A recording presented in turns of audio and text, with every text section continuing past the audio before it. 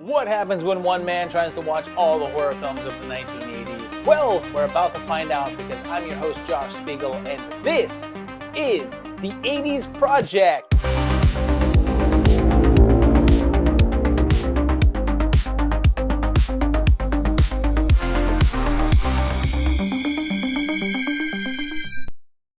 Well, we've arrived in 1984 now. We're just chugging along through this decade. And, this is the year that I think that things start to kind of become more 80s feeling. We've now completely gone away from that 70s feeling, and the influences of that decade are gone. And the things that make the 80s are going to really let themselves be known in this year. So let's get going and check it out and see what 1984 has to offer.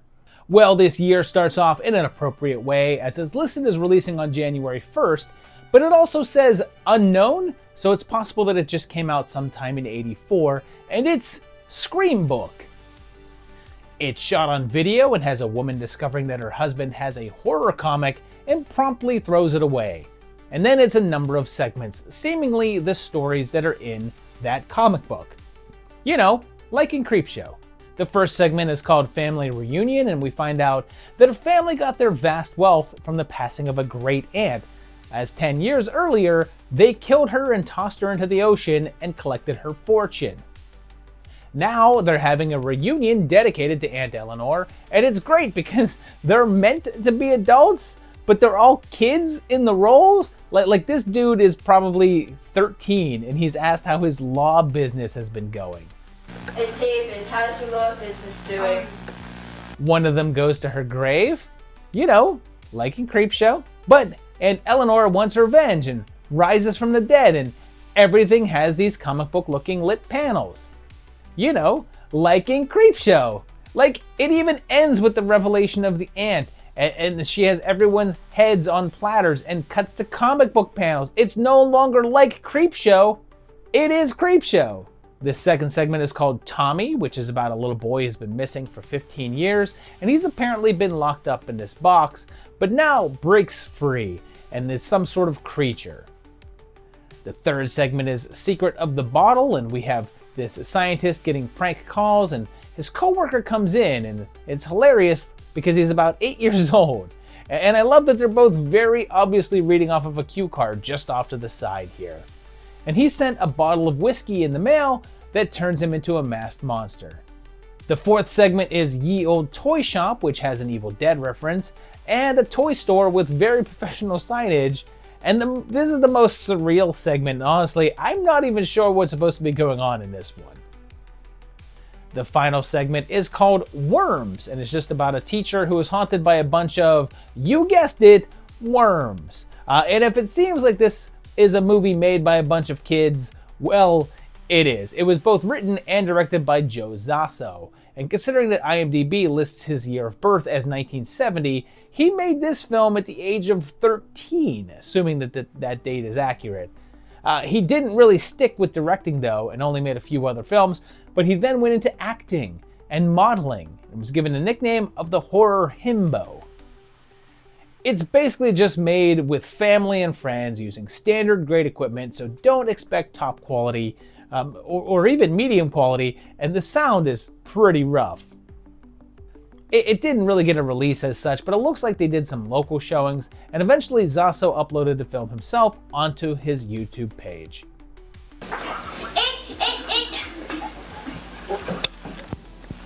What's going on? I don't know, but I intend to find out.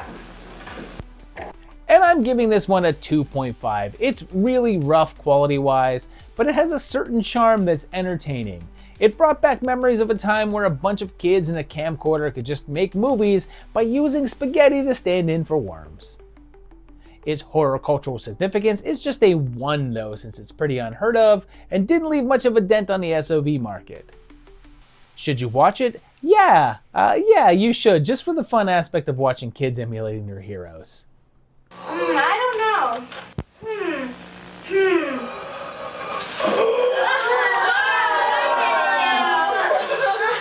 Worms, I get it now. '84 is going to continue on an international trend and also a more obscure one, since on January 12th in Hong Kong we get Hocus Pocus, and not one with any Sanderson sisters. It starts weird with these masked men in a mountain setting doing a number of high-flying tricks and stunts, and it's a stage performance. Except our hero finds out that the troupe he performed with were actually ghosts, or just posing as them. The head of the theater should look familiar because he's Ching Ying Lam, and he's an HK film legend.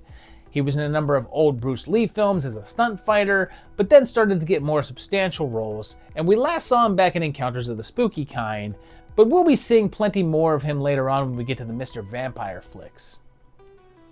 The members of the group have a fun rivalry and are constantly trying to scare each other with ghost stories, but there's one guy that they especially want to freak out.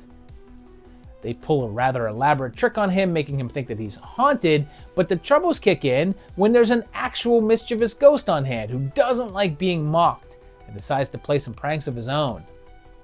He even starts getting involved in their shows and getting them into trouble, although they can't see him.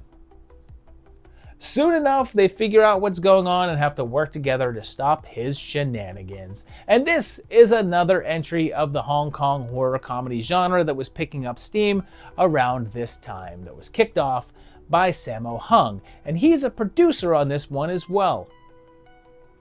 It was directed by Yuen Sang Chin, most known for acting, but he did direct 4 films, of which this was the second.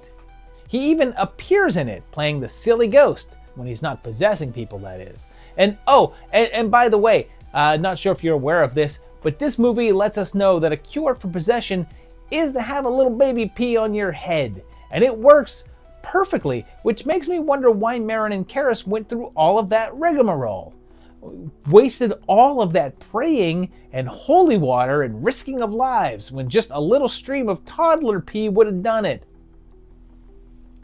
There were a number of this type of film from around this time frame, and even though this would blend in with a number of them, it's generally thought that this is the film that led Lam to his role in the Mr. Vampire flicks. And I'll go with a 3 here. It's a fun watch with enough silliness that I had a good time watching it, but I'll also likely not be quick to watch it again because it's mostly been done before.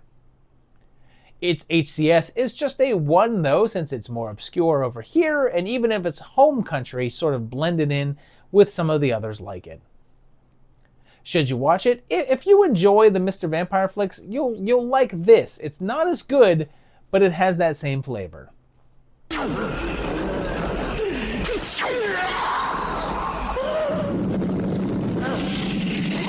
We're in the US for the first time in '84, and our first entry over here came on January 20th, and let's grab a hold of the power. We have a college course where they're talking about an ancient demon named Desticatl, and the prof seems to have an idol of it with him, which causes a class clown to have a nosebleed.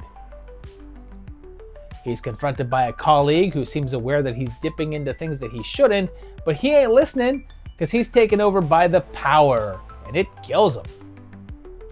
Francis is able to retrieve the idol and goes off to consult a native shaman who tells him to get rid of it, but that night he's taken over by the demon's sway, which leads to a murder and then a meltdown. Meanwhile, there's a couple of students, and one of them has the idol, and they sneak into the graveyard at night with a squeegee board. That leads to some death as well, but just when you think that you've pegged down our characters, we're also introduced to a reporter, and then a guy named Jerry, who's her boyfriend. And I should point out that this is almost 30 minutes in. We're like a third of the way into this movie, and so far it's just ping-ponged from character to character as they get the idol and then die, like some sort of high-stakes Brady Bunch in Hawaii episode. And, oh, look, we have our standard 80s guy in a generic sports-looking shirt with a random number on it. After some more bad omens, the kids turn the little fella, which sort of looks like that little doll that Pee-wee squishes, over to the reporter. Jerry takes an interest in it, and of course, starts to become corrupted, and I guess turned into a pigman thing. And kinda Harmar superstar. And as he starts down that murderous path, will he escape the same fate as those who came before him? And this one was co-directed by Stephen Carpenter and Jeffrey Obrow, and they're a team that we've seen before. Their first film together was in 1982 with The Dorm That Dripped Blood, and they'll work together later on to do The Kindred as well. Together, they both wrote the film, directed, as well as edited, while Obrow also produced and Carpenter also served as the DP. They were able to use the fact that The Dorm That Dripped Blood, made as a student project, went on to a big profit and raised around $350K to make this one. Originally, it was titled Evil Passage, or possibly The Intruder, but it was changed to The Power for distribution, but was also called Evil Power and Evil Passage elsewhere. It was also a nice-sized hit and brought in almost $1 million in a limited release, even though it never really gained that necessary cult status for longevity. And let's give this a 3. It starts off strong, but then doesn't do much for a while, but the ending is pretty bonkers, and a good time with wacky transformation stuff. Its significance is only a 1.5 though, since it's a little known and made a small splash when it came out, but became more obscure as time went on, and never really impacted the genre. Should you watch it? I think yeah, get yourself a little power.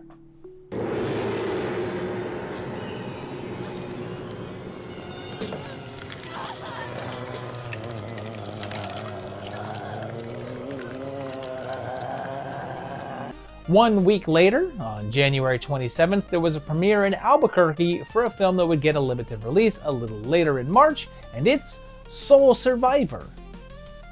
We meet a woman named Carla who has a dream about a plane crash and tries to warn someone about it, but it turns out to be a premonition, and the flight goes down. There's one survivor, a TV producer named Denise, and she recovers, flirting with her hunky doctor. Once she's released, though, she starts seeing things and has a near miss with a truck almost hitting her. Turns out that the commercial that she's producing features Carla in it, as she's an aging actress, and she starts dating that doc. He tells her that the other day a body went missing from the hospital morgue and then reappeared a half hour later, and the description sounds like the girl that Denise saw. She continues to have odd encounters with people that seem to be in a trance, and Carla is freaked out by her and tries to warn her about grave circumstances stemming from surviving the crash. The doc thinks that she's suffering from survivor's syndrome, and we get an appearance by Brinke Stevens, sans shirt of course. Things take a turn when Denise goes to visit her friend Christy, and she falls asleep on her couch while someone breaks in and kills her pal in the pool. But is she going crazy? Or is something supernatural happening after all? This one was written and directed by Tom Eberhard, and it was his first full-length feature, but we'll see him a little later this year as well with the awesome Night of the Comet. Even though it said that the story is based on Carnival of Souls, and it does bear some similarities, it's also quite different. And it seems as if the makers of Final Destination may have seen this as well, since some of the plot points seem to directly be referenced. The budget that's listed online is around $350,000, or ironically the same amount as is said for The Power. That was low enough that they had to shoot the film guerrilla style, often having no permits for their exterior shoots. It only managed to get a limited run, and it's not really said what the box office was, but it's likely it didn't make too much. But it was released on home video in 1985, where it would have a nice cult following. And I'll go 3.5 on this one. It's a good time with a nice amount of atmosphere. It's maybe a touch slow at times, but the vibes it's giving make up for it. The HCS is just a 1.5 though, since it's not that well known, although it was a common sight in video stores back in the day, even if it's never really taken off. Should you watch it? You should. This is worth a look.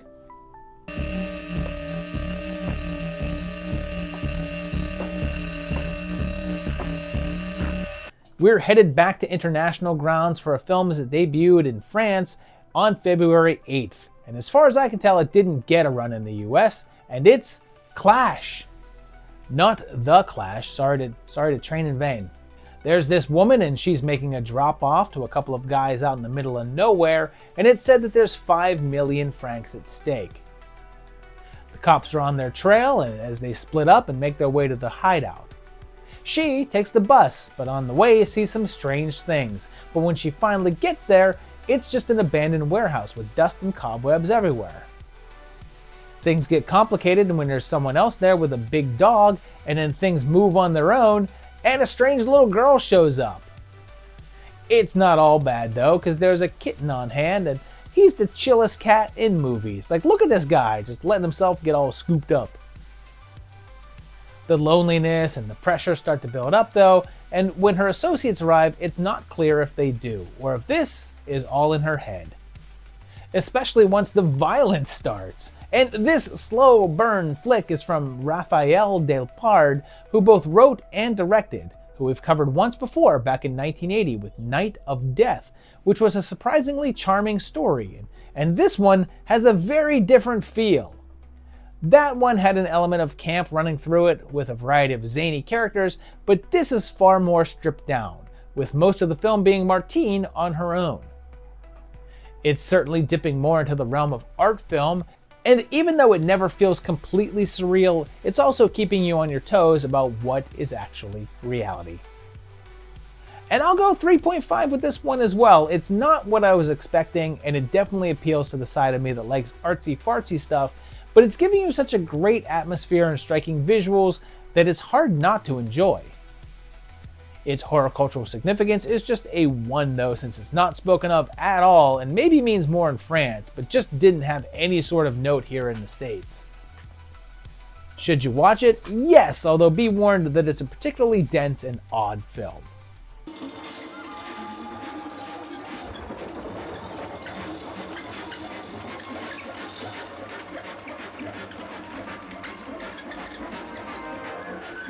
This next one is back in the US and could probably have been back in the 83 episode since it had a screening on December 16th, 83, but had another one in Mississippi on February 13th and had a wider release in 85, and it's Boggy Creek II, The Legend Continues. A voiceover tells us that we're in the swamps in Texarkana and we're told the legend of the hairy man and get a shot of one heading towards the river. After a couple of sightings of the big fella, a professor of anthropology is called in to investigate. He takes along a couple of his students and heads on down to find out the scoop, and they go deep into the farmland. Some of the locals they encounter scoff at the idea of the hairy man, but he tells a story of a farmer who meets up with the beast in a pretty hilarious way. But that's not the only trouble, since there's also wild dog attacks. He tells another story about a child version of the creature, and my favorite part is this guy who gets a flat tire and is attacked by the beast, but then they say that he went into a coma and never woke up. So, like, how did they even know what happened? Like, he couldn't tell anyone that he saw a Bigfoot, so why did Lockhart tell this story as if that's what happened? But then our crew encounters the dude themselves, narrowly escaping before hearing yet another tale of a guy who came face to face with the foot while in the outhouse and ends up getting a leg load of poop for it. I guess I should mention that Lockhart is played by Charles B. Pierce, and he also wrote and directed the movie. Not only did he previously direct The Town That Dreaded Sundown, also set in Texarkana, but he did the original Legend of Boggy Creek. And that's where this one's story gets interesting. After that film was a nice-sized hit, they went ahead with making a sequel, Return to Boggy Creek, although Pierce wasn't involved in that one in any way. He was unhappy with the way that it turned out and felt like he had his own story to tell and decided to make his own sequel, and purposely titled it Part 2 in order to cement the fact that Return is not the true follow-up. Funnily enough, Pierce himself ended up quite unhappy with this one, stating that he considered it his worst film. Critics agreed since the reviews were mostly negative, and it would end up on a number of worst ever lists, and even earned itself some ridicule on Mystery Science Theater 3000. And yeah, it's a slog, it's a 2. Pierce just has no screen presence, and the only bright spots are the creature attacks, and they're just too few and far between. The HCS is the same since it did get some notoriety and is a sequel to the successful film, but it's still not that well known and doesn't feature any horror names. Should you watch it, you can jump this creek and keep on moving.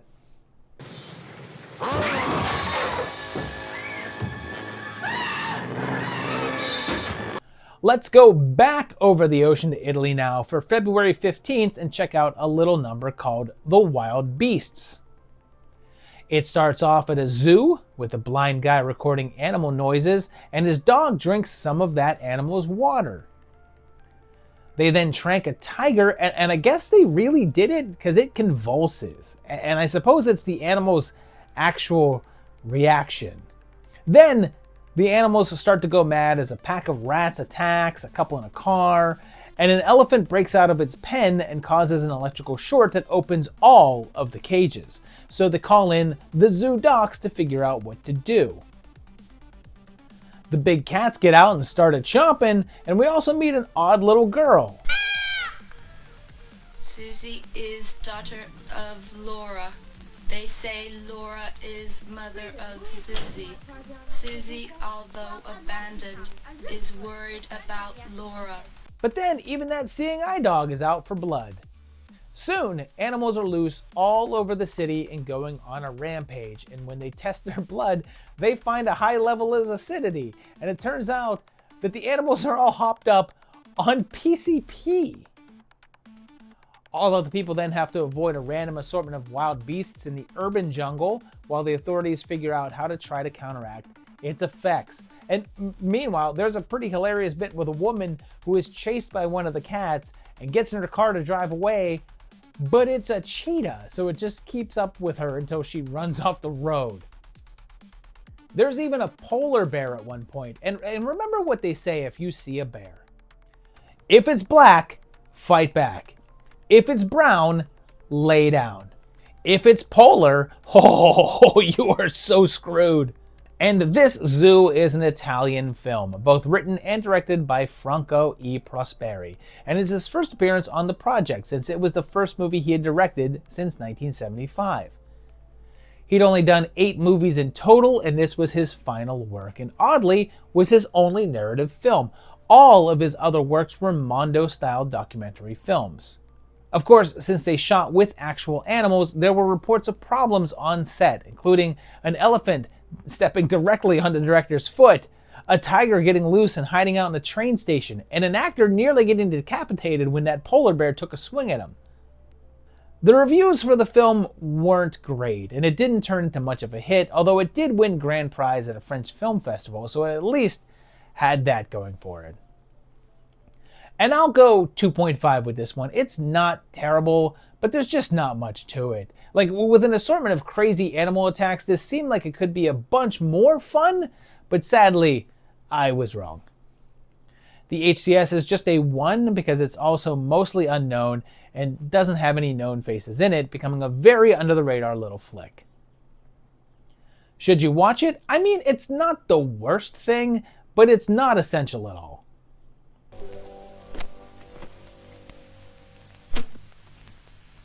What are you doing, Susie? It's the dying swan.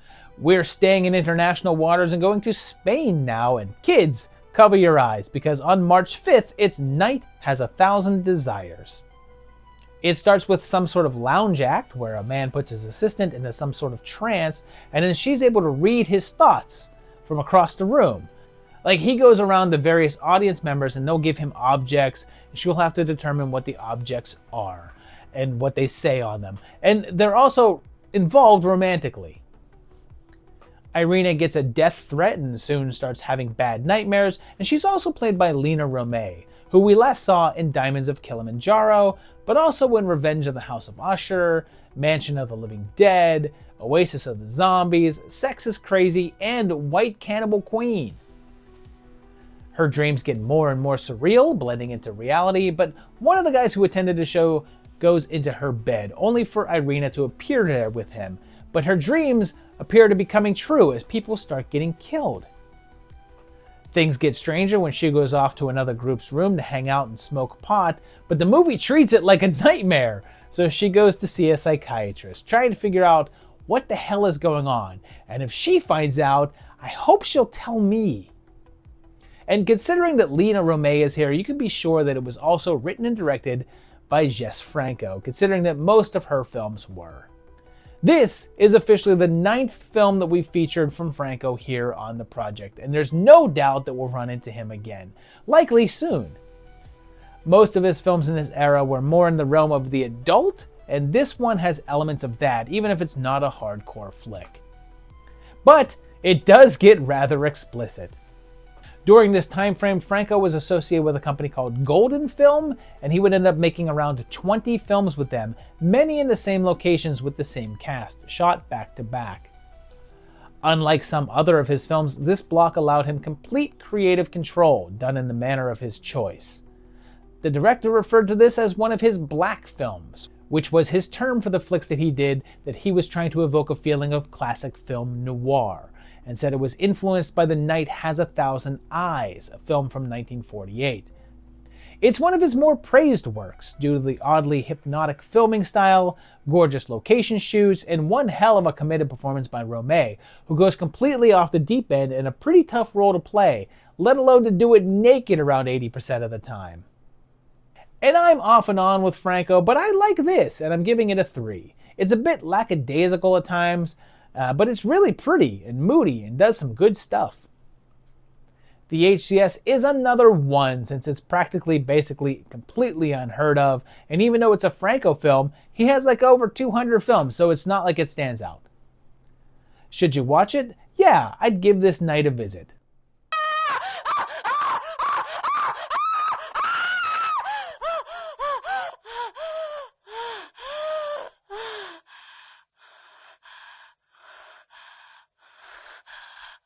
Our final film of this block is the highest profile of the bunch, and it debuted on March 9th, and it's time for Stephen King's Children of the Corn.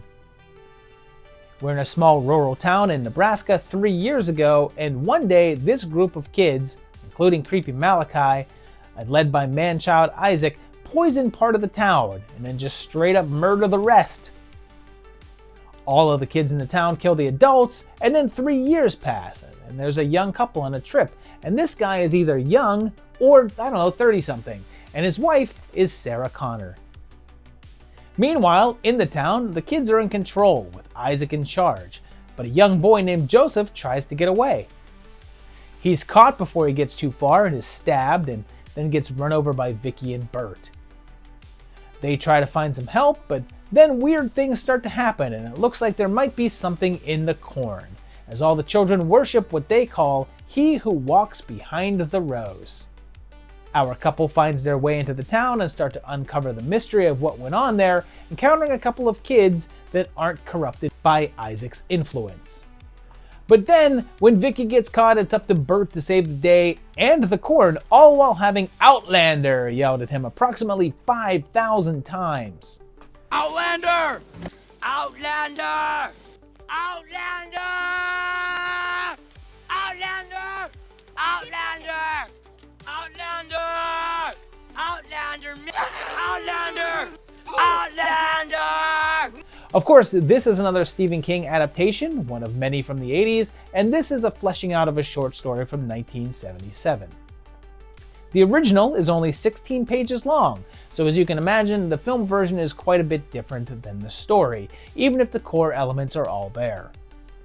It's rumored that the film was originally offered to Sam Raimi to direct, but he wanted more prep time than they were willing to give, and it was also put up to Tommy Lee Wallace, but he said no. The gig was then given to Fritz Kirsch, and it was his first directing job. Probably his most well-known, but he'd also do the silly action flick Tough Turf, and then the fantasy film Gore. They hired King himself to do the first draft of the script, but the studio didn't like it, and felt it was too low-key, and had too fractured of a structure, so they brought in George Goldsmith to write it, and he gave them more of the popcorn film that they were looking for. The budget was pretty low, and it's said to be just under $1 million, and even though the reviews were soft overall, it was a nice-sized hit. It would go on to earn close to $15 million and soon became a cult classic on VHS and cable. There would then be a large roster of sequels, some of which would feature early roles for Charlize Theron and Naomi Watts, most of them going straight to video.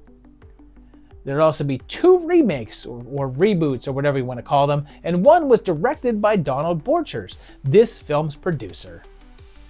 And this may be controversial, but I don't enjoy this as much as others. It's just a 3 for me. Like, I enjoy watching it enough, but it's not one that I look forward to rewatching or think about much at all. It's the kind of movie that's good while it's on, but it just doesn't stay with you at all. Its horror cultural significance is a 4 though, since it was a nice hit, and most horror fans have seen this.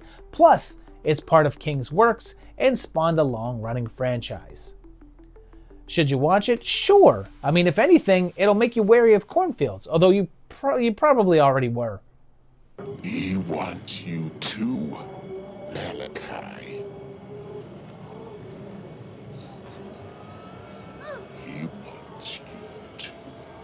We're starting this block off with a run of a couple of films that have unconfirmed release dates. And this first one came out sometime in '84, and it's Black Devil Doll from Hell. It starts with a church sermon, and we're shot on that glorious video, and we're fully in the era of SOV films now, so just like buckle up. The score is amazing because I'm assuming it's just like the demo button on a Casio keyboard from Radio Shack.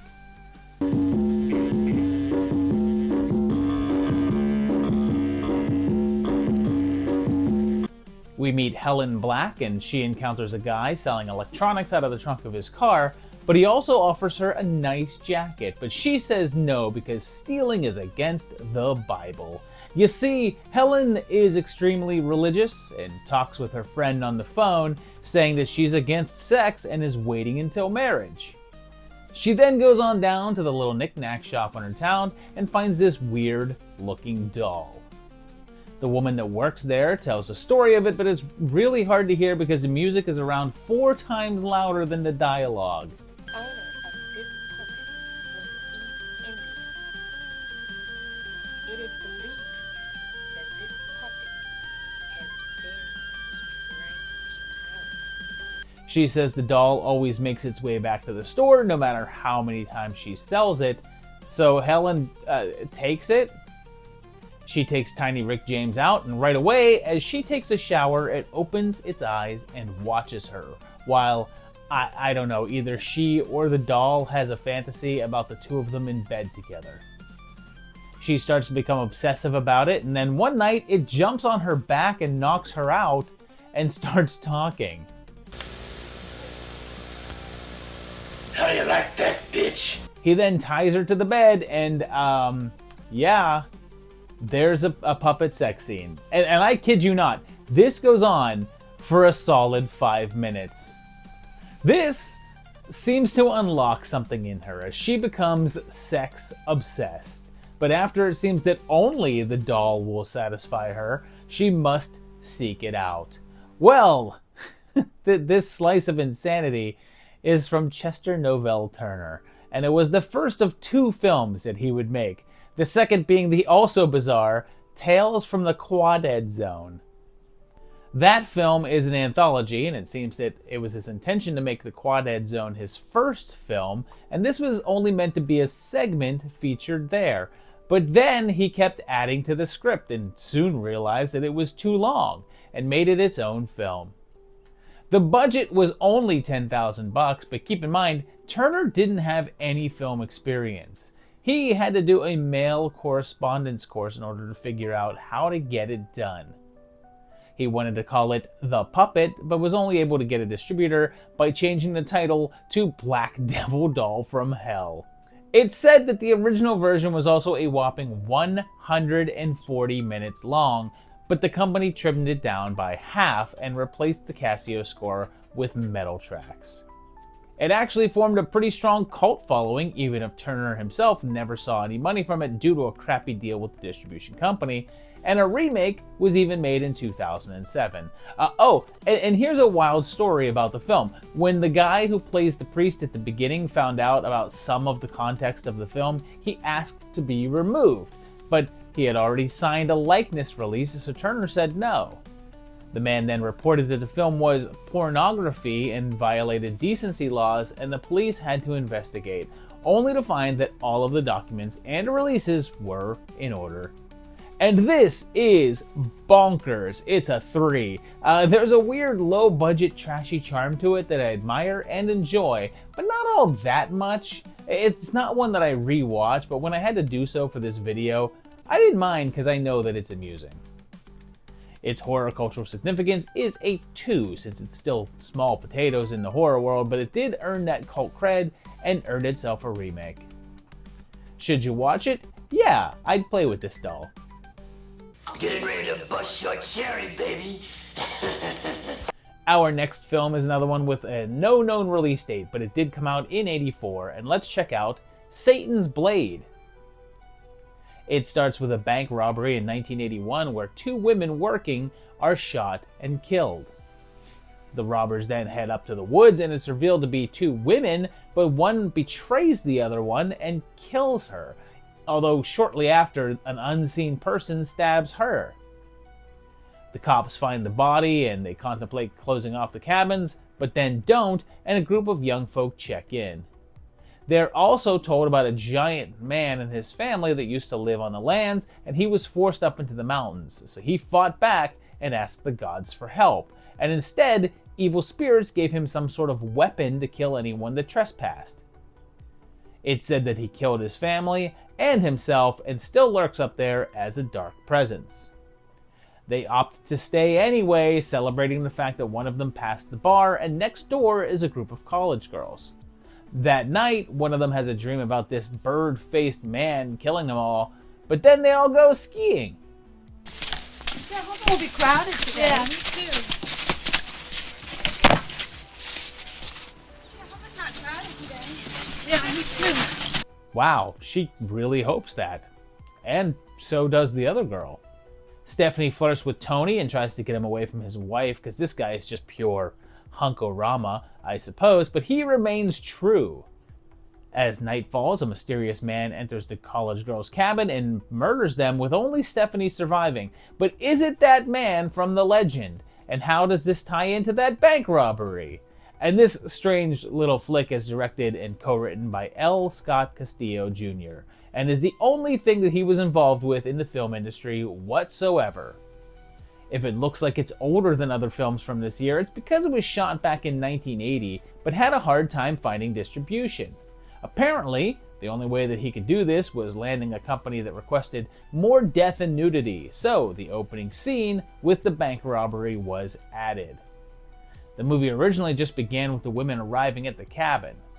It was then put on VHS through a company called Prism in '84 and had a slightly larger release in '85 under a different brand, Galaxy Video, but neither release picked up much traction, and this became mostly forgotten until getting a Blu-ray re-release in 2015. And this is fair. I'll give it a 2.5 since it's amusing enough and doesn't feel like a total waste of time, but it's also a little slow in the middle and doesn't really do too much that's new or interesting. The HCS is just a 1 though, since it's very unknown and obscure, leaving next to no impact on the genre overall, and features no recognizable faces. Should you watch it? This is a little skippable, but it's okay, so if you dig odd slashers, it might be worth it.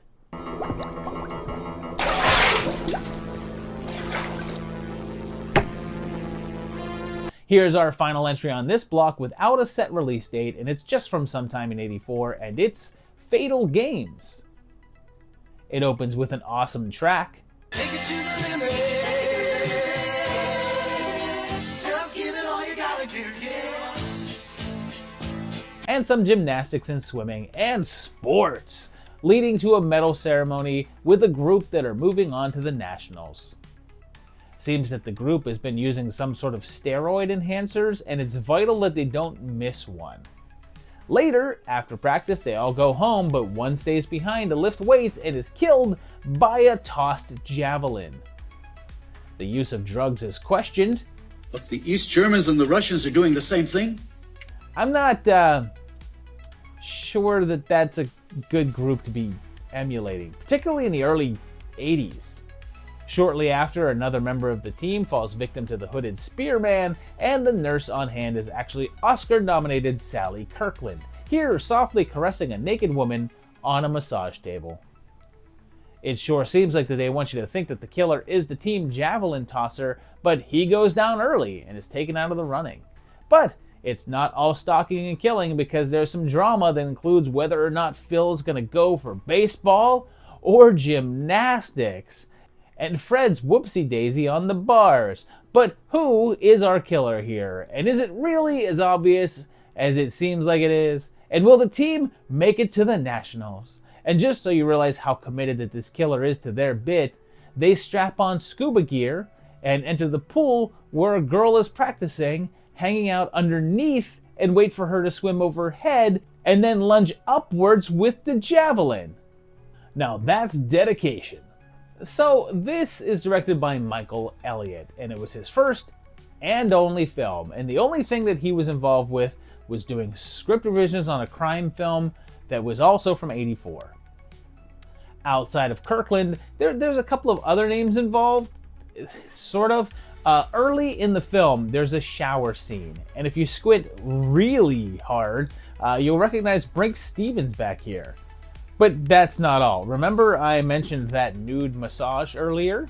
Well, actress Lynn Banashek wasn't comfortable doing that, so they brought in a body double to be the butt on display, and that body belonged to Trash herself, Linnea Quigley.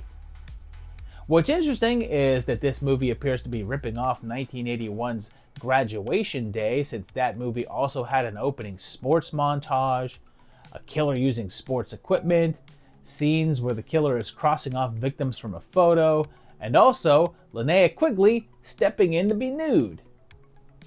It was shot under the title The Killing Touch, but ended up being released as both Fatal Games and Olympic Nightmare, although most of the cast were unaware of the title change and didn't even know that the film got released. The reviews were mostly negative, and it never really made a splash on the home market scene, only developing a small cult fan base over time.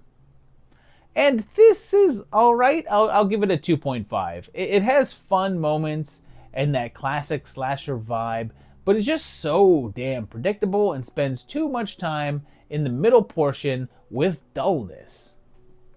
The HCS is just a 1.5 since it's still obscure and mainly just cribs off of another slasher flick, but it does have those handful of horror links to boost it to 0.5.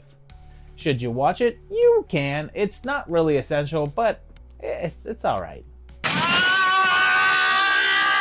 Now we're back to entries with official dates, and this one dropped on March 9th, and it seems like it was a single city release, and it's The Spirits of Jupiter.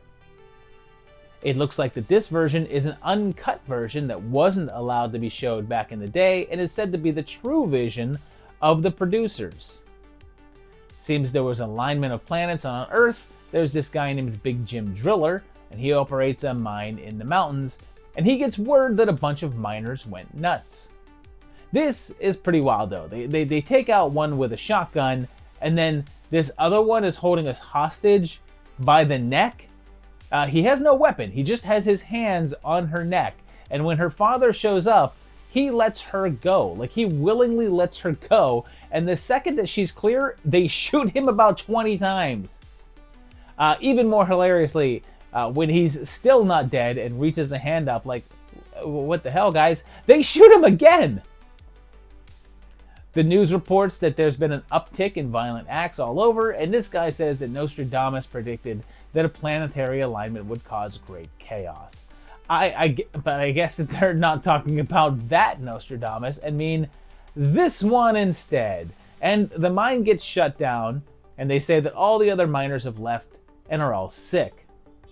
A group of them try to attack Big Jim, so he straight up kills one with a forklift, and we see around the town that everyone just starts going crazy and attacking everyone else. And even animals are affected. And then, in the middle of the movie, there's just this random title track song. And suddenly I heard someone call me by name. There they stood, the spirits of Jupiter. And pretty soon, it's just total pandemonium. It's then up to Big Jim to find his family and survive the alignment. And this one's from a guy named Russell Kern, and was his first directed gig, and he'd only do one other film, a drama, in 1992. Clearly taking some inspiration from The Crazies, this one was made in Colorado on a pretty low budget, but not too low considering all the airplane and helicopter action sequences. And in regard to that message on the film in the beginning, the original cut of this one was around an hour and 47 minutes long and only existed on VHS, never getting a DVD or Blu-ray release. Eventually, Kern took the film, remastered it, and re-edited it, cutting out over 20 minutes of footage, landing it a new release. And this one's at 2.5. It's fun at times, but it's mostly too drawn out. I'm sure that the 80-minute version is snappier and quicker, but I watched the longer version in the end, which may have been the wrong choice. The HCS is just a 1 because it's practically a complete unknown film with no real names to draw you in. Should you watch it? Maybe not. It's fairly skippable, but it's definitely not a chore.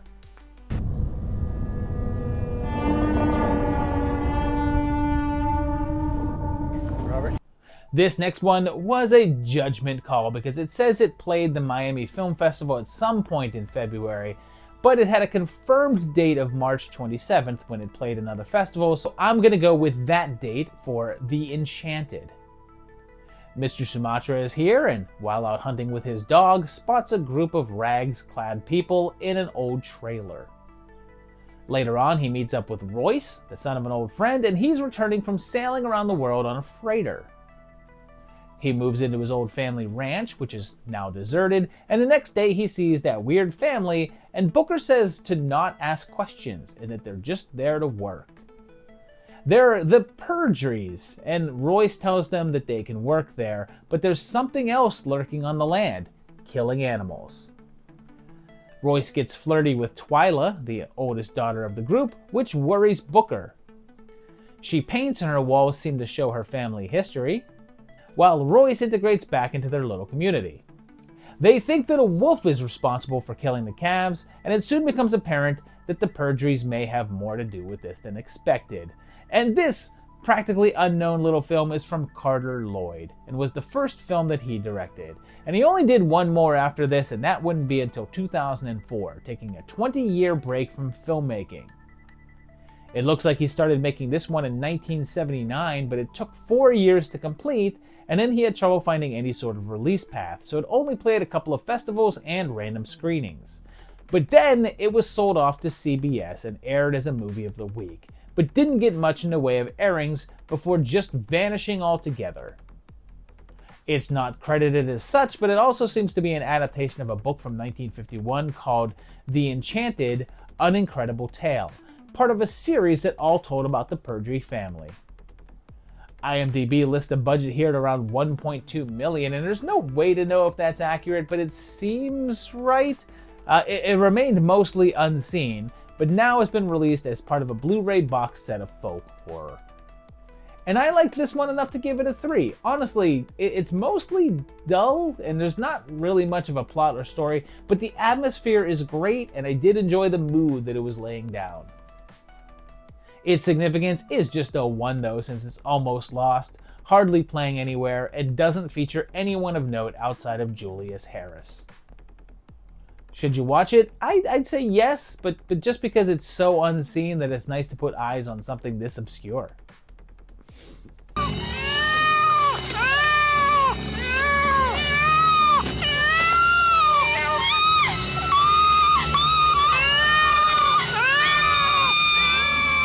Let's get a little bit sillier now and go to March 30th for this one that also debuted sometime in March in the UK, and it's Bloodbath at the House of Death. It begins in 1975 at Headstone Manor, and a group of robed men go in and massacre everyone there, and the police arrive, and it's clear that this is meant to be a comedy since it's throwing out a bunch of gags. 18 people were killed, and it then jumps ahead to present day, and a bunch of scientists are headed to the house, and one of them might try to bone Superman. And one's an Avenger. Everyone in the village has this weird symbol tattooed on them, and then there's this blind guy here. And this is weird. This is Graham Stark, and he's also in Superman 3 in a scene where he crosses paths with Pamela Stevenson, and he also plays a blind man there. Eventually they all meet up at the manor and they plan to dispel the dark rumors of the house, and they find a music box that depicts the earlier murders. And then Vincent freaking Price is here in this red outfit as a Satan worshiper. Each of the science team has their own secret past, including a pretty crazy can opener death and even an alien parody. And it seems as if they're trying to raise an ancient demon, but things don't go according to plan. What the devil was that? Sounds like a lot of monks exploding. It was directed and co-written by Ray Cameron and was the only feature film that he directed. He was mostly known as a writer and teamed up a lot with Kenny Everett, who was a zany radio personality in the UK and plays Dr. Mandeville here. He was rather well known overseas, but not so much in the US, so whereas he was featured in most of the marketing over there, in the US everything was much more centered on Vincent Price. Everett was known for saying off-color and controversial things, but stirred up a bit too much right before this one was released. He was at a Young Conservatives conference and shouted out, "Let's bomb Russia," and other things, and there was a bunch of negative media about it leading up to the film's debut. It wasn't that terribly successful, but did develop a nice-sized cult following, and remains known as one of the few films in which you can hear Price use a 4-letter word. And this is a 3. It's decent. Most of the humor didn't work for me, but there was some parts that really did. And every time that Price was on screen, it was a joy. The HCS is a 2, since it's not that well known here, but has Price and some other faces that you'll recognize. Should you watch it? Yeah, I'd do it. Price is in it, and perhaps you'll find it funnier than I did. And you tell me to piss off? You piss off. Let's move on to April now, and this next one came out sometime in April, although the exact date is unknown, and it's Tales of the Third Dimension. It starts with a skeleton that sounds suspiciously like Rod Serling, although his name is Igor, and he's accompanied by several wisecracking vultures. He points right at us, and I'll talk about that shortly, but he says that he's going to tell us a couple of stories, and begins with one at an adoption agency, and they go out to meet some clients. They live in a big old spooky house and talk like classic Lugosi vamps, and they want to adopt a child. And they already have a trio of kids. But when their new ward arrives, they're told that he was a problem child, but it seems like there's more to him than meets the eye. The second story is called The Guardian and starts with a funeral, and after it's over, the gravediggers meet up and they decide to steal the jewels from the woman that was buried. They opt to up the ante and go down into the catacombs to plunder, but it seems like they've bitten off more than they can chew, and someone else might be doing the biting. The third and final story is called Visions of Sugar Plums, and it's set around Christmas time, with the family going to visit grandma's, and this classy dad who literally takes off his belt to beat a child while driving a car and almost killing everyone else, because I guess sometimes child abuse just can't wait. Granny's a sweet and kindly old lady in a wheelchair, but also seems to have a screw loose and maybe harboring a deadly secret herself. So, this is called Tales from the Third Dimension because it was originally presented in 3D form. And there's a decent amount of stuff poking directly towards the camera, which made me wish that I could watch it with the 3D intact. Each segment had its own director, and one was Todd Durham, who only directed part of this and a movie we'll talk about a little later this year on a sci-fi project called Hyperspace. He then took a huge gap and only showed up again in 2012, where he was the writer and creator of the Hotel Transylvania series. The second director was Worth Keeper, who would go on to do a bunch of the Power Rangers episode, and the third was Tom McIntyre, and he would only direct one action movie after this. But the wraparound stuff with Igor was by Earl Owensby, and he was the head of his own little studio called EO Studios. And he produced several things that we've already had on the project, like A Day of Judgment and Rottweiler. There's not much information about this one out there concerning the method of release or how well it did or anything, but suffice it to say that it didn't seem to make that much money and didn't really have much of a life in the aftermarkets. And this is a 3, and that rating is for the wraparounds and the last segment. If the third segment of this movie existed on its own, I'd actually give it a higher score because it's an absolute blast. But the first 2 segments, they're duds. But give me that crazy grandma any day. The significance is just a 1 though, because this is really unknown and there's no one in here you know, and no one's heard of this. Should you watch it? You should absolutely watch that third segment. You could probably skip the others, but segment 3 is a must watch.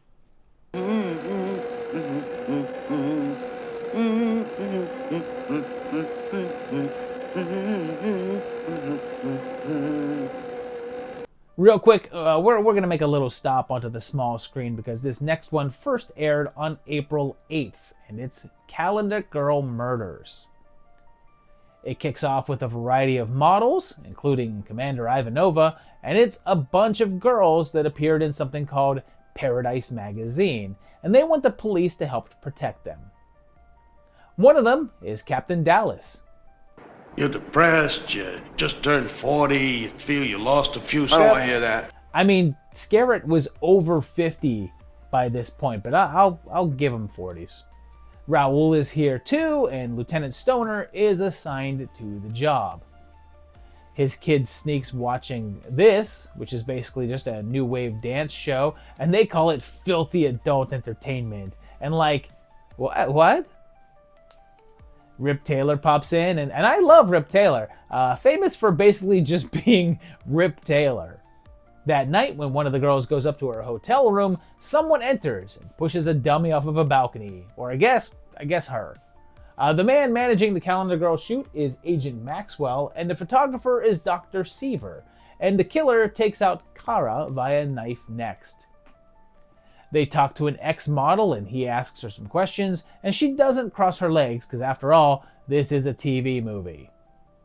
Stoner investigates at a party where this stellar dance happens, the second best set of moves that we're going to see on this block. Then the killer starts working his way through the calendar, but Cassie and Dan become friends, or more than friends, even though he's married. And as I mentioned, this is a TV movie that aired on ABC, and it was directed by William Graham. He was an extremely prolific director in both TV and film since 1958, although this is his first appearance on the project, as he didn't do much with horror at all. But I have featured one of his earlier TV movies, Shark Kill, on a list of Jaws ripoffs. This particular film was clearly a little bit influenced by the slasher films of the era, even if that genre was fading fast. And it was still pretty early for Sharon Stone, but even earlier for Claudia Christian, since it was her first film, even if it were for television. It's notable because it seems like it might have been a script meant for a theatrical release and then put on TV without changing the dialogue, so comments about a filthy TV broadcast are just people dancing, and discussion about a big orgy party turns out to just be like a fancy cocktail gala. Talk about one of the models stripping down and being lewd for a photographer are basic, wholesome photos in an everyday outfit. It seems like it didn't make a lot of waves, but it did have decent write-ups at the time. And I'll go 2.5 on it. It's amusing enough, and Scarrett's a lot of fun, as is most of the cast, but it's mostly cliche stuff that you've seen all before. But at least they're making it entertaining. The HCS is just a 1.5 since it's not that well known, but it does have a nice amount of players in it that you'll recognize. Should you watch it? Maybe. If this sounds interesting, then put it on your calendar.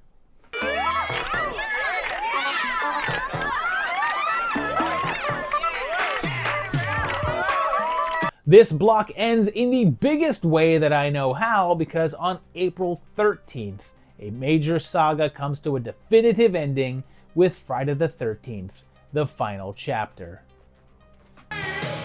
It picks up right where the last one left off, with Jason dead on the ground in a barn, so it's picking up within hours of that one ending, and they haul him off to the morgue since they pronounce him dead. They get there, and I've seen it said that this is supposed to be Chris and her parents, but since they didn't have the actress from the previous film, they don't show her face. But the director says on the commentary that she's not meant to be, and is just a random other person to create the ambiance that it's a real hospital. As expected, our big guy isn't dead and starts doing his thing, and we bounce up to the lake where we meet the Jarvis family, including Mom, daughter, and little Teddy Duchamp. They say that the cabin next door has been rented out to a bunch of kids, and we meet them, and one is Reuben Farr. They pass a tombstone for Pamela Voorhees, and it's one that kicks off the film's timeline because it says that she died in 1979, which is always a point of contention because it's generally thought that the first film took place in 1980 since that's when it was released. We see that Jason is on his way back up to the woods, killing as he goes, and oh yeah, Hilly is here too. And little Tommy spies on her and reacts in a really normal way.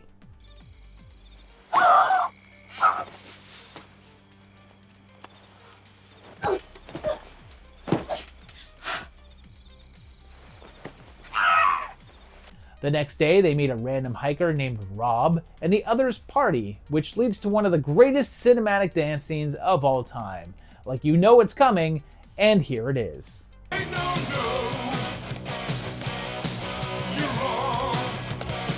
But of course, then the murder begins. And you know, for all the talk of all the horrible deaths in this series, why does everyone just sort of gloss over the spear gun into the penis and then hoisting into the air? Like, what did this guy in particular do to deserve this? Did Jason see him there and was just like, yeah, you right there. I'm not going with the old machete through the chest or axe to the head. No, for you, random man I hate for no reason at all, you're getting the ball spear lift.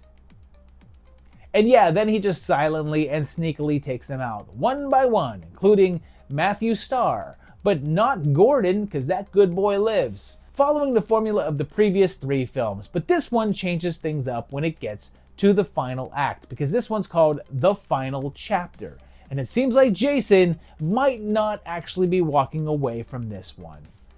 And that was sort of the point. You see, Frank Mancuso Jr., series producer, felt like the franchise was losing him respect, since it was seen as a lowbrow bunch of films, and he no longer wanted to be associated with it. And his answer was to end the series by killing off Voorhees.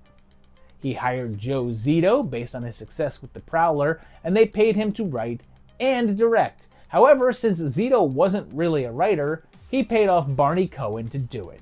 Zito is also the one who reached out to Tom Savini, who worked on the first film, to come back to the franchise in order to kill off Jason in a glorious fashion, something Savini was thrilled to do.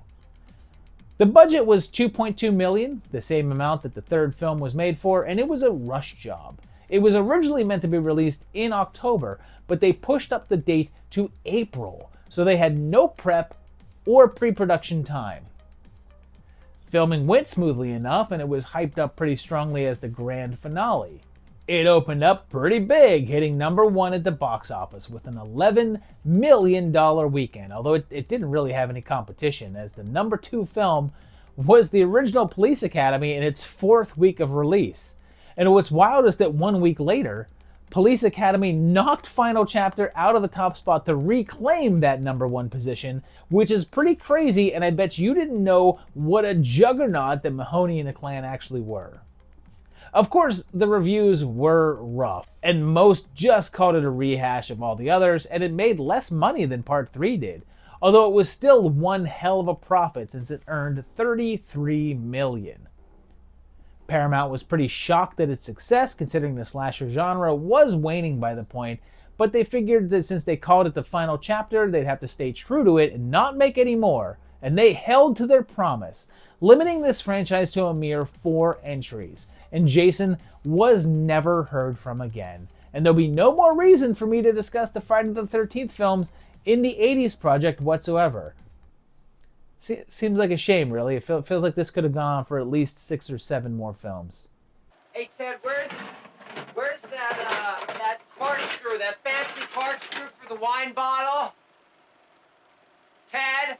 And let's give this sucker a 4. This is most likely the best of the franchise and features the most memorable characters all around, the best Jason, interesting kills, and yeah, it's the formula at its finest, but I'm not going to give it any higher because it's still the formula.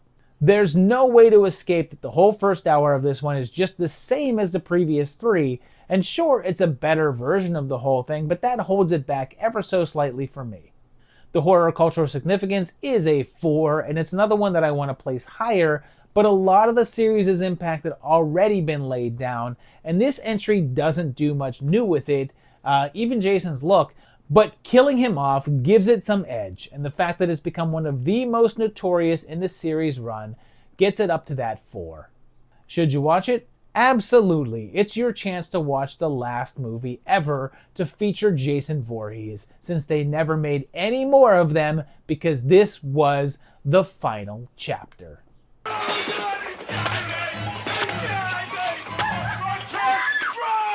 I am not sure if you're ready for this, but on April 16th, just one day after my birthday, there was the arrival of The Jar. And I'm so unhappy to be rewatching this right now. There's this guy named Paul, and something happens. It's not clear what, but he accidentally hits this guy with his car, or wrecks into his car, or possibly just sees this dude on the side of the road. He wants to take him to the hospital, but the guy doesn't want to, and so he takes him to his house. But then, shortly after, he leaves him alone for 1 minute. He just up and vanishes, but he's left behind some sort of bag. Inside the bag is some sort of jar, and there's a weird imp-looking thing in there, and right afterwards, he starts seeing things like a kid in his tub, and begins to think that he's going insane. I'm pretty sure that all of the audio is post-dubbed, and there's so many times where the cameraman just sort of seems to crop out the main actors or pan too far over so that they're out of frame. He meets a woman and is just incredibly awkward around her, and even has a full-on meltdown in front of her, and eventually gets to the point where he smashes the jar. That doesn't help, and in fact, things get worse. And oh my god, is this boring. This is 45 minutes in, halfway through this movie, and there's no plot so far. Just a random assortment of this guy's hallucinations. And it kind of stays that way, but are they hallucinations? Or is that thing in the jar having some sort of evil influence? So this one was directed by a guy named Bruce Toscano and written by George Bradley, and both of them never did anything before or after this. This is the only film project for either one of them. In fact, nearly every single cast or crew member that I looked up here were solely involved with this and no other films.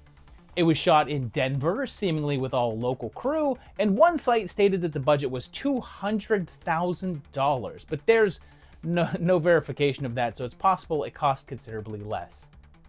It didn't get all that much of a theatrical release, but went straight to video, but the distributor rushed it out with a cropped version, chopping off about half the frame, which is likely why there's so many shots in which the main characters keep going out of the shot. Somehow, though, it managed to make its way into a rather large amount of video stores, and there's no way that you didn't see this perched on the shelf. The ending credits state the title of the film as Charon, so it's possible that that was the original working title, and The Jar was the name given by the distributor, but that's also unconfirmed since IMDb has The Jar noted as the original title. It received a ton more recognition in recent times due to showing up on a bunch of worst movie ever lists and a good amount of online mockery.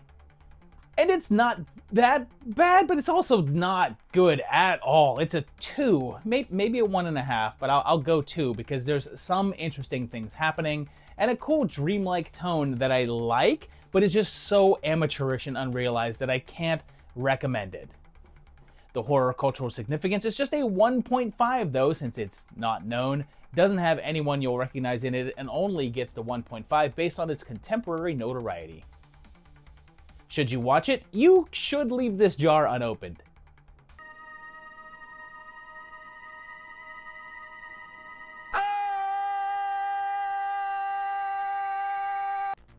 We're going back over to Italy now and putting on our dancing shoes because on April 20th, it's time for a little murder rock, Dancing Death.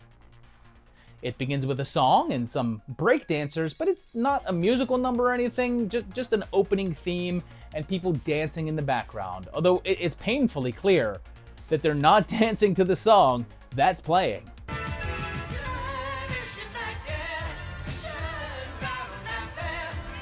Then, there's a bunch of dancers warming up for a performance overseen by this woman, who we're used to seeing with a piece of wood slowly stabbing into her eyeball.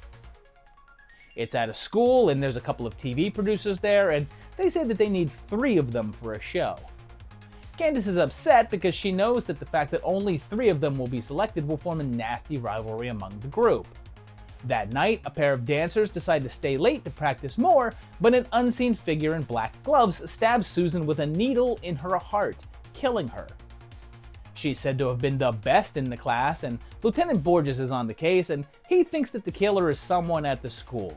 And later on, another student is murdered, and it seems possible that Susan's boyfriend Willie is to blame.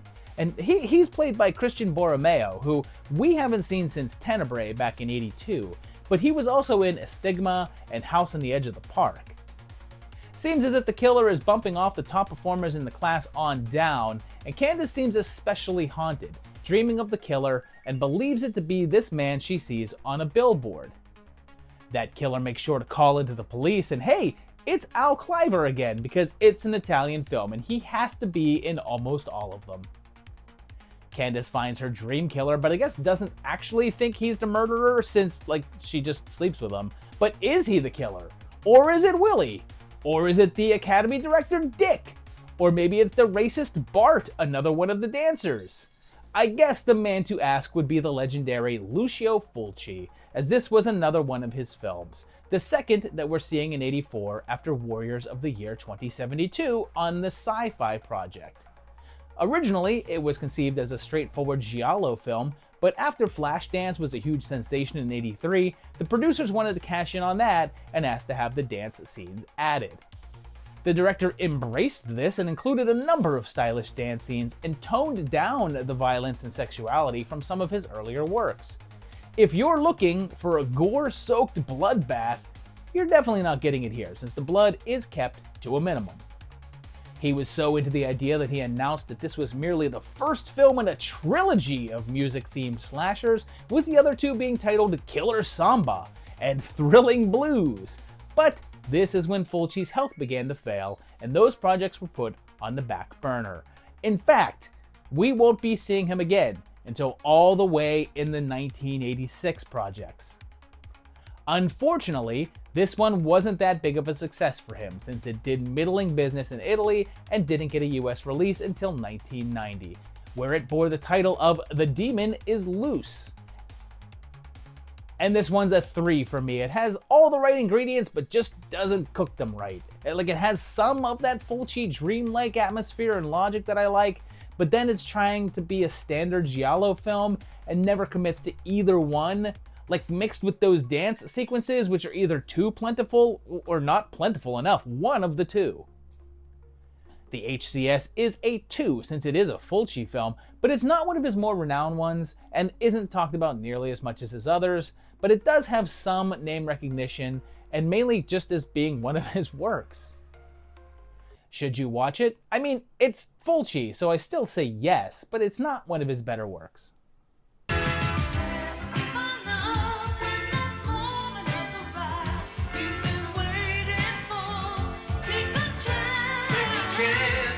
Now let's go to Hong Kong, and there, on May 10th, we have what may or may not be a sequel with The Rape After, which is also called Devil Fetus 2, The Rape After. But don't let that title turn you off, because nothing of that sort really occurs in this film. It opens pretty creepily with a woman being served tea by a child with facial deformities.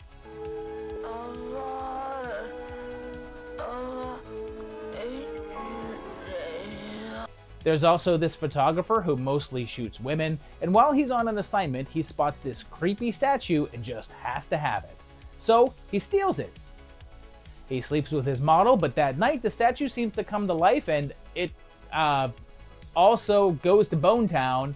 And I guess that this could possibly be the rape that they're talking about in the title, but it appears to be consensual.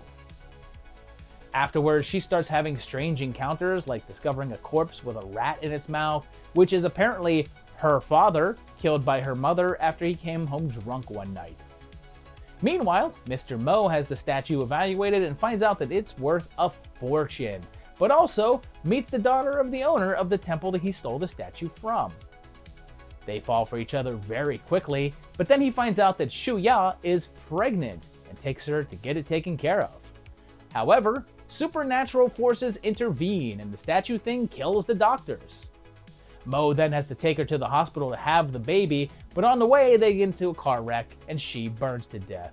But during her autopsy, well, that's when the real craziness begins as a little demon baby bursts free and comes after Daddy.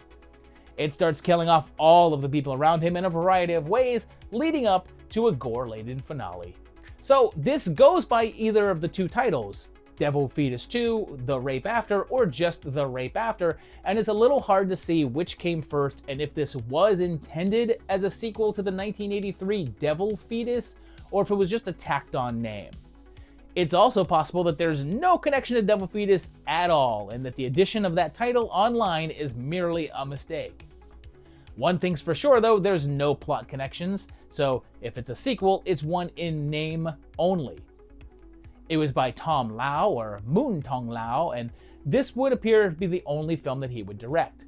However, he had previously worked as a cinematographer on a bunch of Hong Kong films, and would later fill that role in a large number of top-notch action flicks, including the original Chinese Ghost Story, Heroic Trio, and The Bodyguard from Beijing. It's likely that he was inspired by Fulci's City of the Living Dead here, since there's a strong comparison to be made visually, and of course, the inclusion of some zombie action. And I'll give this a 3. It looks great, and the setup is bizarre, and the ending is wild, but there's too much filler in the middle, and it takes too long to pay off.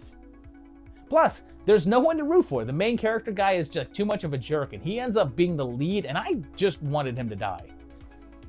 The HCS is just a 1 though, since it's an obscure HK horror flick with no real claim to the horror world, and maybe was more successful back home, but not here.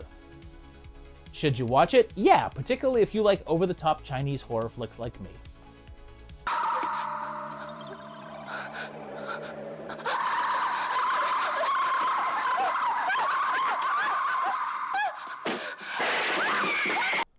This next one is the only one on this block that doesn't have a set release date, although we know that it came out on video in Australia at some point in '84, and it's Carnage. It opens on a wedding, or I think it's a wedding, because there doesn't seem to be anyone around except the bride and groom, and right afterwards he shoots her in the head, and then his own. It then jumps 3 years ahead, and we're at that same house, and there's another young couple, recently married themselves, and they're moving in. They got the house for a bargain, but immediately after they move in, strange things happen, like record players starting on their own, and the phone ringing even though they have no service. But that stuff just keeps on happening as a number of things move around on their own, some basically right under their noses, but it all seems pretty harmless. That is until the ghost makes Carol cut her hand with a knife, and it throws a fit. Meanwhile, Carol's sister Anne is pregnant, but doesn't want to tell her husband, and her reason for doing so is saying that she didn't want him to feel like she's trapping him, even though they've been married for 3 years? What? Things ramp up when the ghosts appear before a cleaning lady in a hilarious way, and I think this is supposed to be spiderwebs, but it's clearly silly string, and she goes into shock before slashing her own throat, which is a little more extreme than moving a candlestick around. But then, when they have a housewarming party with all their family members present, it looks like it's time for a little carnage. And this is a momentous occasion on the project because it's the first time that we're seeing work from Andy Milligan, who both wrote and directed this film. He's known for his cult films throughout the 60s, 70s, and 80s, including gems like The Degenerates, The Rats Are Coming, The Werewolves Are Here, and The Man with Two Heads. Andy had a lot of similarities to John Waters in a way, as he was gay and made films about dysfunctional families and repressed sexuality through gory and over-the-top films. This is not one of those films. It is more of a riff on Amityville horror than anything else, although it does have some standout moments of violence. It's said to have been made on a mere $32,000 and didn't really make that big of a splash, and didn't even get released in the US until going straight to video in 1986, and even among Milligan fans, it's seen as one of his lesser works. And this one I'm giving a 2.5 to. It's not great and not what I'm expecting from Andy, but it's still entertaining and silly fun with a certain backyard charm. The HCS is just a 1 though because it's not known and is just a small note on the director's works, and even he's a niche figure himself. Should you watch it? Probably not, but if you want some goofy trash, it's not a bad watch.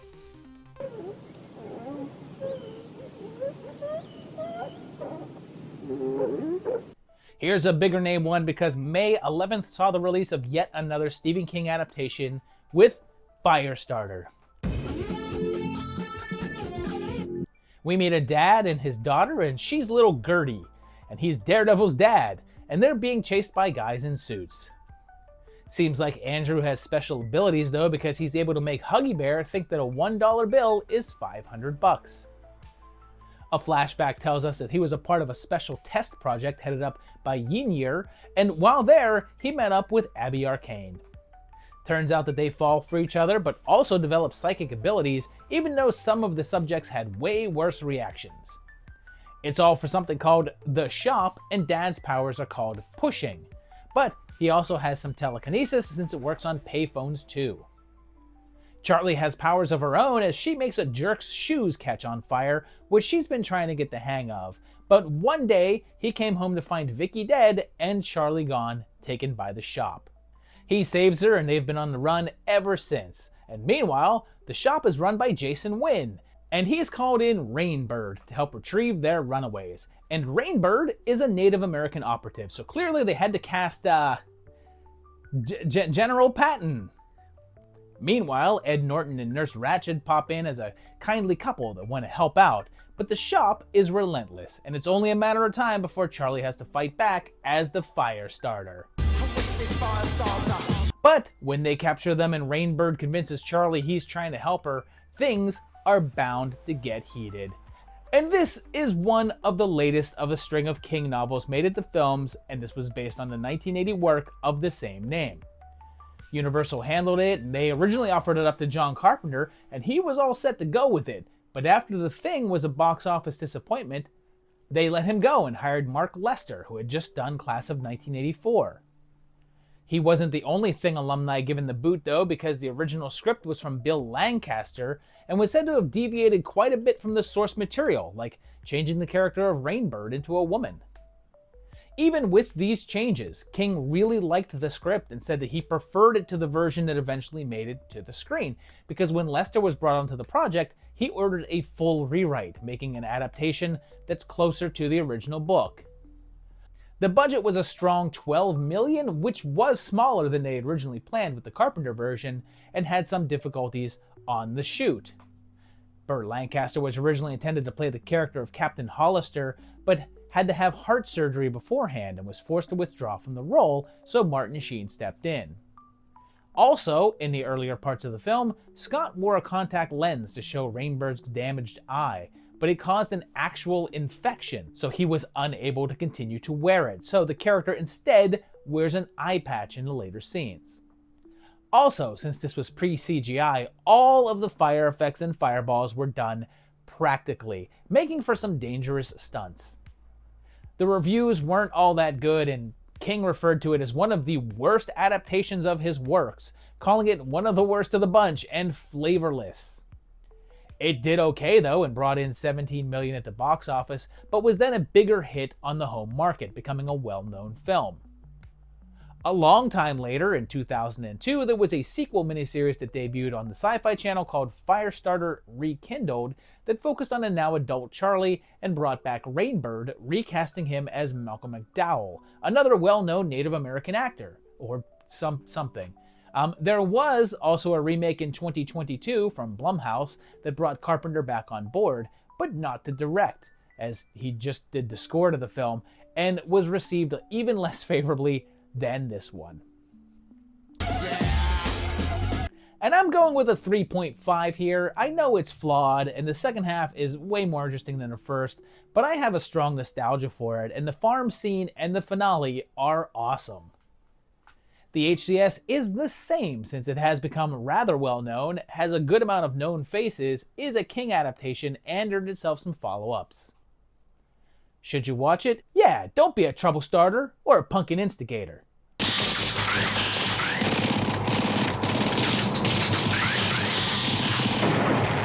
This next one ran at cons on May 14th in France for its debut and would later be released in February of '85, and it's The Dungeon Master, also called Rage War. We meet Jeffrey Byron, who we last saw failing to destroy Jared Sin in Metal Storm, The Destruction of Jared Sin, and he's tempted by a beautiful naked woman, but then attacked by monsters. That's all just a dream though, and he's a computer programmer, and cue the song that randomly pops into my head at weird times.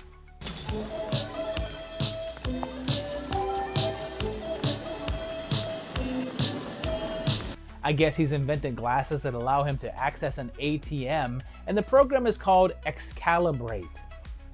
He lives with his girlfriend, Gwen, and she's jealous of the attention that he gives Cal, the computer.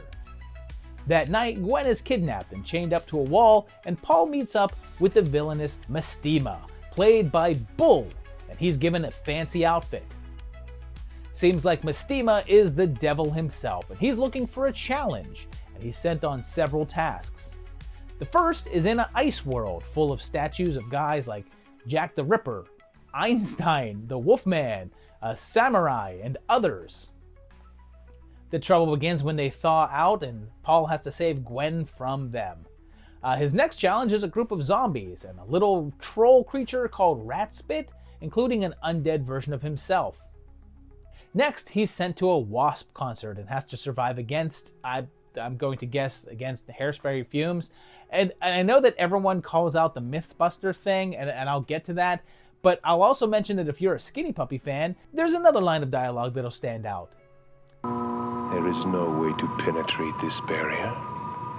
It has the strength of 1,000,000 souls, the power of the dead. The next segment has him encountering the great Phil Fondacaro. And how about this? This is Phil's brother, Sal Fondacaro, who was also acting around this time and was with Phil in Return of the Jedi and Invaders from Mars. And oh yeah, Peter fights a giant statue, and then a street slasher, a cave beast, and then Mad Max-style desert marauders. And here's the rundown. This is sort of an anthology film from Charles Band and Empire Pictures, and featured different directors for each segment. There was Rosemary Turco, Trolls John Carl Buechler, stop motion effects artist David Allen, Steve Ford, Demonic Toys' Peter Manoogian, Subspecies' Ted Nicolau, and Band himself. It utilizes a bunch of stuff from other Empire Pictures, such as the truck from Metal Storm, and production took place over the course of a year. It was made under the title of Rage War and was released under that name almost everywhere outside of the US, but was changed to The Dungeon Master here in order to capitalize on the popularity of Dungeons and Dragons, and had to actually run print ads that made sure to tell people that the two things were not actually connected. It ended up being a nice success on video and soon developed a nice-sized cult following on the home market, and one fan in particular was Adam Savage of the Mythbusters, who would take on a quote from the film as his own personal motto. What's really wild is there was a sequel that was shot a few years later, made up of 3 segments, called Dungeon Master II: A Sorcerer's Nightmare, but it was never completed or released. 3 segments were finished, with one being an adaptation of H.P. Lovecraft's The Evil Clergyman, another being a sequel to Trancers called Trancers 2: City of Lost Angels, and the third being an actual sequel to this. A good amount of it has been placed online, but in a pretty low quality. And this has its moments. I'll give it a 3. It's more of an effects showreel than a movie, and the segments don't really have much point, but it's entertaining and weird enough to keep you occupied. It's actually a lot of fun. It's just not very impactful. The HCS is just a 2.5 because it's got a whole bunch of horror names, mostly future Full Moon creators involved, and has this growing cult following that just keeps getting bigger. Should you watch it? Yeah, it's fun stuff. Do it. I reject your reality and I substitute my own. Okay, here's the end of this block, and we're going big because one day later, also in cons, on May 15th, the Toxic Avenger debuted, getting a wider release later in the year. It opens by introducing us to Tromaville, a small town in New Jersey, and after the most awkward opening theme song ever,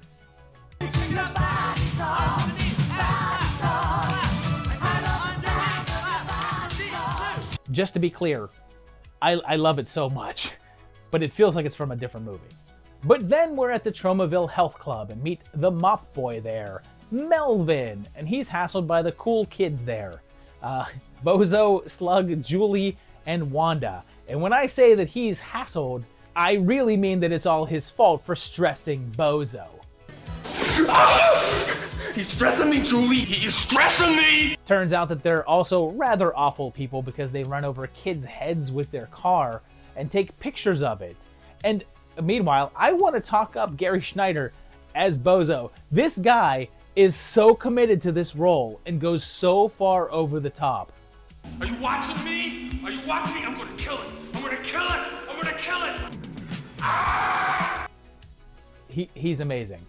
It's said that Vincent D'Onofrio was actually set to play the part, pre-fame, and they cast him, but then he asked for a little bit more money, so they fired him and cast Schneider. And Vincent, I love you, but they made the right choice. They come up with a plan to humiliate Melvin, making him dress in a pink tutu and kiss a sheep, causing him to run in shame and jump out a window. Unfortunately, a tanker truck loaded with barrels of toxic waste is parked just below, and he falls into one. He rushes home, and the toxic stew starts to take effect on him, triggering a transformation, and he goes from 98 pounds of solid nerd to a hideously deformed creature of superhuman size and strength. He flees into the streets, coming across a group of thugs attacking a cop, and he steps in, literally tearing the criminals apart. Soon, though, he encounters the lovely blind Sarah and also Patrick Kilpatrick, and he saves her life, and she takes him home, falling in love. But when the corrupt mayor and higher-ups don't approve of the Toxic Avengers interfering in their business, they pull out all the stops to take him down. So, this is one of the first films from the independent company Troma, and became the calling card for their studio. The co-founder, Lloyd Kaufman, had been working on random Hollywood pictures for a while, and did work on Rocky, and acted as a producer on Silent Night Bloody Night, and The Final Countdown. But he was disillusioned with the red tape that the big boys faced, and they wanted to do their own thing. After making a couple of sex comedies, they realized how profitable that horror films were, and Lloyd had long had an idea to do a horror film at a health club. He read an article talking about how monster movies weren't cool anymore and wanted to do his own take on that, calling it Health Club Horror, but then made the unique choice to have their monster be the hero. It had a budget of $500,000, and Kaufman himself co-directed under the pseudonym of Samuel Wheel, along with Michael Hers. There's legend of Marissa Tomei herself being in the film at the age of 18, and some sources cite this as being her, although I actually have my doubts about that. I don't doubt that she's somewhere in there, I just don't think this is her.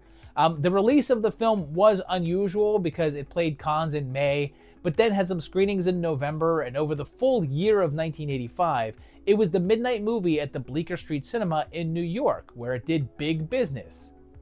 Based on this, it earned itself a broader release in April of '86, and then became a huge hit on the home market.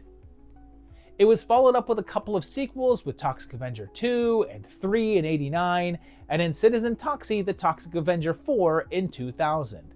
But there was also a kids cartoon called Toxic Crusaders that ran for one season and had its own toy line. There was also a video game based on the cartoon in '92, and much later, a hit off-Broadway musical. But then there's that reboot. But which one? There's been so many attempts to remake Toxie over the years that it's not even funny. At one point, it was going to be a PG-13 version that was more inspired by the Toxic Crusaders than the Toxic Avenger, and Arnold freaking Schwarzenegger was attached to it, although not as Melvin, and instead he was meant to be a villain called the X-Terminator. Get it? But finally, Macon Blair got the gig to direct his version with Peter Dinklage as the Avenger. It was completed back in 2021 and then had some reshoots that Christie worked on, but then was just sort of put on a shelf. They said that it was unreleasable, and Legendary, the studio that produced it, offered it up for sale. Thankfully, Cineverse picked it up and it will be released this fall, 2025. And this was an easy 4, and I was tempted to go 4.5 because I love it so much, so maybe it's like a 4.25 or something, but this is what I want. Monsters, fun, violence, nudity, everything. Sure, it's rough around the edges, and then some stuff just doesn't work, but it's always a treat. And it's a movie from 1984 about someone taking violent vigilante action and the corrupt officials wanting to take them out in order to cover up the fact that they're all paid off. And there's something ironic about that we all understand that they were the bad guys back then. The HCS is a 4 as well, since it's very well known on the cult fringe and almost mainstream. Plus, it spawned a franchise with a wide array of media out there.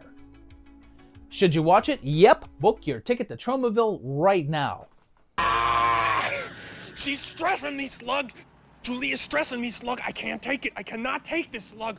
Let's get more conventional with the horror vibes now for one that was on the small screen and debuted on May 24th, and it's Invitation to Hell. It begins at a country club, and we have an easily distracted limo driver that runs over the queen of daytime TV. But she's okay, and she straight up torches the guy. There's then a family that's moving, and it's Spencer for Hire, Eddie Valiant's girl, Punky Brewster, and Bastion, and this is just an all-star family. They move into their house, which is just a short distance away from the Poltergeist house location, and the Can Man is here, before being blobbed. Matt has some sort of new invention that's the talk of his company, and he's been moved in order to work on it. And on a tour of the new company, sees a design for a spacesuit with a flamethrower. Little Robbie has trouble making friends since bullies destroy his video game, and Matt meets the head of the country club, and it's Jessica Jones, not as marvelous here. Polly is the local sheriff, and there's been a real lack of Nicholas Worth on this project because we haven't seen him since Swamp Thing in '82.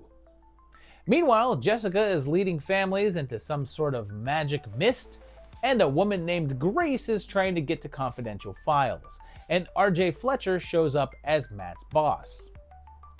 Things ramp up when people start acting weird, and everyone really wants Matt and his family to join up that country club, and Patricia and the kids go in, and their personalities sharply change. Soon, Matt realizes that he's all alone and has to figure out what's going on at that club and how to stop it. And this is the third entry for horror master Wes Craven on the project. We covered him in '81 with Deadly Blessing and in '82 with Swamp Thing, and we're going to see a whole hell of a lot more of him this year.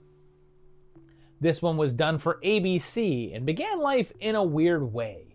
As a part of Susan Lucci's contract with ABC, she was guaranteed a strong role in a nighttime movie of the week as a move to get her nominated for a regular Emmy as opposed to a daytime one.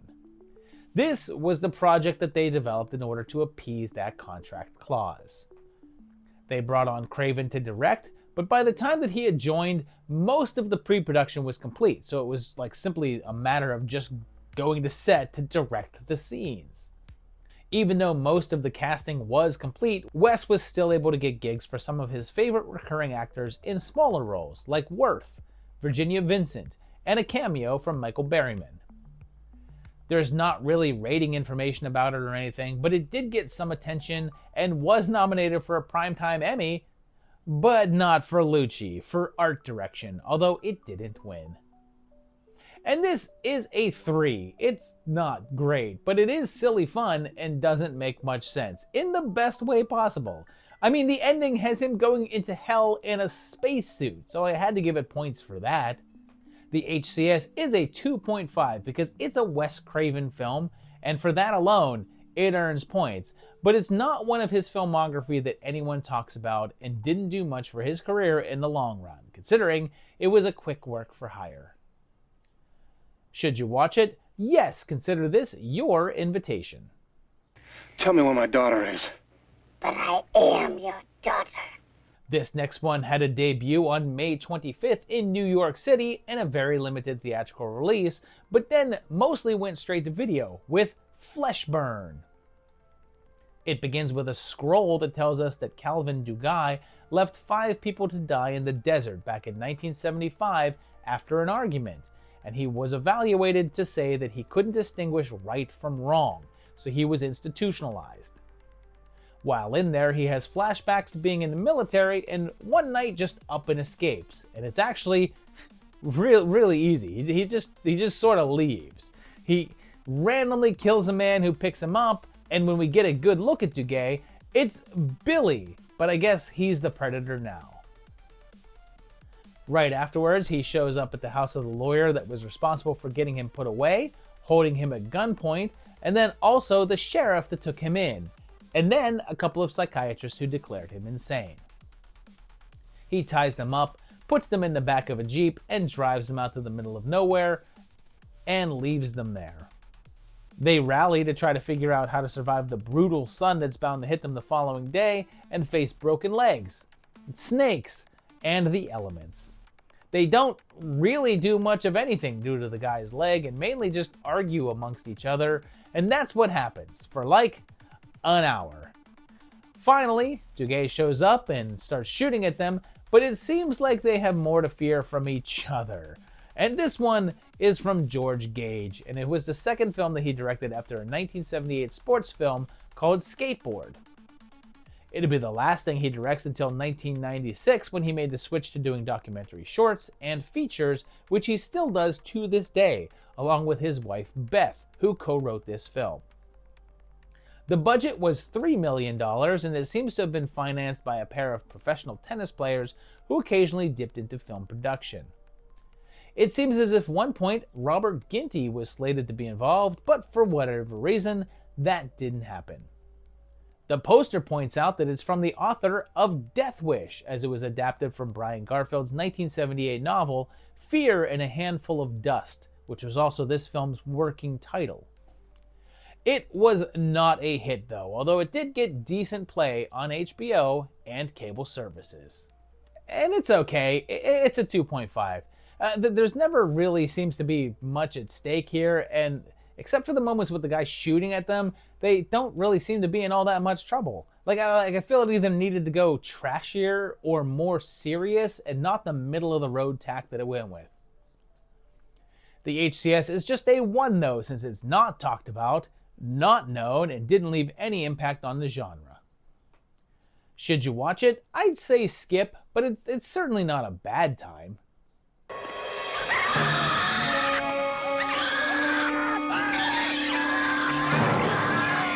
We're going to talk about a few now that don't have any set release dates, and these next couple are just known to have come out sometime in '84. And the first is Death Wish Club. So there's this dude who calls himself the Great Lover, and he goes to a local carnival dressed in a suit to hit on women half his age. And when I say hit on, I mean just offer them up a bunch of money like a hooker. So yeah, great lover, huh? He even creepily calls her little girl, but she's weird herself. I hate Chopin. I'm glad Chopin's dead. He died in 1849, lady. more than 100 years before this movie is made. Why do you have such a strong opinion on this? So she wants to be in the movies, so he puts her in adult films, and Glenn sees her and falls in love with her. So follow me here. He sees a random girl in a porno reel, takes that reel to the store he rented it from, and is like, who's this girl? And the guy gives him the address of the company who made the film.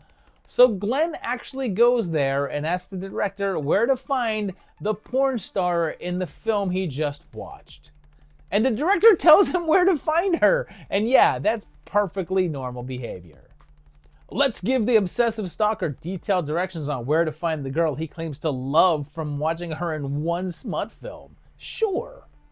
She plays piano at George's club, and he wants to follow her home. Well, they don't go anywhere. They live downstairs. Yeah, just give the pretty girl's exact whereabouts to a random stranger. Great idea. And someone downstairs does it too. Like, every person is super willing to let some random stalker find his prey. They meet. Hey, why is it that you try so hard to hide the nice person inside of you? Dude, you don't know her. You saw her bone a guy one time. Seek help. She gets enamored with him, so she sends for him to be brought back to her, and they start up a fling with Charles's approval. But then things take a turn when they invite him to a special dinner, a meeting of a unique club that put themselves in life-threatening situations, like letting loose a bug with a highly toxic sting. But then Greta is seemingly killed. Although then she reappears in the guise of Charlie, now believing herself to be a man, although Glenn thinks that it's all a twisted game. Glenn wants to snap her out of it and goes to see a doctor, and he suggests, and I'm not making this up, to rape her to revert her back to her senses.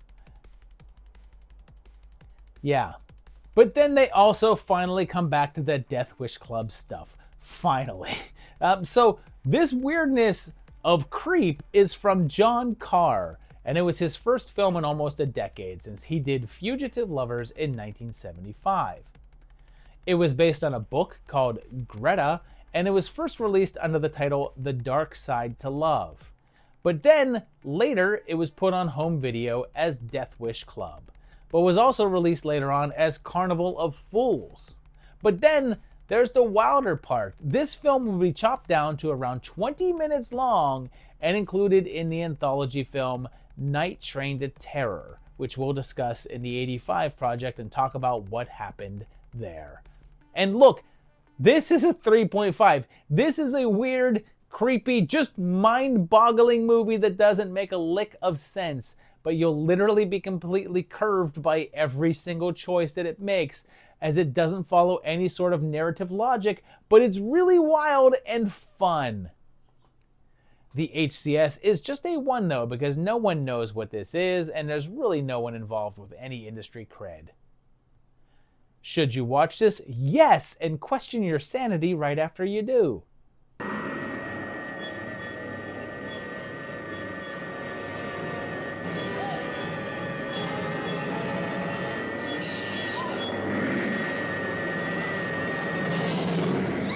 Let's move right along to another one that has no set release date and was released in some way in '84, and it's Shadows Run Black. It opens with a woman being chased by a guy with a knife in the woods, but they're actually a couple just playing around, and later he goes to work on his car and is killed, with his girlfriend being next. They're part of a string of murders, and the police are on the case, dubbing him the Black Angel, and they bring in a woman to discuss their top suspect, a guy named Jimmy. Then there's a college party which has this magician and a guy playing stand-up bass while wearing a tuxedo, like every college party you've been to. We then meet Jimmy, and holy cow, it's the postman. And then another victim is claimed while in the swimming pool. Turns out that the head officer on the case had a daughter who was kidnapped and then found dead, with the killer never being caught. Julie keeps on having someone call her on the phone being creepy and an overprotective racist brother, and that killer keeps on killing, crossing names off of a list as he does. They throw you a bunch of red herrings along the way, although it's mostly pretty clear who the killer is here. And this one was done independently, but then was distributed by Troma and was directed by Howard Hurd. To this day, it's the only film that he directed, although he's done a large number of gigs in the editing department, including Risky Business and a number of TV shows. The producer on the film was a guy named Eric Luzel, and he made a number of low-budget films back in the day, and one day, a stagehand working on sets strolled into his office and said that he wanted to be an actor and wanted to be considered for a role in the projects. That guy was Kevin Costner, and they were making a film called Malibu Hot Summer, so they just popped him in there. Even though they thought that he was a bad actor, they thought he was handsome on screen, so they gave him the role of Jimmy here as well. And of course, he then took off. This film was actually shot all the way back in '81, and only just given some sort of screening in '84 to drum up interest for distributors, but no one bit. Later, when Costner's star started to rise, they were able to sell the rights to Troma, and it was finally given a video release in 1986. Meanwhile, though, around that same time, Costner called Luzel to buy the rights to both films to keep them from being released, and was not happy to find out that they had already been sold off. It didn't really get much attention, though, outside of people noting the actor was in it, and Malibu Hot Summer seems to have gotten more notice than this. And it's a 2. It's pretty run-of-the-mill. Like, honestly, without the amount of nudity, which there's a whole lot, it feels like a made-for-TV movie, and it's extremely predictable. The HCS is a 1.5 since it's just another slasher flick, and were it not for the inclusion of Costner, would be completely forgotten. Should you watch it, you can probably pass. Here's another one with an unknown date, but it came out in Australia at some point in '84 and did get a US run, but not until '91, and it's Innocent Prey. This one has a young Aussie woman named Gwen coming to visit her friend Kathy in Dallas, and Kathy is wondering if you like what you see. Kathy is married and her husband heads off to work while the girls catch up, and he has a record of marrying women and then them dying and him cashing in on the insurance. He gets caught in some new shady dealings and forced out of business, so he goes out to a bar and picks up a hooker, and if she looks familiar, well, it's because that's the infamous Debbie Sue Voorhees in her first film role, about 1 year before she'd cause us all to fall in love with her in A New Beginning. Joe gets a bit carried away and murders his companion, but the act is witnessed by Kathy. She tells the police, who come and arrest him, and he's deemed insane and institutionalized. He manages to escape though, and again, it's really easy. Just like in Fleshburn, he just sort of climbs over one fence. The police warn Kathy, but I guess their call comes a little late because the dude's right there, and she manages to get away, and in order to stay safe, decides to hide out in Australia. She moves into Gwen's building, and the guy that she leases from is a bit of an odd duck, and that's because he has a surveillance system set up and watches the people in his apartments. He takes an odd liking to Kathy, but then Joe also figures out where she went and follows her there, keeping in touch with the US through Detective Arrogant. But will her husband get to her before Philip does, or will he end up helping out? And this was an Australian film, shot under the title of Voyeur, but getting a name change along the way. The director here is Colin Eggleston, and his career is interesting. He did the really cool 1978 flick Long Weekend about the killer animals, and later would do Sky Pirates, a fun Indiana Jones clone. It was shot in '83 and then basically vanished, although it definitely had some screenings in '84 since some Australian newspapers ran reviews of it. But then it didn't get distribution until years later. It got a VHS release in the UK in '89 and didn't hit US shelves until '91 and mainly slipped into the background. And this is a 3. I like parts of it a whole lot. The opening stuff with Joe is great, and the setup is fantastic. But as soon as Kathy gets to Australia, it loses its way a whole lot and feels stagnant for the entire second act. But then the ending is cool and makes up for it. The significance is just a 1 though, because it's never spoken of and barely got a release, and if it weren't for Souls, there wouldn't be much in the way of recognizable faces. Should you watch it? I think so. It's not great, but it has fun moments and nice surprises.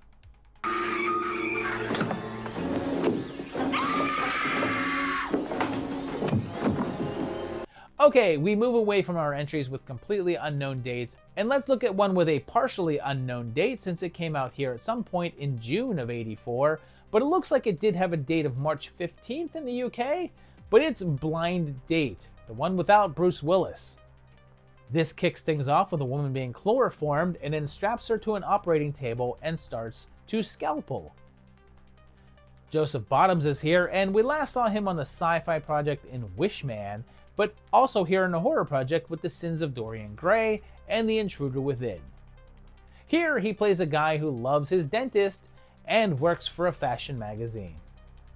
He works with the mother of a baby that sounds like John McClane, and they're involved, but he keeps crossing paths with this model that reminds him of a former love.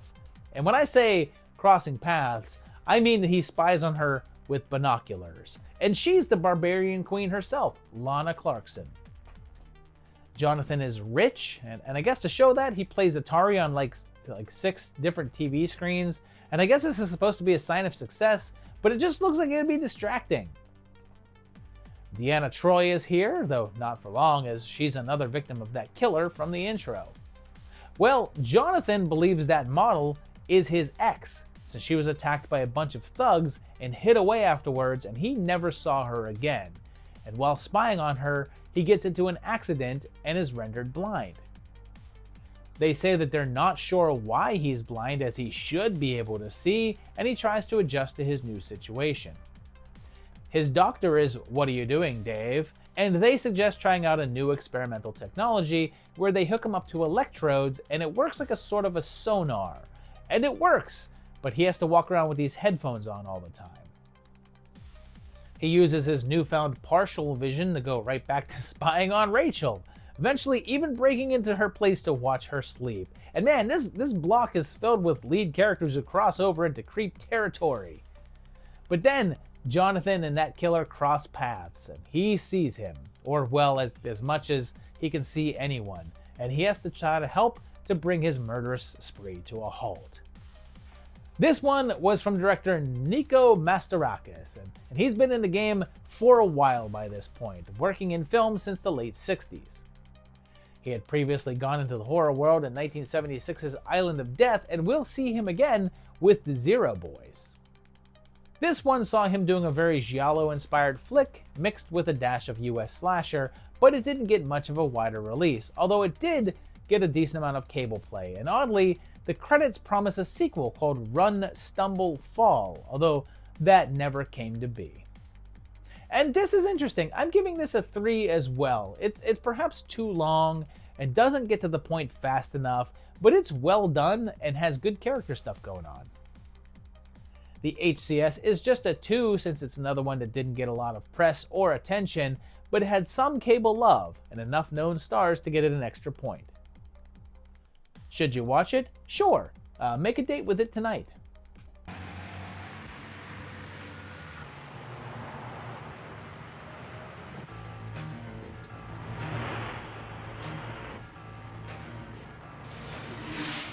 We'll end this block with our highest profile entry here, and it debuted in Italy at some point in June at a festival called Mistfest, and would go wider the following year in August of '85, and it's The Hills Have Eyes Part 2. It gives us a quick text recap of the first film, and then we see Bobby, again played by Robert Houston, dealing with those events. It basically shows us the entire ending of Part 1, and he wants to go to these races to show off a new form of gas that he's created, but he's really nervous. Bobby's racing team included a guy who would fight Jason someday, and his blind girlfriend, Cass, and some other wacky fellas, including the mayor of Delta City, and Cisco's wife. But after more flashbacks, Bobby decides that he just can't bring himself to go to the desert out of fear. But the team's co-owner will, and she's Rachel, but she used to go by Ruby, played by an also returning Janus Blythe. She makes sure to bring another returning character, Beast, and along the way they tell the story of the Twisted Mutant family and talk about Ruby, not realizing she's with them. But what's she doing? Well, she's asleep and having lengthy flashbacks, of course. But then, because they screwed up and forgot about daylight savings times, they decide to take a shortcut through a more remote pass, and their bus breaks down. They make their way to an old mining ranch, and Beast starts going nuts, and they soon discover that Pluto is there, somehow still alive after meeting his demise, and again, played by the great Michael Berryman. But then it happens, the thing that this movie is the most known for. When he sees Pluto, Beast, the dog, has a flashback.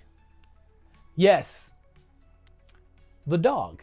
But then it's very apparent that Pluto's not alone and there's more than one mutated family member out there. And our group has to survive. And Jesus, I don't even know where to begin with this one. Like, first of all, I don't even know where to place this, and having it in June of '84 seems wrong, especially when I can't find any information about the festival it was said to have run in. But I guess there was a few listed for '84, so I guess it did. But look, here's the story. This is also from Wes Craven, and he did this film out of necessity. After Deadly Blessing and Swamp Thing didn't do that well, he was having some trouble finding work, and the only movie he can get off the ground was this one, and he was only given a budget of $700K to work with in 1983. But then, when they were about 2/3 of the way complete, they ran out of money, and the studio didn't want to give them more, so the project was abandoned.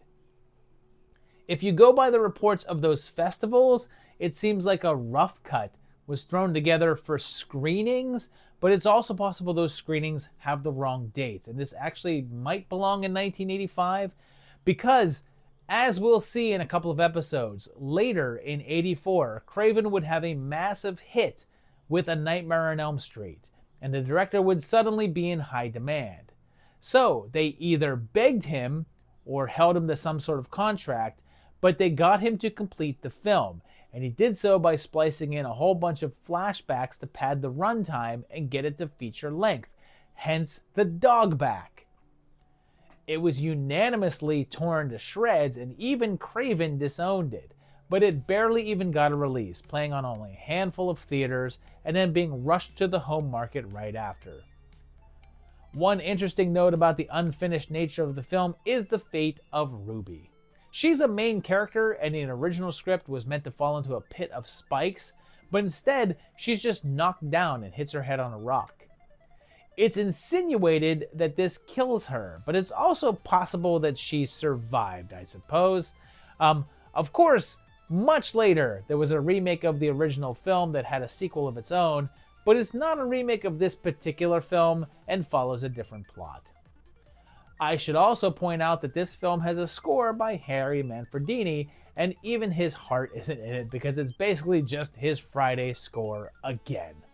Raven don't get fooled like Papa Joop!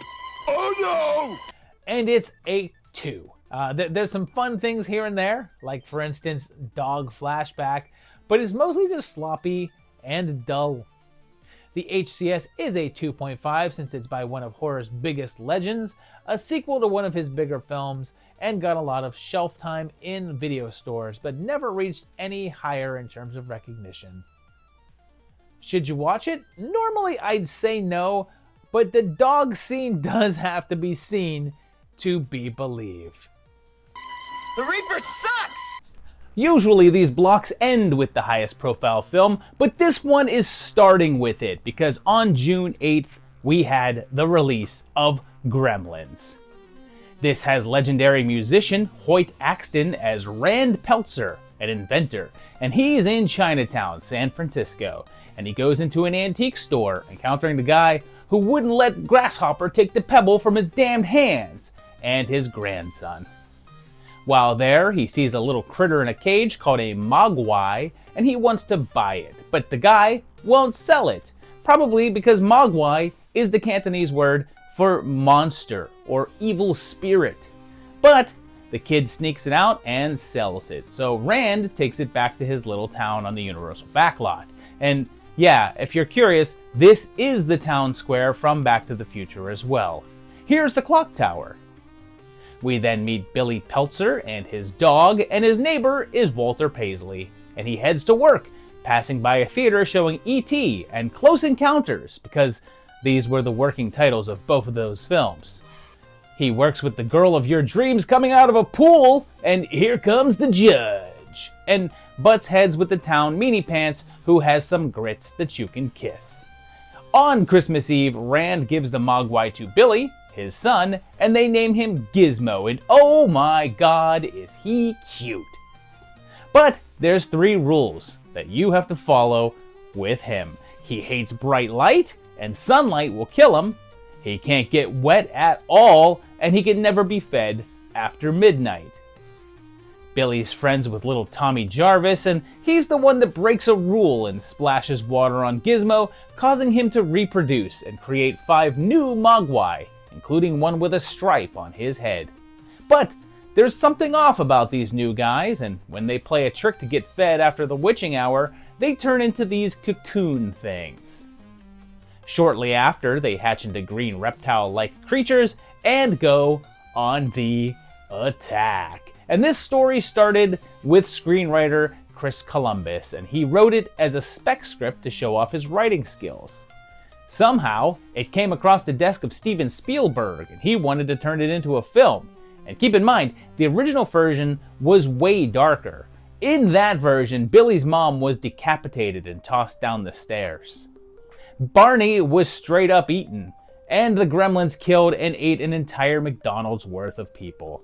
And oh yeah, also Stripe wasn't a mogwai character. Instead, Gizmo turned into a gremlin, and he was Stripe. But when Spielberg realized the merchandising potential of Gizmo, they changed that up and kept him fuzzy. Joe Dante was hired to direct, fresh off of The Howling, and he brought on Zach Galligan and Phoebe Cates, although they were worried about her playing the girl next door due to her previously playing more sexy characters. The fools. The budget was $11 million, and they wanted to give it a big push, so the studio had some concerns. They thought that a major scene in the film, Kate's speech about her father and the chimney, was too dark and wanted it taken out of the film, and Spielberg agreed. Dante put his foot down though and insisted it stay in. And in the end, Spielberg sided with the director, allowing him the creative control, and holy crap, was that the right decision. And oh my god, what a weekend for movies. Gremlins came out the same day as Ghostbusters, while Temple of Doom and Star Trek III were also fresh in theaters, but it still had a strong performance even with all that competition. It was in second place, just behind Ghostbusters, and earned $12 million in the first weekend, making back its filming budget. But then it went on to be a big hit, raking in $212 million and getting strong reviews, except from parent groups who were upset about the amount of violence, partially prompting the creation of an entirely new rating, the PG-13. Beyond that, the marketing was massive. There were stuffed dolls, trading cards, a cereal, and a video game for the Atari.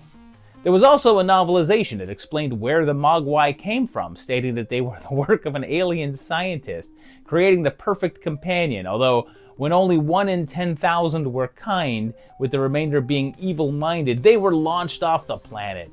However, this origin is not considered canon to the films. Based on the success, there was also a sequel, although it wouldn't arrive until 1990, but when it was a disappointment at the box office, no more entries were made. There's been discussion over the years of doing either a remake or a belated sequel, although none of those ever went through, but at the time that I'm writing this, they are still trying to make a third film with Columbus returning to write. It also inspired a bunch of clones, as we'll see in the near future here, with little monster movies becoming a bit of a trend. And oh yeah, also, the Scottish band Mogwai took their name from here, as well as the ability to be badass. And this is a 4.5 from me. I love Gremlins and everything about it.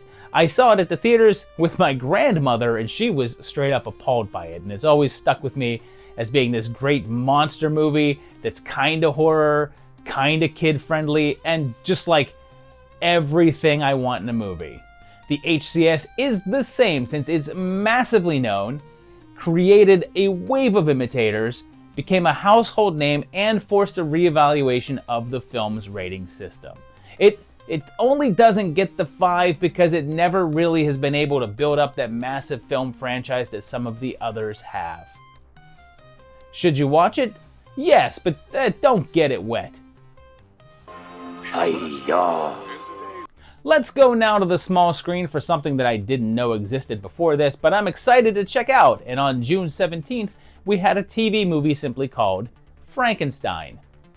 It begins with a man being executed via hanging, and we meet our Dr. Frankenstein, who looks a lot like Jesus, and someone we haven't seen on the project since 1980's Harlequin. This movie follows the original novel in that the Doc is Victor, and his friend is Henry, something that the Universal version swapped, and Vic's wife might be a bun-headed princess. He's been obsessed with his experiments, and Henry agrees to help out. We get a look at that laboratory, and as expected, there's a big old body on that slab, made up of dead parts, including that guy from the opening scene. As a storm is passing through, Vic and Hen get to work, and he says the thing. It's alive, Henry. I can feel a pulse. My God. The man is alive! But just when it seems like maybe he's not, another bolt of lightning strikes, and the monster is born. That creature is none other than the great David freaking Warner, here with some of the least inspired monster makeup that we've seen. He wanders the countryside, freaking out the villagers, and has that encounter with the old blind man. And this is like 40 minutes into this version, so they're just like speed running the entire story. Meanwhile, Carrie Fisher sings a song, something the world hasn't experienced since the Star Wars Holiday Special. And she's also doing a sort of English accent here. Tell him we don't want to go. Henry!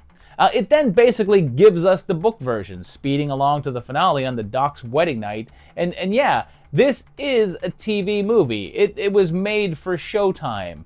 And this version was based on a stage play as opposed to the original novel, with direction by James Ormerod. He had been in the business since the late 50s, but almost every one of his works is TV episodes or TV movies, and mostly for the BBC. I have to go back to that stage play for a minute because it was from 1981 and was on Broadway with a ton of hype behind it. But it was filled with troubles and had several delays and a last-minute recasting of the lead role, and closed after a single night of being open to the public, making it the most expensive non-musical flop in Broadway history. The reviews were awful, and everyone basically just wrote it off as a massive failure. But then, 3 years later, Yorkshire Television was like, we want that, and they kicked off this filmed version. Seems like this one had the same luck as the stage one, since it aired only one time and then was quickly forgotten, save for a single US videotape release. And this is fine. It's a 2.5. It's basically just the Frankenstein story with no surprises, told in a rushed fashion. The performances are what make it, even if they're uneven, but it feels mostly unnecessary. The horror cultural significance is just a 2 since it's not much talked about or heard of, but it's a take on that classic story with Warner and Fisher involved, so it gets some extra cred. Should you watch it? If you want a Cliff Notes version of the story, then go for it. But it's not book accurate, so don't use it for a school report or anything.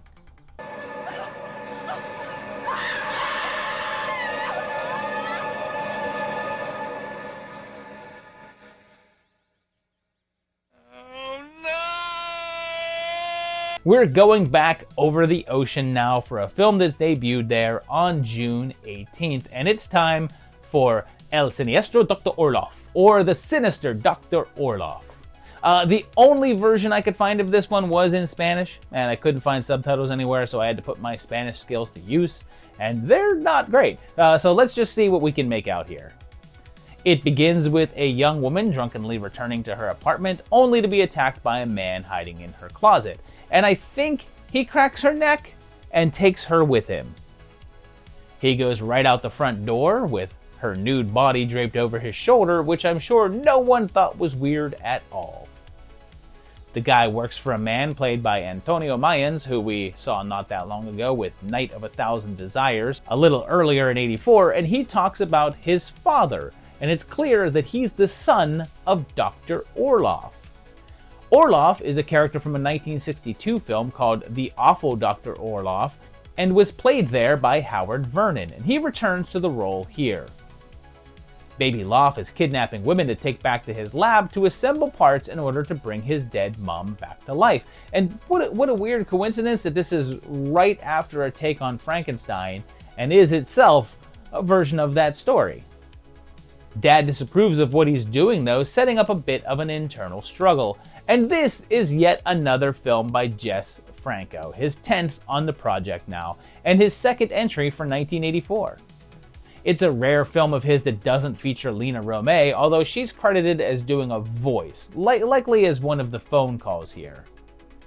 It's one of a bunch of films that featured Orloff, although it's the first one since 1973, which was called The Sinister Eyes of Dr. Orloff, a fairly similar title. Franco had also made the OG Orloff back in '62, and even though that one was set in the Victorian era, I think this is meant to be a sort of sequel with the same character. Of course, the budget was low, and the effects are mostly silly, but this one got more favorable write-ups than a number of the director's other works, even if it didn't make much of an impact on the scene. And this is a 2 from me. I know that this is said to be one of Franco's better flicks, but it just didn't click with me. I found it dull and monotonous. The significance is just a 1.5, since it's not much talked about and certainly doesn't get much press, but it's a part of the Orloff series and has Franco involved for the 0.5. Should you watch it? I mean, I'd say it's a skip. No!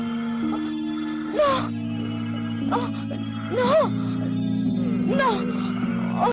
This next one has conflicting dates because there's some sites that say it came out in '86, but most have it listed as sometime in '84, and it's The Dark Side of Midnight. The opening has a young woman alone in her apartment, and she's attacked by someone in her closet.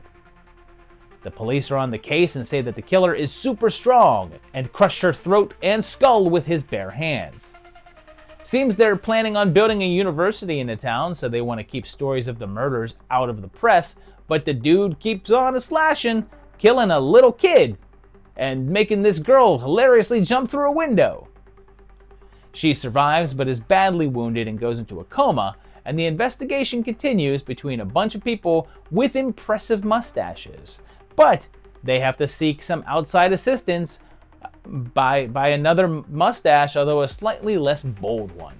Turns out that our killer, called the Creeper, likes to hide out in closets, and if you thought this was going to be some sort of mystery, they flat out reveal the Creeper, and he's a stylish dude in a crazy hat, and of course, a giant and awesome mustachio, but also kinda looks like Father Guido Sarducci.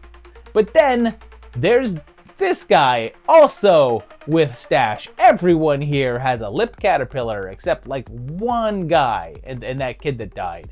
And this is basically a one-man show from Wes Olson. He wrote it, directed, produced, edited, and also plays Brock Johnson, hotshot investigator. It's clearly a vanity project and is the only film that he's associated with in any way.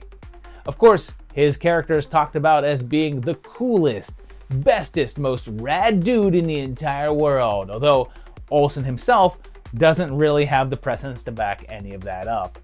IMDb shows an estimated budget of $10,000, and that's pretty possible. It looks like it was filmed on 16mm film, but it's a little hard to tell as it could just be a low-grade 35. It seems it was originally intended to be called The Creeper, and is said that the original cut was about 20 minutes longer. It's hard to tell the accuracy, but a man claiming to be Dan Myers, who played the Creeper, made a post on the IMDb page and said that Olsen had played a few bit parts on some TV shows, even though they don't show under his credits, and figured that he could make his own movie based on what he saw there. He self-funded the film and pulled actors from the local community theater and couldn't pay anyone anything, and most were now embarrassed by it. It was picked up by Troma for distribution and went straight to video, but didn't stand out at all and was quickly forgotten.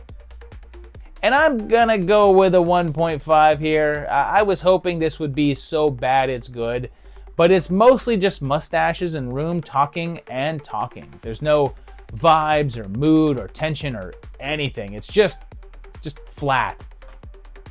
The HCS is a mere 1 because no one knows what the hell this movie is and no one went on to do anything else. Should you watch it? Only if you're a fan of the old face lace. I wonder where Timmy is. Here's another one that doesn't have a set release date, but we do know that it came out in '84, and we've already seen Frankenstein, but how about Frankenstein's Aunt Tilly? It seems like the old Frankenstein estate had been empty for 100 years, and it's about to go back to the state, and the town council is champing at the bit to get their hands on it, as long as no family members appear to claim it. Looks like he has a grandson though, and it's good old Doc Loomis. He returns with Tilly, played by Yvonne Furneaux, who also has a connection to the Mummy since she was in the first Hammer film with him. They have a woman named Randy with them and go back to the castle, which sets the townspeople on edge, but they settle in with their eccentric ways. And if you've ever wanted to see Donald Pleasance in a silly wig, acting drunk and dancing around, then this is for you. When the descendants find out that the Frankensteins owe about 600 years of back taxes, which if they don't pay up, they lose their castle, this begins a battle of wits between them and the town burgermeister. And yes, it eventually involves a monster, here played by Miguel Angel Fuentes, who previously shared the screen with Pleasance in Puma Man. And this is a joint production between the US, the UK, and Mexico that was written, directed, and produced by Myron J. Gold, and was one of only 4 movies that he made, and his final one as well. It was the first film that he had made in 13 years, with his previous one being from 1971, and what's interesting is that this was the first film that Furneaux had been in since 1972, also taking a big gap in projects, and this was also her final project. Also, Zsa Zsa Gabor appears here, but only for a minute or so in a flashback. According to co-star June Wilkinson, Pleasance had a very negative reaction to working with her and would make snide comments about her, and the producers were equally unimpressed. Meanwhile, I want to point out that Furneaux is playing Victor's great aunt here. His great aunt. And in real life, he was 7 years older than her. And what's weird is that, like, watching this back to back with Dark Side of Midnight, both of them felt like films from another time. They looked like films from the 70s based on their film quality and aesthetics, and it's strange that I saw them together like this.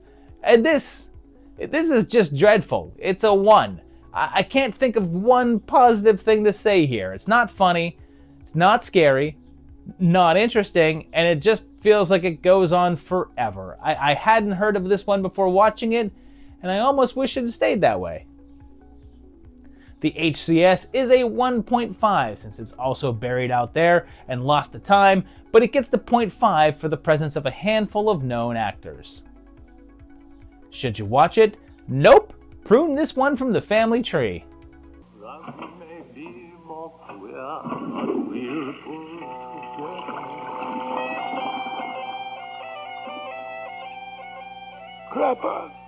For this next one, we have to head over to Yugoslavia, and I'm not sure that I've covered a film here from Yugoslavia before, so this might be a first. And on June 18th, we got Strangler vs. Strangler. It's set in Belgrade and appears as if there is a killer on the loose, and that killer appears to be Pera, and he lives with his elderly mother, and his job is selling flowers on the street. When he doesn't sell any, his mom whips his hands, so when he gives it his best and a woman is rude to him, he follows her home and strangles her, which kicks off his spree. But then there's a rock and roll star named Spiro, who seems to be obsessed with strangling himself. And the news of Pera's killing inspires him to write a song about him, getting a bunch of radio play. This gets the attention of the inspector assigned to the case, Strahinjic, although he's a bit of an idiot himself and manages to get his undercover agent killed. He's also very clumsy and may or may not be intended to be a riff on Inspector Clouseau.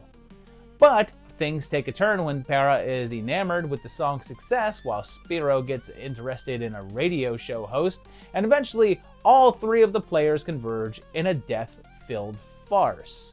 So, this one is from Yugoslavia and is in Serbian and is by Slobodan Sijan, and he's pretty much only operated in his home country but has had a career that spanned from 1975 until 2024, where he released a new drama. The whole movie features a narration and it's by a popular newsreader from Serbia in real life. That's not the only stunt casting though, because the actor that played Spiro was mainly known for being in a new wave band. Even though it wasn't much regarded over here, it was very beloved in its home country and was considered to be one of their top films, noted for its sharp humor and satiric edge. And this is pretty fun, but there's not much info out there on it, but I'll give it a 3. I think some of the humor may not have translated, but it's a wild story with some weird twists and turns, and it felt really unique. The HCS is just a 1 though, because it's not known over here at all, and all its relevance seems to reside in its home country. Should you watch it? Yeah, it's one that's pretty hard to find, but it's worth a look if you can.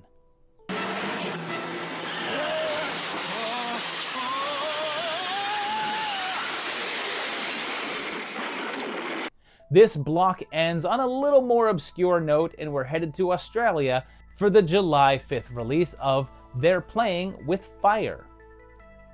It begins with a college professor who's also a werewolf bitch, and I hope no one kills this guy or else an ambulance driver might get pissed.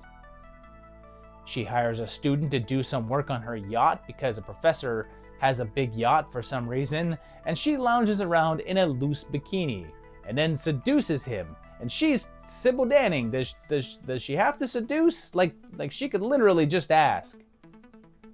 She's married to a space lizard, and they're cooking up a plot to get their hands on an inheritance. Seems that he has a grandmother who's very wealthy, and they enlist Jay to scare her and Michael's mother in their fancy mansion.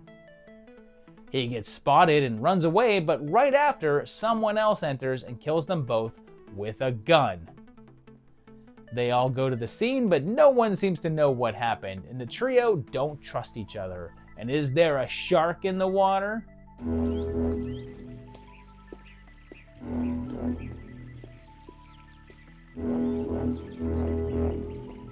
But then that stalker keeps coming after them, hanging out and wearing a ski mask. Then killing people while in a Santa suit. But as the walls close in, who's really the mastermind here? And are they really playing with fire? Because I have it on good authority that you're not supposed to do that. And this was co-written and directed by Howard Avidas, who we last saw in 1982 with Mortuary. This is probably the last that we'll see him though, because he only made one other film after this in 1987, and it was more of a crime thriller. This one was a partial remake of one of his previous films from 1974 called The Teacher, although it basically only takes the broad strokes of the storyline. What's weirder is that they tried to pass this movie off as a sequel, since Eric Brown had previously been in the film Private Lessons in 1981, and it had a similar aspect of a younger man and an older woman. They tried to capitalize on that. The film's poster even said, from his French maid, he got private lessons. Now, his English teacher is giving him a real education. But to be clear, he's playing an entirely different character here, and there's no connection at all. But that's not the only deception, since they also seem to try to make it seem like more of a sex comedy, much like Private Lessons, and conceal the fact that it was actually more of a horror/crime movie. The budget was around $2 million, but it never got much of a release in the States, only getting a limited run and then landing on the home market. Weirdly, later on, when released on DVD, the back cover listed one of the selling points of the film as Sybil's sumptuous sax. And yeah, I mean, I want to see her naked too, but really, movie? Really? And I'm giving this one a 3. It's weird enough that it was really entertaining and odd. Like it doesn't know if it's a comedy, a thriller, a romance, and then the finale is just like a straight up slasher flick. But I like what it's doing, even if it's just not doing it all that well. The significance is just a 1.5 though, so it's another one that's just not talked about much and only has a couple of known faces involved. But I guess the 0.5 are for Danning's sacks of sumptuousness? Should you watch it? Yeah, I mean, the sacks. Let's go. No, we're going to the pub. I gotta eat a pizza. Okay. This block kicks off with a British film that premiered at a festival on July 10th in Los Angeles and wouldn't go wider until April of '85, and it's The Company of Wolves. It starts with this good boy right here running into this big palatial estate, and Sark is here, and he has a couple of daughters, and one is named Rosaline. She has a dream about her sister in the past running through a forest where there's giant evil teddy bears and whatever the living hell that this thing is, which are toys in Rosaline's room. And I want to set both of these on fire immediately. There's also wolves that she ends up in the company of because we need a title, and she's killed. After Alice's funeral, Rosaline hangs out with her grandma, Jessica Fletcher, and she warns her about the danger of the wolves, along with the really important information to stay away from men whose eyebrows meet, which is actually really good life advice. But then she starts to tell a story about a woman in the village, and bear in mind, this is a story that a woman is telling a girl inside of a dream a girl is having inside of a movie that we are watching. Inception. In her story, someone who knows all there is to know about the Crying Game is married to the woman Graham is telling about. But uh-oh, look at those eyebrows. Don't trust them, lady. Especially when that dude vanishes for years, but returns to reveal that he's now all wolfy. And in an era of cool transformation scenes, what do you do that hasn't been done? Well, how about have the dude tear off his skin down to muscle and have the beast grow out of that? But Granny's got another story, and this one's about a young man walking through the woods and coming face to face with General Zod, who gives him a potion that puts him in that scene from Evil Dead. And that part seems to leak into the real world, 2 layers up. Meanwhile, there's wolf problems in Rosaline's village as well, so she goes to tell her mother a story, and this one's about a bunch of aristocrats at a party who receive a little vengeance from a pregnant enchantress, a vengeance that involves them turning into doggos. There's also one final story concerning a young she-wolf and a priest, and clearly this is a sort of anthology tale, with one of the more unusual framing sequences out there, and also a dark retelling of Little Red Riding Hood. It was by Neil Jordan, and it was only his second film after a 1982 drama called Angel, but would later go on to get an Oscar for writing The Crying Game, which he also directed. It was based on the works of acclaimed writer Angela Carter, and she co-wrote the screenplay as well, and was given a budget of $2 million. One thing that budget didn't accommodate, though, was the ending that Jordan wanted, as he wanted the film to end with real-life Rosaline jumping off her bed into the floor, which would then turn into water. But he couldn't figure out how to make it work with the resources available, so it was scrapped, something that he still regrets. It got some strong reviews though, with many praising its dreamlike feel and gothic atmosphere, and it was a mild success, bringing in around $4.5 million at the box office. And this is a pretty one. It's a 3.5. I don't think the script totally works, and the ending sort of just falls apart, but it's so gorgeous and the mood it's creating is fascinating. The horror cultural significance is a 3 since it had some name recognition and a number of known faces, but never really took off and wasn't widely seen. Should you watch it? Yeah, get in this company.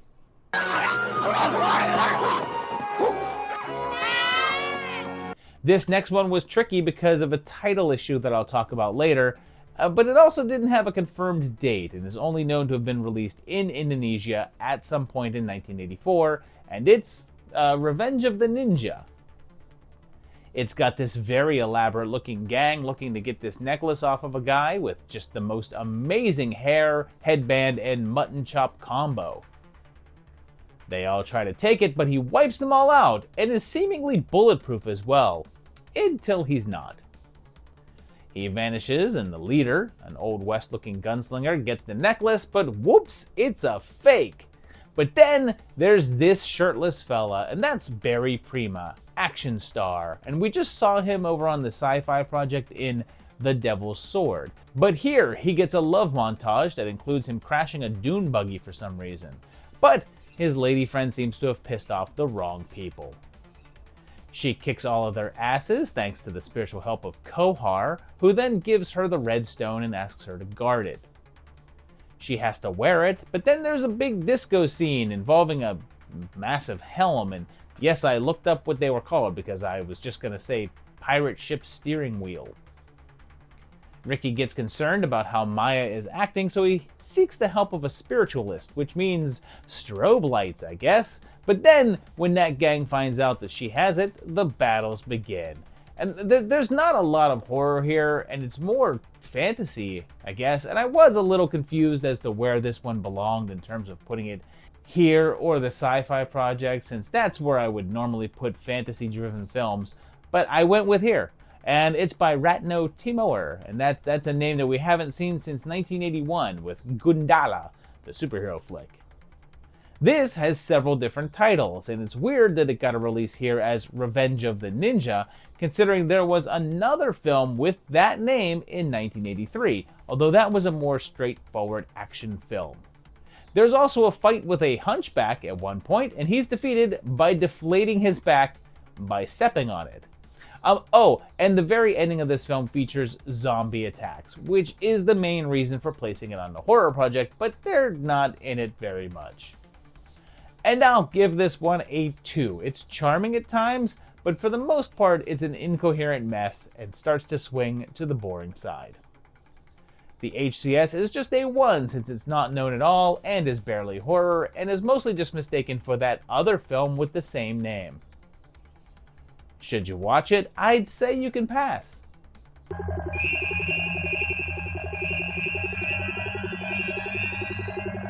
Here's another one from the UK, and it's also another one that didn't have a specified release date, and is another one that is just known to have come out in 1984, and it's Lipstick and Blood.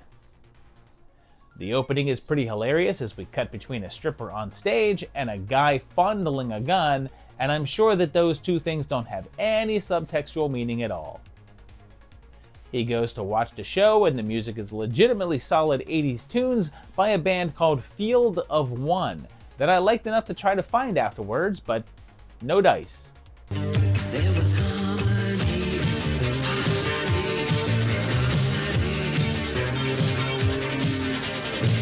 Jay then picks up a prostitute and takes her back to his place, which I imagine any woman would look once at and then just run in the other direction, but she doesn't.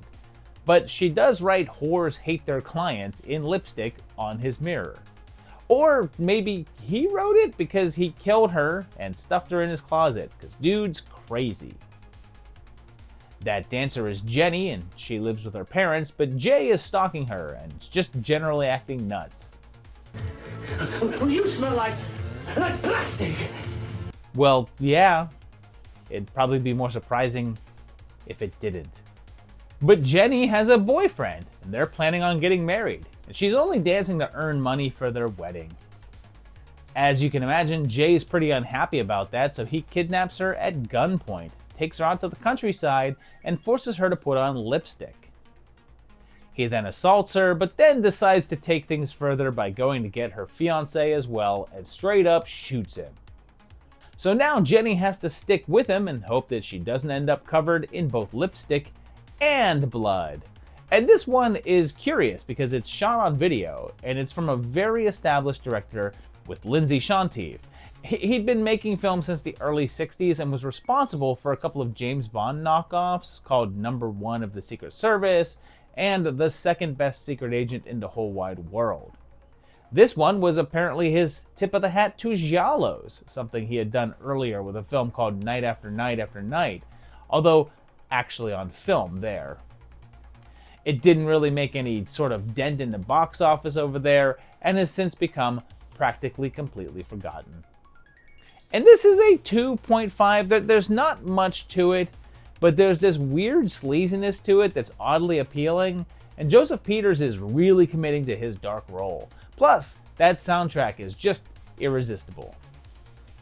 The significance is just a 1 though, since it's basically completely forgotten and doesn't feature any faces of note. Should you watch it? Probably not, but maybe for the weirdness of it. Oh, great. I've got constipation now. This is yet another film from the UK, although it appears to have gotten a US release first, although the date is not definitely known, but it was in July of '84, possibly July 1st, and it's Scream for Help. It starts with a voiceover from a young girl named Christy, and she says that she thinks her stepfather is trying to kill her mother. It then flashes back several weeks as she tells the story, and her stepdad is Paul here, and she says that he stole her mom away from her dad, but he's up to something odd at night down in the basement. The next day, they find out that a meter reader went down there to do his job and was electrocuted, and Christy believes it was a trap set for her mother. Her friends don't believe her and think that she just resents him for breaking up her parents, so she decides to follow him around, discovering that he's having an affair. Unfortunately, he knows that she knows, and of course, no one still listens. Someone tampers with her mother's car's brakes, and even worse, she comes home to catch them having really loud sex. But then when she spies on him again at a hotel, again she catches him getting naked. So this movie is basically about this girl watching her stepfather have sex. And there's whole sections of that now on certain sites out there.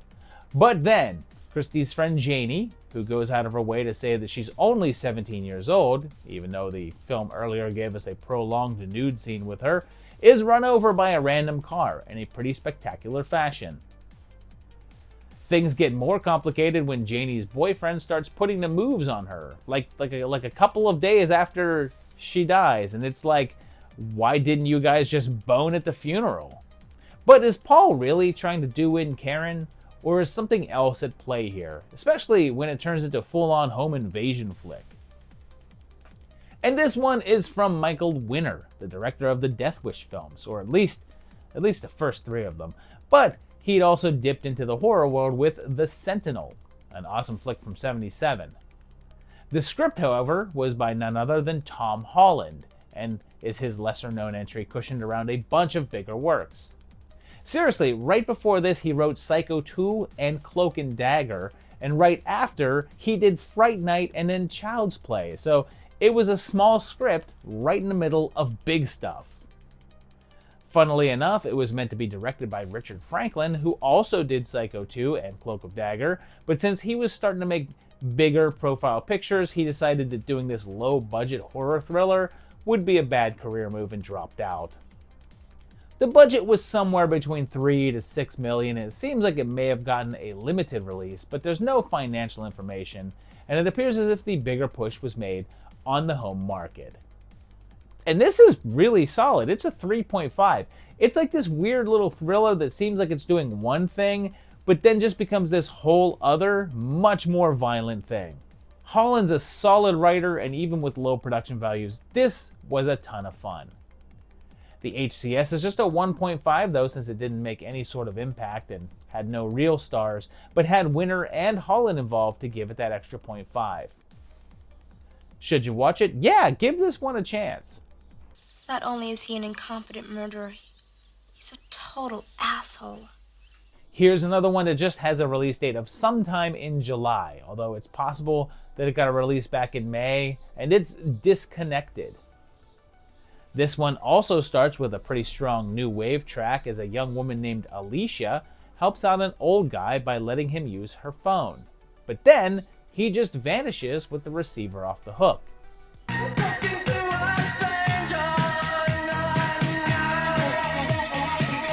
She then goes out to a club with her boyfriend, and this band is called the X-Tracks. And this is pretty cool because this guy right here is none other than John Bryan. And later he'd become a member of Till Tuesday with Amy Mann, and later became a hugely influential producer and did film scores for Magnolia, Eternal Sunshine, Lady Bird, and so many other awesome flicks. This right here is his very first film appearance or work ever. Alicia also works at a video store, and one day an oddball customer comes in to talk about movies, even though he claims to not have a VCR, and he then says that he saw her at that club and is an admirer. There's also a string of murders investigated by cops, and one of them is Carmine Capobianco, who some of you may recognize from Psychos in Love, a film that I've covered on the channel somewhat recently. But then, when Franklin comes back to her shop, she says no thank you, but then starts getting weird phone calls where no one talks to her, but it sounds like she can overhear conversations between her boyfriend and sister discussing an affair. Not only that, but she starts having layered nightmares in which they're killing her. Because of this, she breaks down and agrees to go out with Franklin, except that he's got a dead body in the bed with him. They start dating, but he's also killing other women to the tune of XTC's Complicated Game, which will earn us at least an extra half point by the ending of this. But once Franklin's secret is out and he's shot by the police, her problems are bound to be over, right? Well, considering there's over a half hour of movie left, you can rest assured they're not, as that phone still rings and rings and rings. This one's a pretty low-budget job, and it's by Gorman Bichard, who directed and co-wrote. It was his first feature film, and he'd later go on to also make Psychos in Love, and is still making films today, although in the early 2000s, he switched to making documentaries. Alicia is played by Frances Sherman, and we'll see her again a little bit later this year with The Mutilator, and at this point, she was being credited as Frances Rains, her maiden name, and she was actually the niece of the Invisible Man himself, Claude Rains, although I'm assuming that she adopted the last name of Rains with an E in it, as Claude was Rains with no E, as they weren't blood related. Seems that she was a step-niece, and Claude's brother was her stepfather. The budget on this was really low at $48,000, and they shot on a weekend in the director's apartment and managed to get a handful of decent reviews and a national distribution, even if it never really took off. And now go 2.5 here, and it might have been a 3 if the ending didn't drop the ball so hard. It's just doing some appealing low-budget mind-tripping stuff, and it feels like it's doing something, but then the final shot happens and you realize that it kinda wasn't. The HCS is just a 1 since it's extremely obscure and the names attached just aren't enough to give it a greater relevance. Should you watch it? Maybe. I mean, it's cool and dreamlike, but it just doesn't pay off in the way that you want it to. I feel like I'm stuck right in the middle of a low-budget horror film. Here's the only one in July that we have a solid date for, and it released on July 13th. And we're going back to school at the Splatter University. This starts in an asylum, and they're clearly insane and not just silly. But one of the patients stabs a doctor in the junk and kills him to escape. It then jumps ahead 3 years, and we're at a college now, and a teacher is killed by someone unseen. And then jumps ahead to the really confusing time frame of the next semester yesterday? And this guy here is from I Was a Teenage Zombie, although he's not a big player here. But a new teacher transfers in to take the place of the murdered Teach. We meet the local teens, including this girl with the rare ginger mullet, which is pretty wild, and Julie settles in to the sociology class, but ruffles feathers with the headmaster right away. But then, that killer seems to still be around and starts to murder, while Julie starts dating one of the other teachers. It then jumps ahead again another 3 weeks, so I guess 3 weeks from yesterday? I'm still so confused by that. They throw a good number of red herrings your way, like, is it Mark? Especially when Julie's friend Cynthia seems to be saying he has a dark secret. Is it one of the victim's boyfriends? Especially after he found out that she was pregnant. Maybe it's old Mrs. Bloom, mainly because the film plays dark music literally anytime she's on screen. Or maybe it's this guy, Jimbo.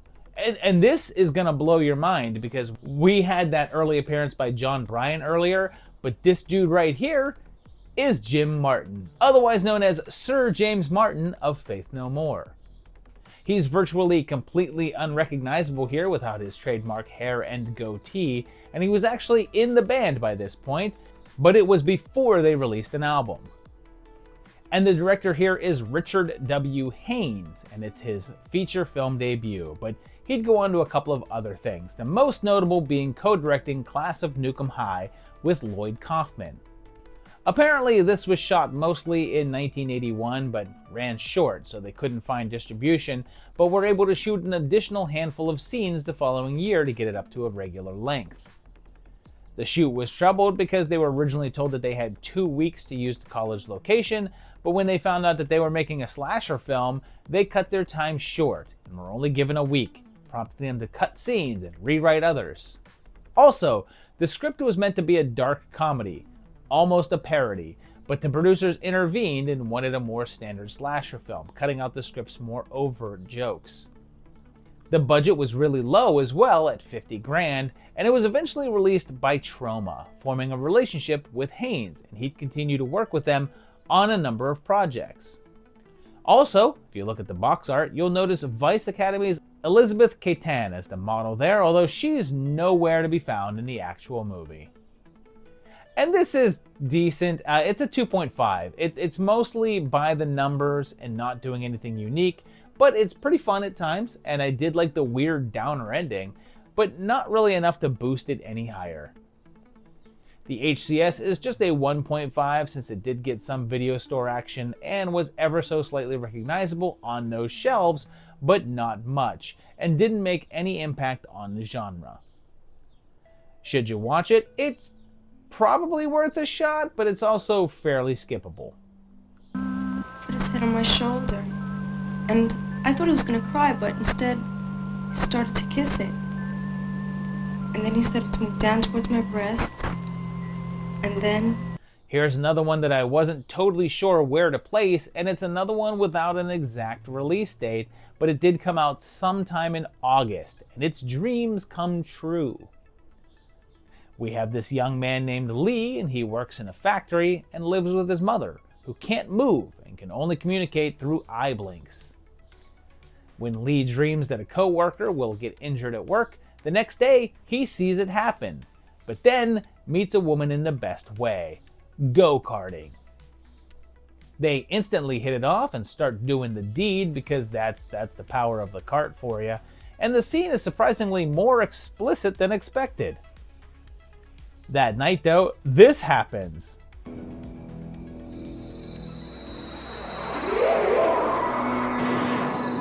It gets weird though because Lee is then with another girl and going on a date, and when he runs into Go-Kart Girl, he doesn't really remember her.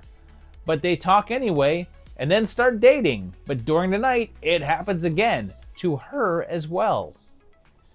Their astral forms have sex, something that Robin freaks out about the next morning. Seems that she thinks that he forced himself on her, but later realizes that it was some sort of shared dream, that they have some sort of connection. They're able to start to exert some control over their abilities, dream traveling to Paris, and just sort of teleporting out. But The problems begin when they're exploring the real world and flying into a hot air balloon and enter into a nightmare world and almost die. So they consult a book on out-of-body experiences where they discover that they can die in the nightmare world, which will trap their souls forever. And oh, yeah, Robin also has a creepy, rapey uncle. Like, literally, she hasn't been home in years. And she goes to find that book, and he sees her there. And the very first thing he does when he spots her is to start pulling his pants down. And if he looks familiar, it's because he's Richard Frank from Dawn of the Dead, otherwise known as the eye patch guy on TV who called everyone dummies. But the way they'll die is if they're woken up while their soul is traveling, since that's how it gets trapped. This one is directed by Max Kalmanowitz, and we've seen him before, back in 1980 with The Children. And there's even a point in this film where Lee and Robin go to the movies and they see The Children, and we're treated to several minutes of footage from that film. He made this one in his hometown of Oshkosh, Wisconsin, on a very low budget, using mostly local actors. Oh, and it's weird that this has become a trend for this block, but there's also an early role for musicians that would later become famous. The soundtrack is by the band Spooner, a mildly popular new wave act of the time, but half of them would later go on to form Garbage, including producer Butch Vig, one of the biggest producers of the 90s, and the band can briefly be spotted in the bar in the film. And I like this. It's a 3. It's not much horror and is more fantasy and romance, I suppose, but definitely dips into horror at times. But I like the character stuff, and it's pretty fun, if uneven. The HCS is just a 1 though, since it's very forgotten and doesn't have any established names going for it. Should you watch it? Yeah, I mean, like I said, don't do it if you're in a horror mood, but it's still worth a look.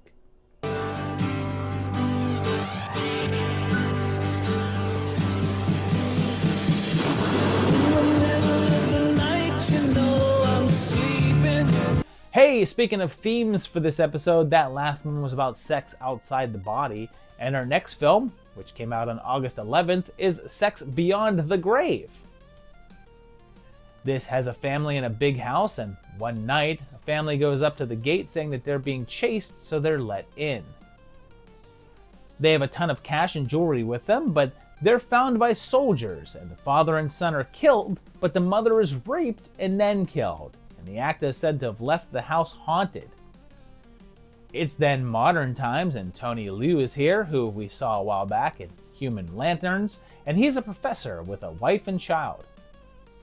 His friend is a bit of a jerky guy and a compulsive gambler, and his luck is up and down, and at one point, he goes to watch an American stripper, in a scene that really doesn't have much to do with anything else except to have a naked lady in it. But he also gets really beat up, and ends up owing a ton of money. In an effort to help everyone out, Gambler Guy's wife sells his grandfather's house to the professor to try to get some money to pay their debt.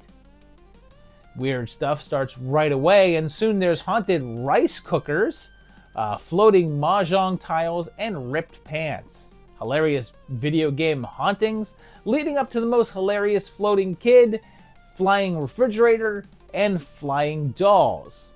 But when the little guy goes missing, sucked into the house, it's time for an exorcist to step in. And when that fails, they call in another, and little Nicky's voice calls to them from the walls.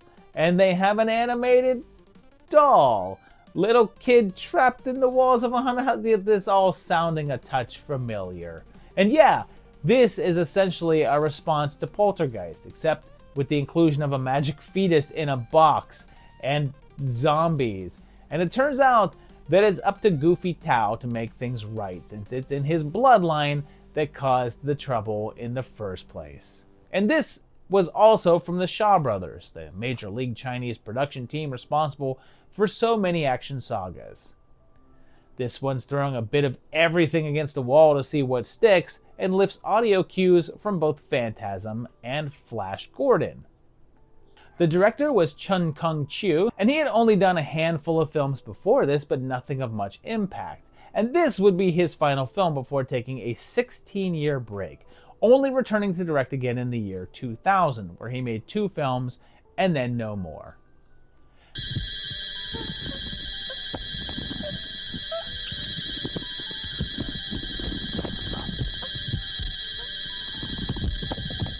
And it's mostly fine. I'll go 2.5 on it. It starts out bold, but then it's like way too much gambling drama and takes forever to get to the house. Once they're there though, it's fun stuff, but there's just too many lulls to be great, although the ending is awesome stuff.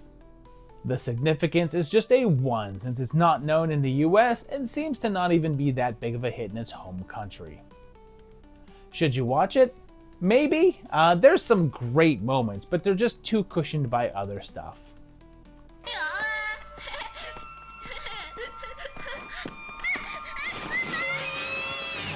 Let's start things off across the water and head to France for August 14th as we check out one that seems to have not gotten a US release, with Frankenstein 90. It begins with a guy sneaking into a medical lab and appears to be wearing a mask of a face, which is super creepy, and I'm kind of surprised more horror flicks don't do this because it's simple and effective. He steals an arm and takes it back to his underground lair where he talks to his computer. It seems that Victor here is the descendant of the OG Frankenstein and wants to continue the family work, but it turns out that his wife works at that place where he broke into. He's also a professor, and he's using those body parts to create a body, and the plan is to implant that computer-programmed mind into it. The operation seems to be a success, and Frank is born, and he has to teach him basic human interactions. He doesn't do too well, though, since he gets into a fight and trashes a guy's car, and eventually is able to remove his bandages. He's not overly monstrous looking, but certainly has the old Stitch face thing happening.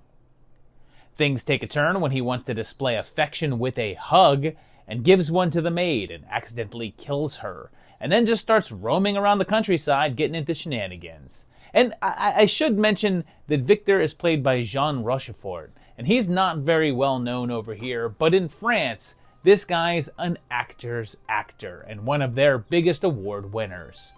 But the trouble really starts when Frank takes a liking to Elizabeth and attacks her in the woods. And at first, she's horrified, but then starts to fall for him while Victor decides to make him a bride.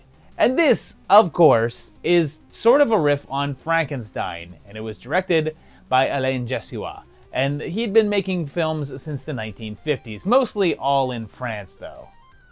What's funny is that the 90 in the film seems to have no relevance to the film itself, although I wonder if it's a minor reference to Frankenstein 80, which came out in 1972, with having the following decade in the title. It didn't end up getting much regard at the time, and was considered a bit of a disappointment from those with the talent involved, and just never developed much of a cult following.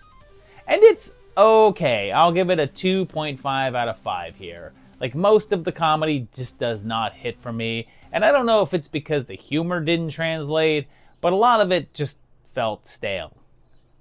The horror cultural significance is just a 1 since it's not known at all, even in cult circles, and might have been more known in its home country, but it's not even a blip on the radar over here.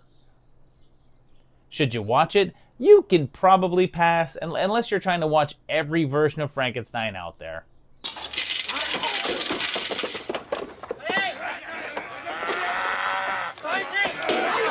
So this next one was hard to determine where to place, because it belongs equally in sci-fi and horror, and I could put it here or in the sci-fi project, but I just went with putting it here. And on August 17th, we entered the dreamscape. It begins with a dream about a woman being caught in a nuclear blast that the president of Green Acres is having. We then have Emperor Ming talking about a young psychic man with Willie Scott and General Chang. And that young man is Mike Brody 3.0. He's picked up by Peter Jason and Chris Mulkey, and this movie has so many people in it that these two are basically just rando characters. And he's brought in to discuss a new program in which they're sending people into dreams in order to help people try to deal with their nightmares. Alex gets blackmailed into participating, and he then meets fellow Dreamwalker T-Bird, although he seems a touch unhinged, but it's not like he's clanking a couple of bottles together or anything. He starts going in and seems pretty successful, and Blair talks to the president about that nuclear nightmare and thinks that the program can help him. But then, here's where my reasoning for placing this one in the horror project comes in, because Alex chooses to help out little Buddy, a kid with nightmares powerful enough that it sent one of the earlier psychics into a mental break when he came into them. And that's because his dreams are plagued by the Snake Man. This awesome piece of effects work that is a combination of stop motion and an actual suit. And this thing affected many a kid back in the day. But then, things get tricky when it turns out that Blair has some ulterior motives with the president, and Tommy might be in league with him. So, it's up to Alex to do a little dream walking with the assistance of Norm to save the day. Okay, so this one was by Joseph Rubin, and before this, he was mainly known for silly sex comedies like Gorp and The Pom Pom Girls, but he also did a couple of dramas. But later, he'd go on to do The Stepfather, The Good Son, and the Julia Roberts flick Sleeping with the Enemy. This script started from an outline by Roger Zelazny, acclaimed sci-fi author, and that was published by 20th Century Fox. And they brought in several other writers to do drafts, including Chuck Russell. But the main version that was filmed was the work of David Lochary, who hated the finished product. When it came time to release it, it faced an interesting challenge. You see, earlier in the year, the uproar over the content of both Gremlins and Indiana Jones and the Temple of Doom caused many parents to get upset, mainly because they seemed to think that PG stood for practically G. So the MPAA decided to create a new rating that was basically like PG, but just with a number on the end, so it was PG-13. Dreamscape was only the second film to get released under that rating, with the first being the action film, Red Dawn. But one of the stipulations of the new rating was that any moments of nudity could not be sexual in nature. There was some nakedness that was meant to be featured here, but to fit this new rating, they cut it. But it's in the European versions of the film. The reviews were mostly positive, and it didn't make a big splash, debuting at number 9 in its opening weekend, coming in behind Sheena. However, it ended up bringing in around $12 million against a budget of only $6, so it was considered successful, and then developed a nice-sized following on cable. Recently, there's been discussion of a reboot, a TV series for Apple Plus with Spike Jonze involved, although that might not be actually a thing since only one website reported on it, and there's been no news since. And I'm going with a 3.5 here. I like this one, flaws and all, but it's a cool concept that sort of led into another character that we'll encounter later this year, and does fun stuff with the dream elements. However, there's not much character work happening, and the plot is a bit all over the place. The HCS is a 3, since this did get a good amount of recognition when it was out and on cable, but it's not like it became a household word or impacted the genre as much as some of the others from this era did. Should you watch it? Yep, enter this dream. How did you get in here? It was easy. 1 week later, there was another film release that was on a much smaller scale, and on August 24th, there was the release of Night Shadows, although it was also called Mutant. The opening of this one has a guy in an old house getting killed by some sort of creature that causes him to smoke. We then meet the recently passed Wings Hauser and Ben's owner and their 2 brothers on a road trip, but are attacked by a truckload of hillbillies who run them off the road. And there's some sort of unwritten rule in films that if you feature characters in the Deep South, there must be a character named Billy Bob. Them's the rules. They have to walk to a nearby small town, with Mike making sure to show everyone his manly chest the whole time, but that smoky killer is here too. They encounter the town sheriff, Bo Hopkins, who we last saw in 83's Sweet 16, in which he also played a small town sheriff. Jennifer Warren is here too, and we last saw her all the way back in '81 with The Intruder Within, and she gets billed in the opening credits as giving a special appearance here. The bros have to stay the night, and things take a turn when Mike is pulled under the bed with smoke trailing out. Josh gets concerned that his brother is gone and goes out looking for him, getting help from the local school teacher, coming across dead kids, and everything changes when Dr. Myra's assistant transforms into some sort of mutant and goes on the attack. This one was somewhat of a troubled production. It was produced by a company called FVI, who were mostly known for knockoff films, and they had just been sued by Universal over the making of Great White, which was a Jaws clone. This put FVI into dire straits financially, and to make things worse, its owner, Edward Montoro, was in the middle of a divorce and had to pay out his ex-wife, so the company needed cash fast. They hired Mark Rosman, who they had just worked with on House on Sorority Row, but all during the planning stages, it became apparent that his directing style was going to be too slow and methodical, and they needed fast and quick, so they brought on John Bud Carlos to supervise him. Carlos had previously done The Day Time Ended and Kingdom of the Spiders and could produce a fun, cheap film, and after a bit, they just let Rosman go, and Carlos took over as director. Well, he revamped the script quite a bit and ramped up the violence in the film, making it more of a monster movie than the moody, atmospheric piece that Rosman had planned. In the end, it cost around $2.5 million and didn't really make any money upon release, so Montoro just decided to cut bait, took $1 million out of the company account, and promptly vanished, never to be heard of again. It's theorized that he took off to Mexico in 1987 and took a new name, although that's not confirmed, and his whereabouts remain unknown, as does whether he's even still alive. FVI then filed bankruptcy and folded, and this would be the final feature that they would release. And I'll give this one a 3.5. It may take too long to get going, but once things kick in, it's a rocking good time with some fun sequences and a surprising kid death. The significance is just a 2 though, since it did get a theatrical run, some cable play, and a bit of notoriety, but not much, and didn't leave any sort of impact. Should you watch it? I think so. It's really fun and has some great unintentional comedy. Like when the mutants are attacking the car with their burning hands, and you can tell it's a stunt hand, and very easily see the FX guy holding the hand at the sleeve.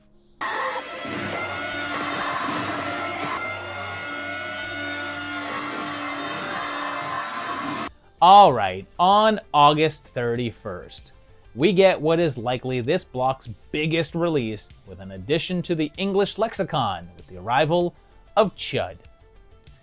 It kicks things off with a woman walking her dog, and a hand comes out of the sewers and drags them both down.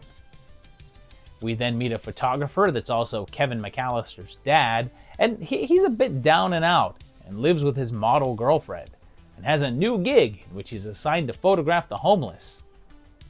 Seems there's also an increase in crime that the city big shots are keen to keep under wraps, and there's also a wet bandit on hand, and a quick appearance by Glenn, whose son Buford already knows his ABCs. Seems that a number of people that live in the tunnels beneath the streets have been looking to get their hands on weapons because some of them have been going missing. It seems like Captain Bosch's wife is one of those that have vanished. And we get a little glimpse of what's doing that vanishing, and it's some sort of creature.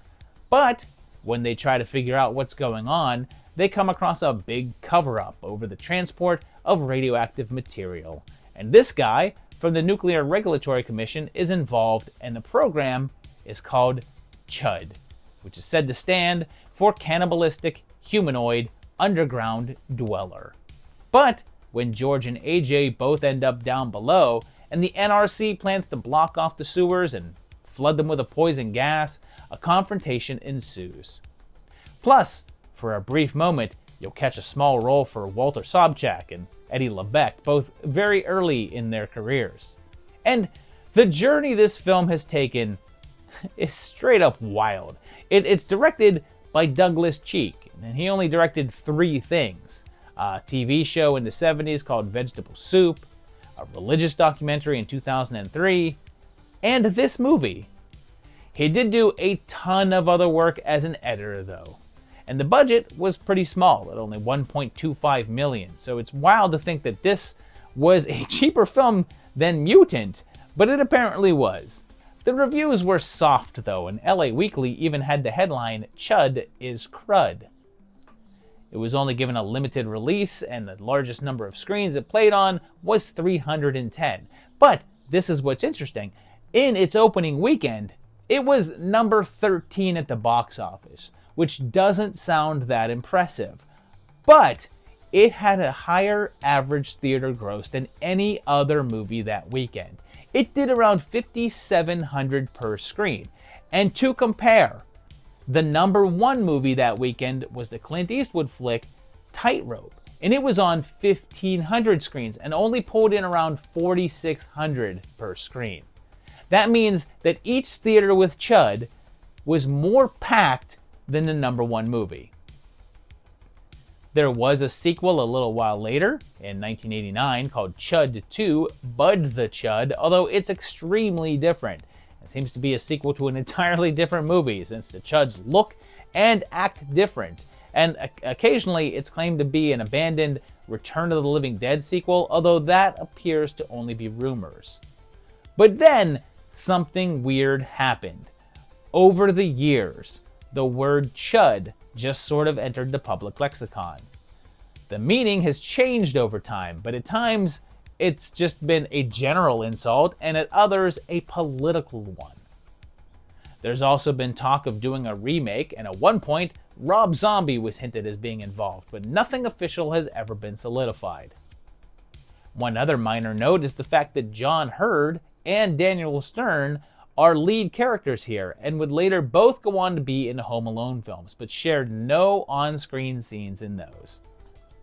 And I like Chud. It's a 3.5. There's some pacing issues that really throw it off, but it's got good characters, awesome monsters, and a political commentary that all hit the mark.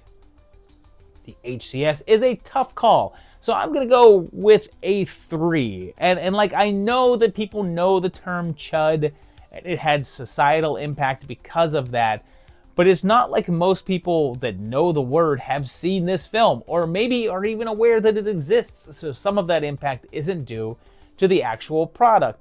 But it is well known in the horror world and has a solid following, earned a sequel, and featured a bunch of faces. Should you watch it? Yes, be a cinephile heeding unique displays.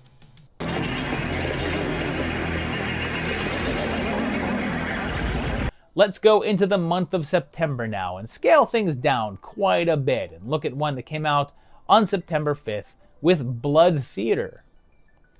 It's set in an old theater that's closing and having their final performance.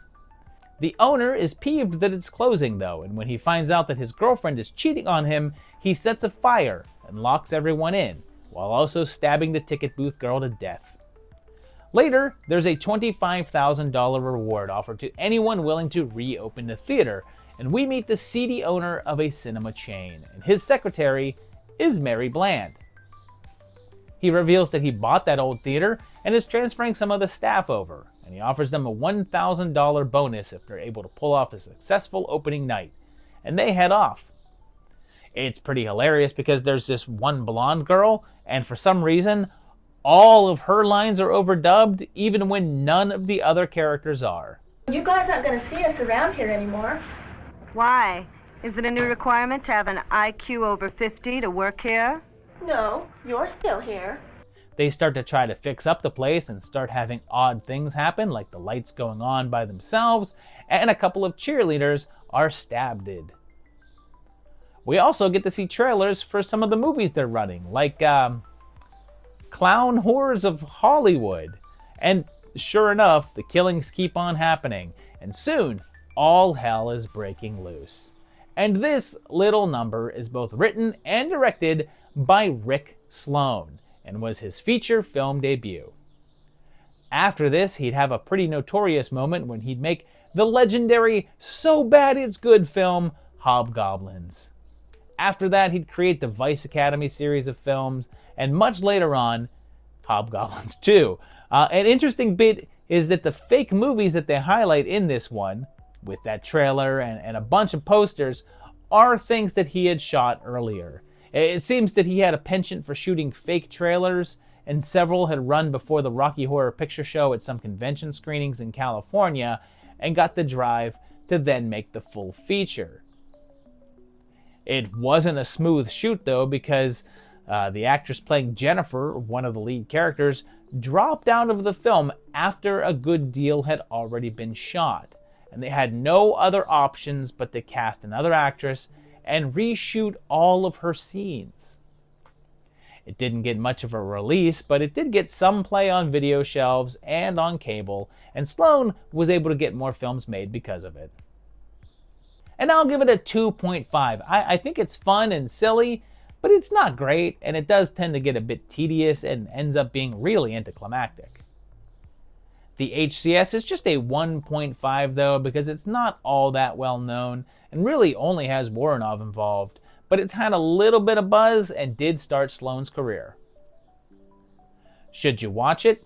Maybe. It's got a certain low-budget charm that's probably worth checking out. So visit our concession stand, where there's always something good to eat. Eat me. Let's go back to Hong Kong, because some of the craziest films of this era are from there, and on September 6th, one day after Blood Theater, we got Pituitary Hunter.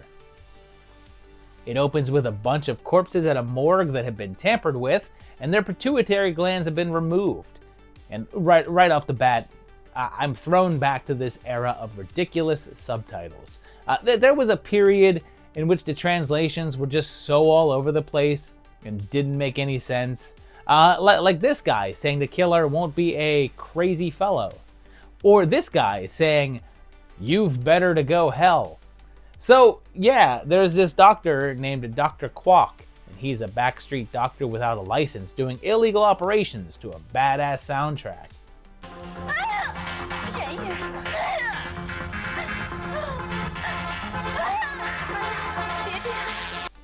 There's also this weird nurse playing dominoes with corpses. And then I'm not sure how to make sense of this. The case was that when we made Cover out there, we saw him coming in the teaching to corpses walking and ate them. But the killings continue, or as they say, the murderer became more crazy. And by crazy, I mean he's crushing people with junkyard compactors. Meanwhile, Kwok takes a shine to a young woman that he did a procedure on, but it's revealed that he has a daughter that suffers from dwarfism, and all of the other kids bully her because of it. And here's the thing. The doc is then shown to be extracting pituitary glands from human brains in an effort to find a way to cure his child's condition, although he claims they're all from animals, so he becomes their #1 suspect. But is the doc responsible? And if not him, then who is it? And this miracle of translation is from Dan Pan, and it was his first film, although he'd only make 2 others after it, and they wouldn't come out until the early 90s. It's clear that he took some inspiration from Italian giallo films when it comes to the murder scenes, and a little when it comes to the investigation itself. I should point out that this is a Category 3 film, and several of the other ones that I covered in the past were as well, although the rating hadn't been established yet. Category 3 would be the equivalent to an X rating over here, in that you weren't permitted to watch them or rent them if you were under 18 years old. But that system was devised in 1988 and was retroactively applied to this one. It's just a bizarre film that includes an all-male dance club with oiled-up guys and a little person in front of neon lights, and a strange moment where they capture a man who is starving in the river and take him to the police station, where they feed him with this giant little kid-style lollipop. It's not one that made many waves over here, except getting some action on the bootleg circuit back in the day, and is mostly just noted for its hilarious subtitles. And it's okay, it's another 2.5. It keeps on doing some cool stuff, but then it's intermixed with way too much dullness. and the whole pituitary wackiness could have been more of the focus as opposed to the investigation and love story. The significance is just a 1 though, because it's never been well known, even amongst HK horror fans. Should you watch it? Perhaps. It's honestly pretty skippable, but it's also not a bad watch.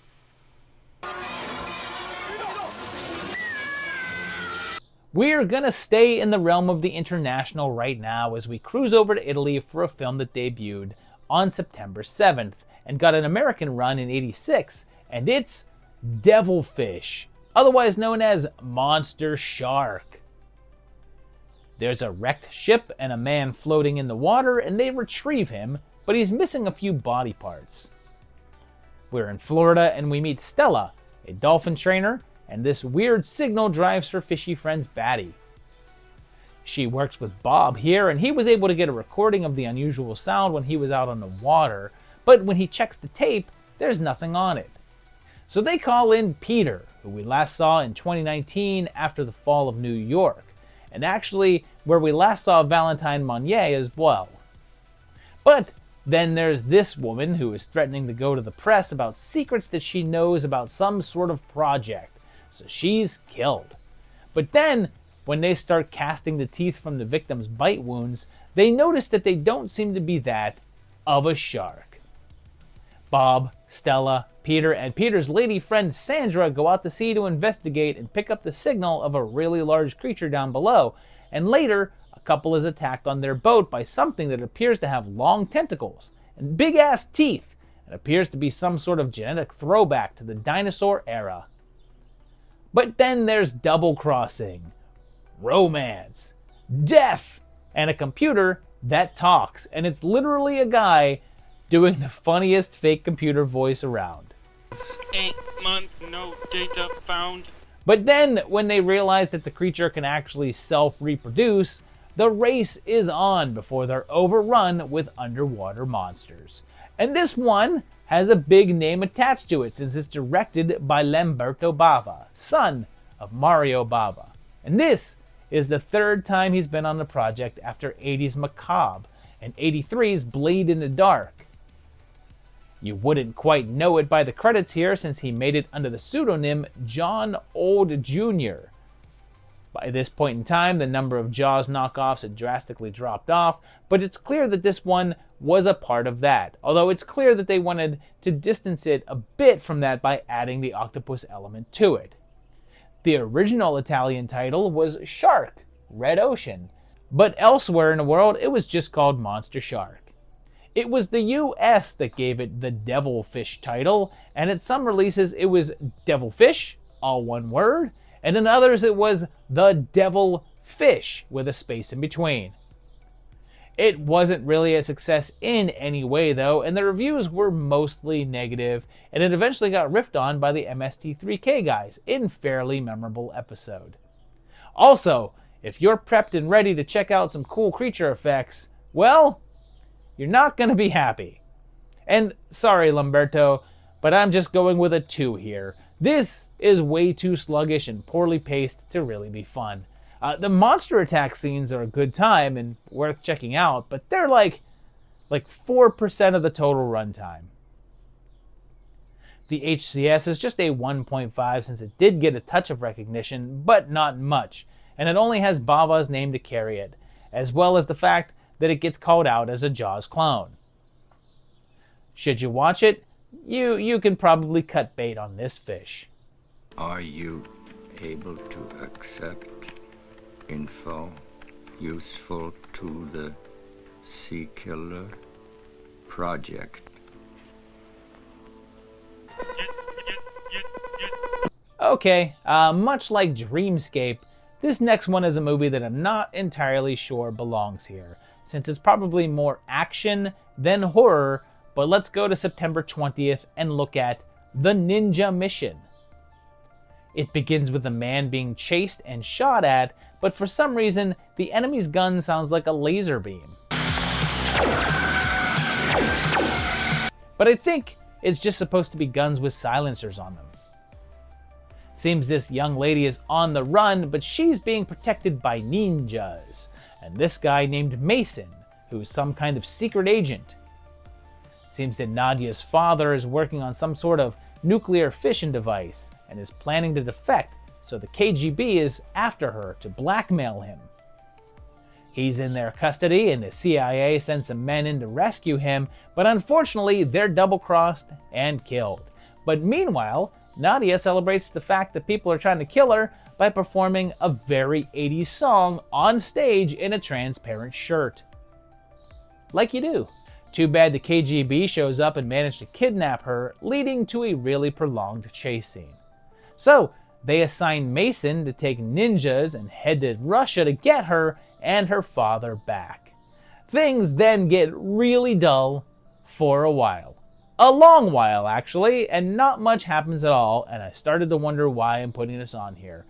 But then we finally get to the big confrontation, and ninjas are swinging in and slicing heads in half, and blowing heads up, and exploding body parts, and with people choking on their own vomit in the space of like 5 minutes. This goes from a snooze fest to complete carnage and more gore effects than any movie on this entire block.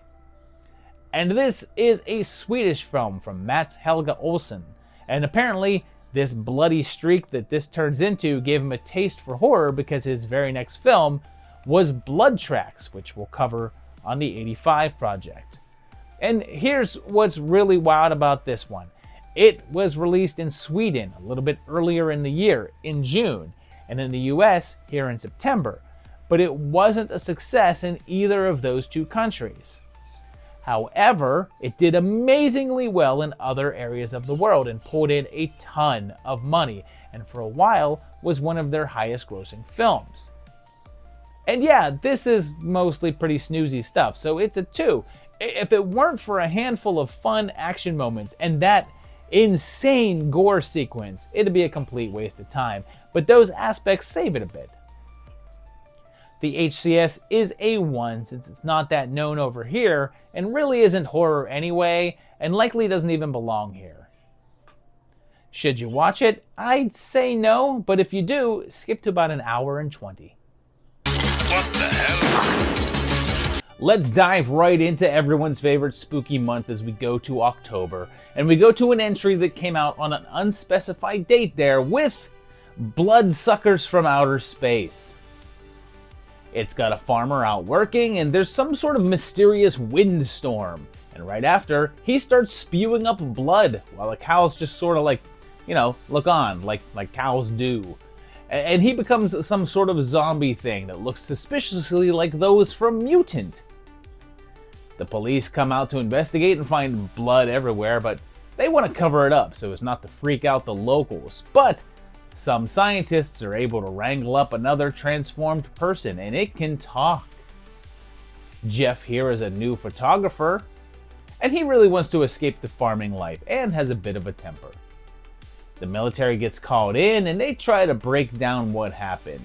It seems that they've tracked an energy field from outer space that's hit the area in the form of a gust of wind, which enters the respiratory system and starts to take over, causing people to hemorrhage all over their blood, and then reanimates the body. That body then seeks out more blood to drink from other people. Bloodsuckers from outer space. Ladies and gentlemen, we have a title. Jeff meets a girl and brings her home, telling that his parents died when he was 5, and his brother is one of those researchers. But soon, when he goes out, they find that a whole bunch of the community is already changed, and have to fight back while making some meta jokes along the way.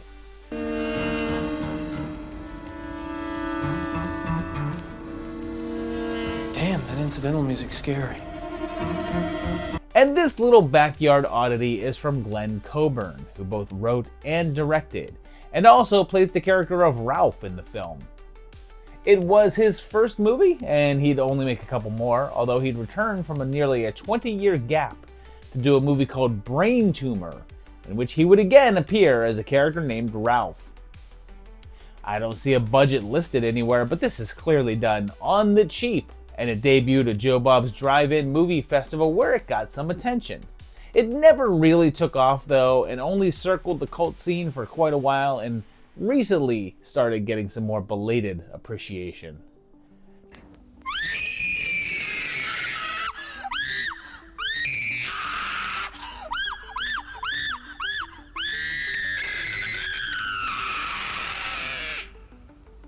And this is a silly good time. It's a 3.5. I think you have to enjoy that whole homemade cinema thing to really be on board with this, because it's made on a shoestring budget, but it's charming and silly and beat Return of the Living Dead and The Happening to the punch with talking zombies and killer wind. The HCS is just a 1 though, because it's very obscure and only recently started getting some attention, and even then, not much. Should you watch it? I'd say yes. It's a fun little flick. Your father was like a brother to me.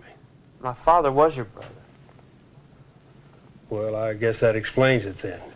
Let's continue this block back in the USA with a film that released on October 5th, although it did have a premiere way back in January in North Carolina, and another screening there in August. But this is when it went wider, and it's Fall Break, The Mutilator. It's Big Ed's birthday, and his son, I guess Little Ed, wants to surprise him by cleaning his guns, and he accidentally shoots and kills his mom. But just then, Big Ed comes home and hits him, and then chills with a drink, basically like shutting down. It then jumps ahead in time, and we have a bunch of college students, and it looks like this is Little Ed, now grown up, and they're all ready for fall break. But Ed gets a call from his dad to help close up his property for the season. His friends all decide that they're going to go help him do it for their break and spend the time at the beach, and they set out and cue the music, because this movie has a kick-ass title track. Well, for when it was called Fall Break. We're going on now. A fall break, walking hand in hand in the moonlight. They get to the place and it's pretty run down, and he reminisces about some crazy stuff his dad did. But it seems like his pops might just be there, hiding out with an axe in his hand and dreams of killing his kid. That night, everyone gets up to shenanigans, but before you know it, Pops is doing people in. But I have to give the guy credit for being the least observant person of this whole year. He's in a small pool with his girlfriend. They're the only two people in there. And yet, Big Ed is able to get into the pool and drown Linda and then get her body out of it, all without Mike ever seeing him. He then starts adding to that body count, and if you looked at that poster and were like, I wonder if that big hook thing is just artistic license, or if we're gonna see it used in the film. And yeah, you do. You really, really do. And okay, so the story here is that it was written and co-directed by Buddy Cooper, and was the first thing he'd be involved with. And after this, he'd only returned to direct one other movie, and I'll talk about that in a bit. Seems that he was a lawyer who was really interested in films and wanted to make one, and read that most horror flicks are profitable, so he figured that that would be the way to go. He raised up $150,000 of his own money to make it, but also got a bank loan to increase the budget to around $1 million. The working title of the film and the intended title was Fall Break, and it screened under that title for the January premiere. But when it had that wider release, they changed the title to The Mutilator in order to appeal more to the horror crowd and make clear what kind of film that it was. It was initially given an X rating due to the amount of violence, and at first they wanted to release it unrated, but when theaters wouldn't carry it that way and the film lost money, they went back in and made the necessary cuts. But by then, the momentum had died down.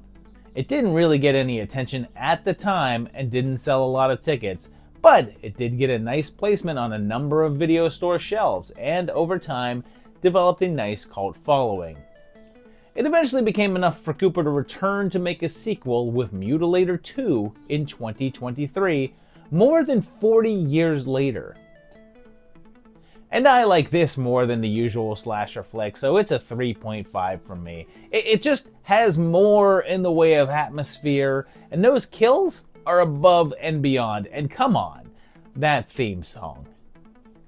The HCS is just a 2 though, since I think it's more obscure, and not that many people have seen it, but that number is growing.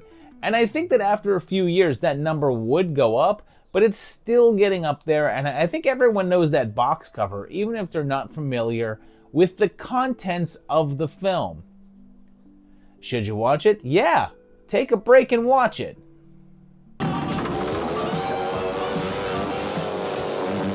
Get ready to rock, because 1 week later, on October 12th, in Nashville, Tennessee, there was the debut of Rocktober Blood.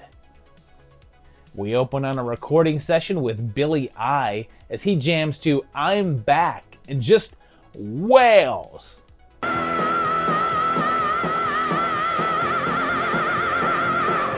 After he's done, one of the backup singers goes upstairs to take a jacuzzi, and shortly after, an unseen person comes in and kills the producer and his assistant.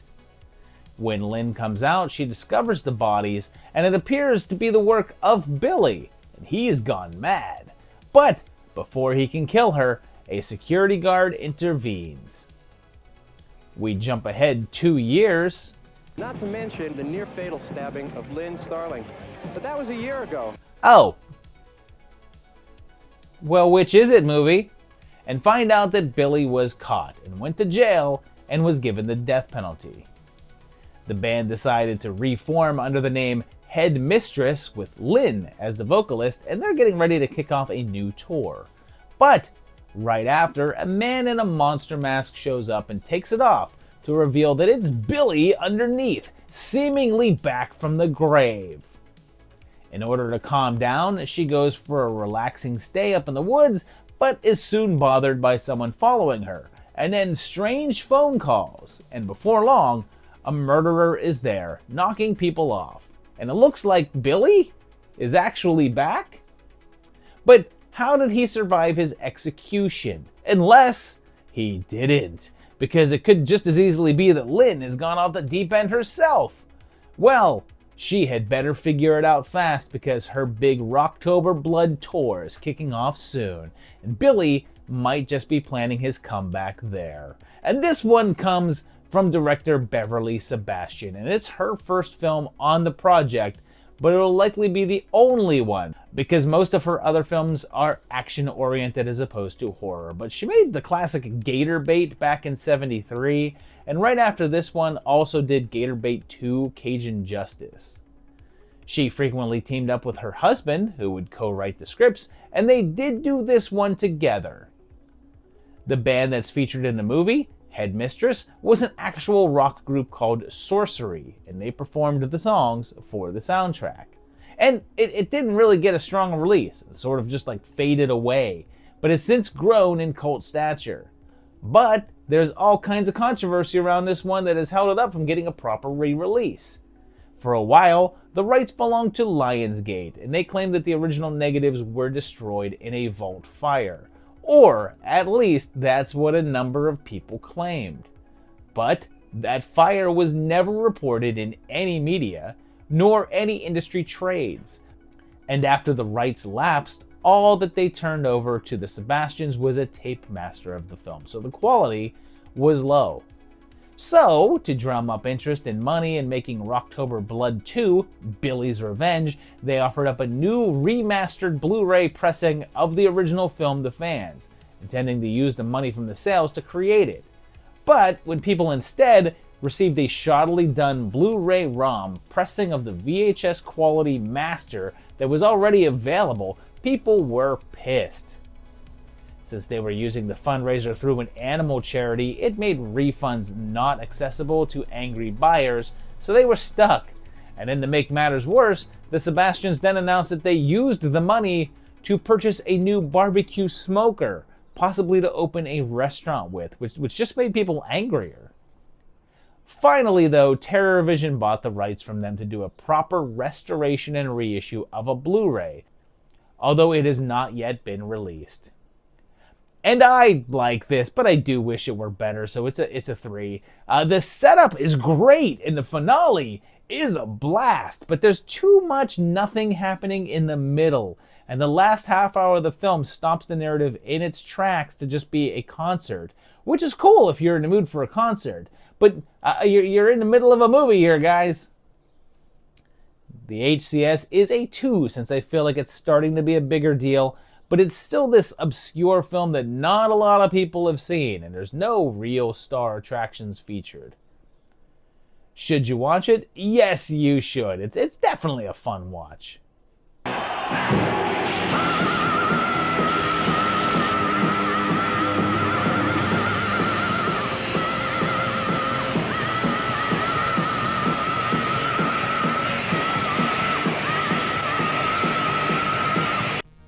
So for this next one, we're going to have to travel all the way over to India and check out a little number that arrived there on October 19th with Purana Mandir. It tells us that 200 years ago there was this demon named Samri that was worshipped, and this king is traveling with his daughter Rupali. She wanders off on their journey and ends up in Samri's lair, and he goes on the attack, draining Rupali of her soul. He's captured though, and he's put on trial and sentenced to death, but before they do, he places a curse on the king where all of the women in his line will die in childbirth. Oh, and his head is cut off and put in a box, which is then chained up and put into the dungeon with some sort of holy trident on top, and then walled off, and they're like really making sure no one finds this head. It then jumps to modern day, and the king's great-great-grandson is now here, and his daughter is going off to college. Suman has a boyfriend, and look, the minute that I said that this film was from India, I know that you were wondering if there were going to be musical numbers. And come on, guys, this is a horror film about a demon curse passed from generation to generation from a severed head. Of course there's musical numbers.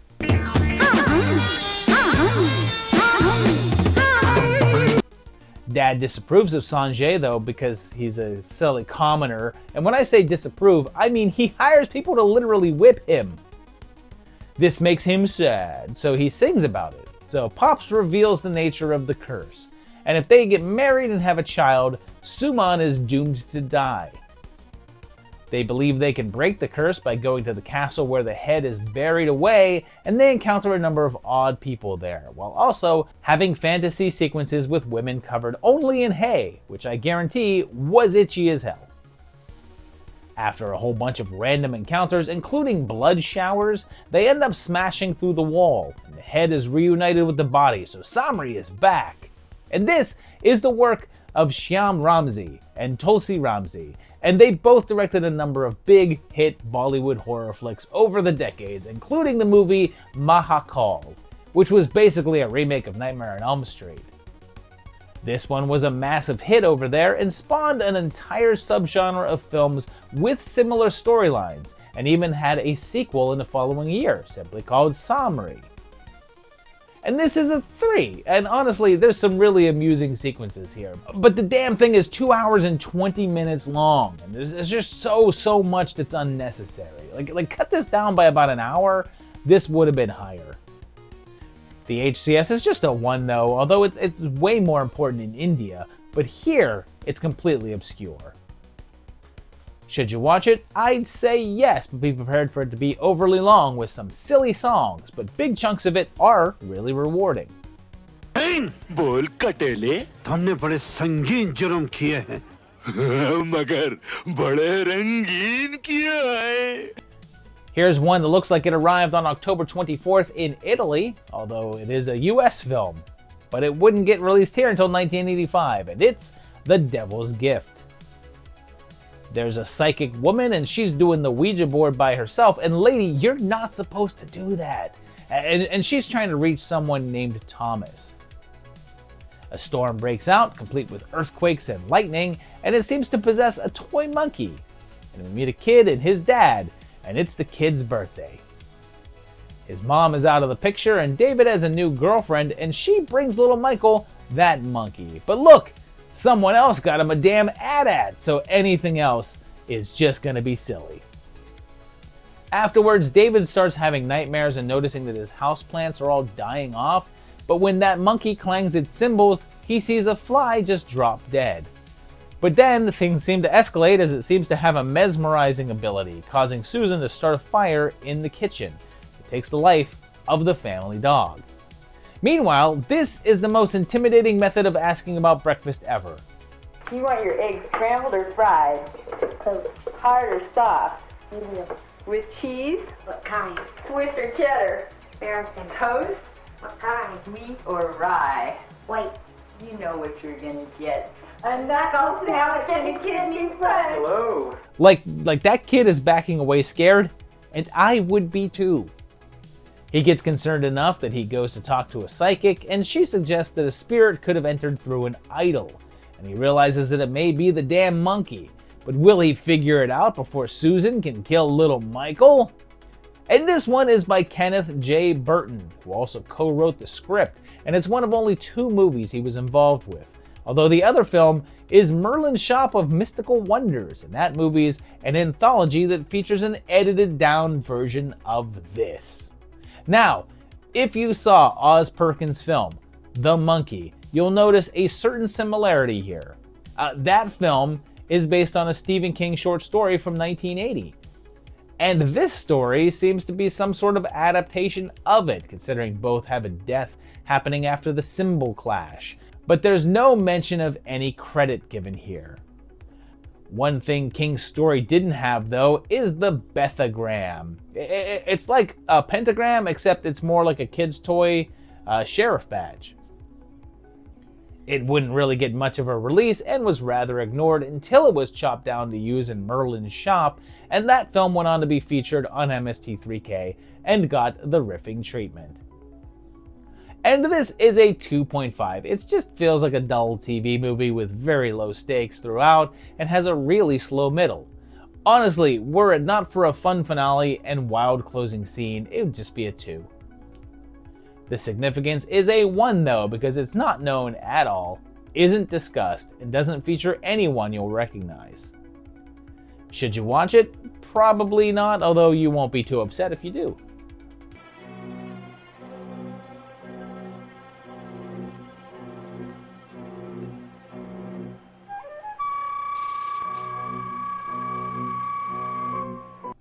Just a couple of days later, on October 26th, we're going back into slasher territory, and it's time to check out some silent madness. It starts off in an institution, and it seems like they've been releasing patients earlier than they should have because they're overbooked and underfunded, and have created a new release program. And hey look, it's the She's in the Bar guy from Frankenhooker. But then it turns out that they were meant to release a harmless patient named John Howard, but oops, they accidentally released Howard Johns instead, and he is a psychotic killer. He goes after Ronnie, who's disappointingly not wearing his short shorts here.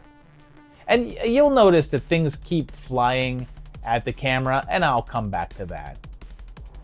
The mix-up is discovered by Doogie's mom, but she can't get anyone to listen to her, while Howard goes around putting co-eds' heads in vices. Seems he was being experimented on in Ward L, a section of the institution that did extreme corrective actions, so the head wants to keep it all quiet. There's also a sorority with a very strict house mother, and Howard seems to be hiding in their house, while Joan seeks help from local law enforcement with Carrie's teacher, as well as Officer Omega. Because his killing spree before getting captured revolved around that sorority house, they have Joan pose as an alumni member, and she goes there and discovers the dude hiding out in the boiler room.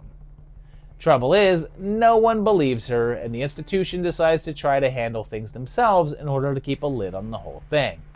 So, now, everyone is headed to the sorority for a final face-off, even if some people are too busy playing Dragon's Lair, and I don't blame them, because that game was rad, even if I could never really get past like 2 levels. So, earlier I talked about that stuff coming at the screen, and it's because this one was originally released in 3D, although it was at the very end of the early 80s 3D revival. It was directed by Simon Nocturne, and he only directed a few films, most of them in the 70s. He would only make one more film after this, an action film in '85 called Savage Dawn, although he'd be involved in some other things as a writer or producer. The budget of the film was around $600K, and at one point, Lynn Redgrave was in talks to play Joan, but she wanted $10,000 more than they were willing to spend. Nocturne ultimately opted not to cast Redgrave since he said that he could put that money towards better 3D effects, and that would be the bigger draw than the actress.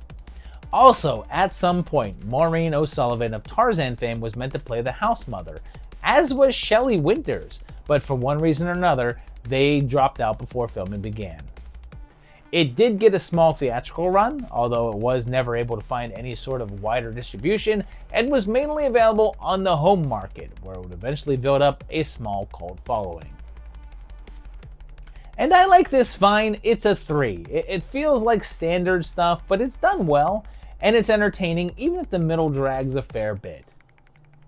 The HCS is just a 1.5 since it never really got the recognition it was hoping, and is only recognized on a cult level, and only has a few known actors involved. Should you watch it? Yep, give this madness a chance. This next one will be interesting because it's not a traditional film release, but on October 26th, just a few days before Halloween, we got Terror in the Aisles. We start with a bunch of people in a movie theater watching a horror film while Donald Pleasance talks during it, and like, hey, Donald, shh. We then see clips from Halloween, When a Stranger Calls, Psycho, The Birds, and more. But Doc Loomis explains how people watch horror films and talk to the screen. And then he joins in the fun. Get him! But then this guy arrives with a swastika on his jacket, and he isn't immediately shamed and kicked out of the theater, which is the real horror story here. But yes, I'm going to make this one a little shorter than usual because this isn't a regular film and is instead a documentary about horror films and the way we enjoy them. But in reality, it's a way to show a bunch of cool horror movie scenes from the different eras. Officer Lewis is here too, also talking through the movies, but at least they don't have their phones out or anything. And damn, I'm so glad that theaters have upgraded from this horror seating that we used to deal with. Like before stadium seating, you'd have some big-haired person in front of you, just blocking your view. They discuss different aspects of the genre and has one of my favorite Hitchcock quotes of all time. And don't talk about baseball, there's a bomb under there. Get rid of it. Weirdly though, it's not just horror films since they throw in clips from Marathon Man, Vice Squad, and Nighthawks in there too. But this was directed by Andrew J. Kuhn, and most of what he did was behind the scenes promo stuff, trailers, and some docs, although after this he took a 15-year break from directing and stuck to trailers, and in fact is noted for revolutionizing how they were made.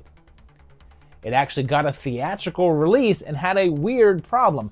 It got hit with an X rating, which is strange because all of the films that it uses clips from were rated R. So I guess it wasn't the content, but the amount of the content in one place.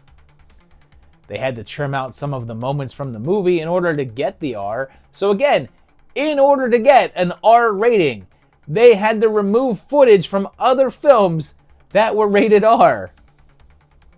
It did well at the box office, bringing in $10 million, so keep in mind that people were going to the theaters to watch a bunch of clips from other horror movies, which is kind of interesting. And how do you judge this? I'll give it a 3 to keep it down the middle, because I like watching this, but it's not like I can categorize it as a movie. It's not really saying anything too profound about horror. So their narrations and stuff are whatever, but it is fun seeing all these cool moments strung together. The HCS is a 2 because it did get a bunch of notice and a lot of people have seen it, but I would argue that the notoriety mostly came from the movies featured in it as opposed to the documentary itself. Should you watch it? Yeah, even if it's just for Pleasance's hilarious cutaways. It's only a movie. It's only a movie. Here's another one that was a little more prominent, and it actually came out on the very same day, October 26th, and it's Body Double.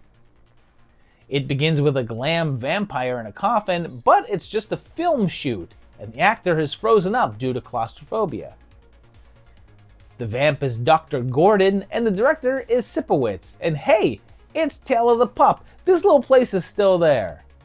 But because of his episode, they wrap early, and Jake goes home to discover his girlfriend, Barbara freaking Crampton, is cheating on him.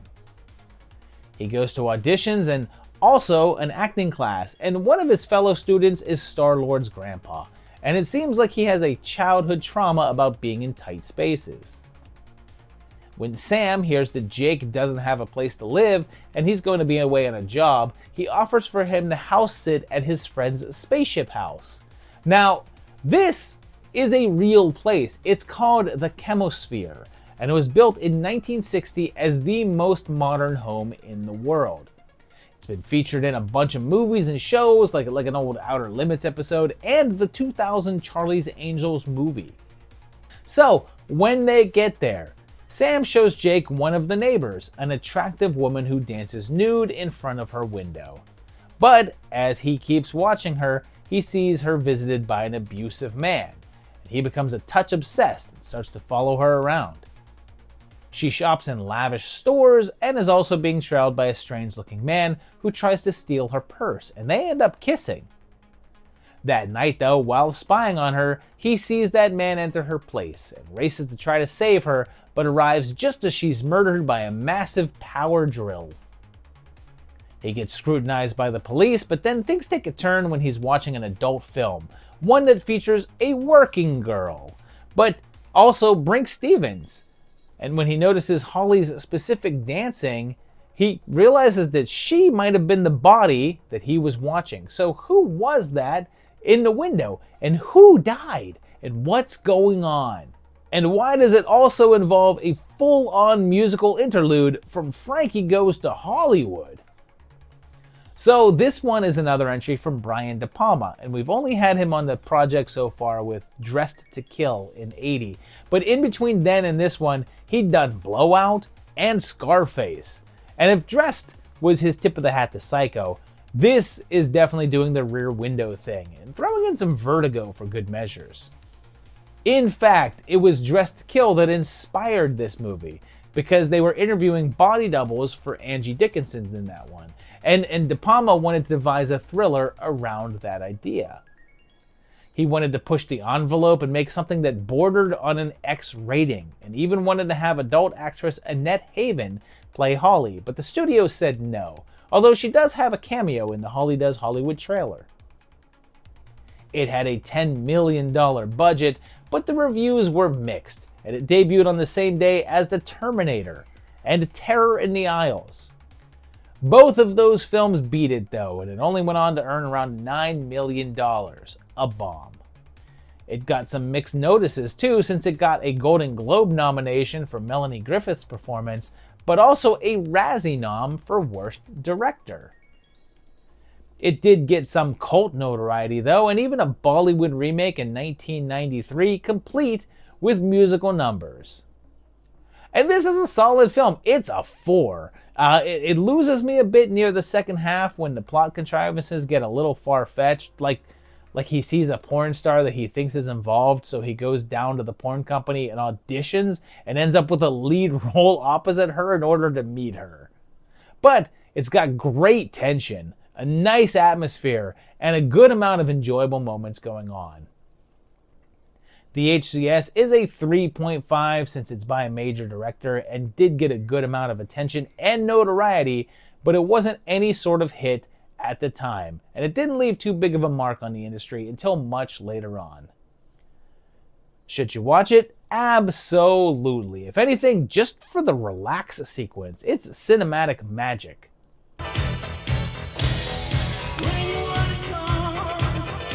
Our final film of the block is a smaller scale entry, and it arrived on October 31st, Halloween, and it's Day of the Reaper. As it begins, we can see that it's extremely low budget. We have a prisoner being transferred from a sanitarium and just someone's Volvo or Gremlin or whatever this car is. But along the way, he breaks loose from his restraints and attacks what appears to be two teenagers in charge of him.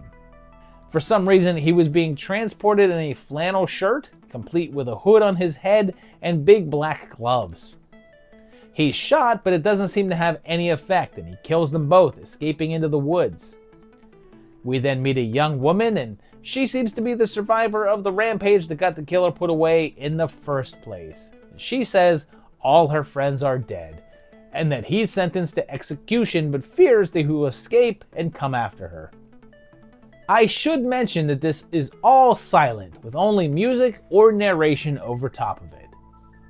Seems like she's right to be concerned though, even though there seems to be some supernatural stuff happening as he just vanishes from behind her. We get a flashback to the events that led to his incarceration as she goes to the beach with her friends, but on the way back, the car overheats. They look for shelter but end up coming face to face with the Reaper, who appears to be about 16 years old. And he kills some of them, but she seems to get the upper hand until getting away, and a police officer, also 16, says that they've been looking for him for a while. They try to settle back into their lives, but that Reaper is still on the hunt, stalking the ladies, taking them out one by one. The detective gets involved and sets a trap for the Reaper, which literally amounts to Jennifer just standing in a dead-end alley. I don't know how long she was there, but the guy just shows up right away, like right away, and the cop just walks up and arrests him. But then it goes back to the present day, and the Reaper is back.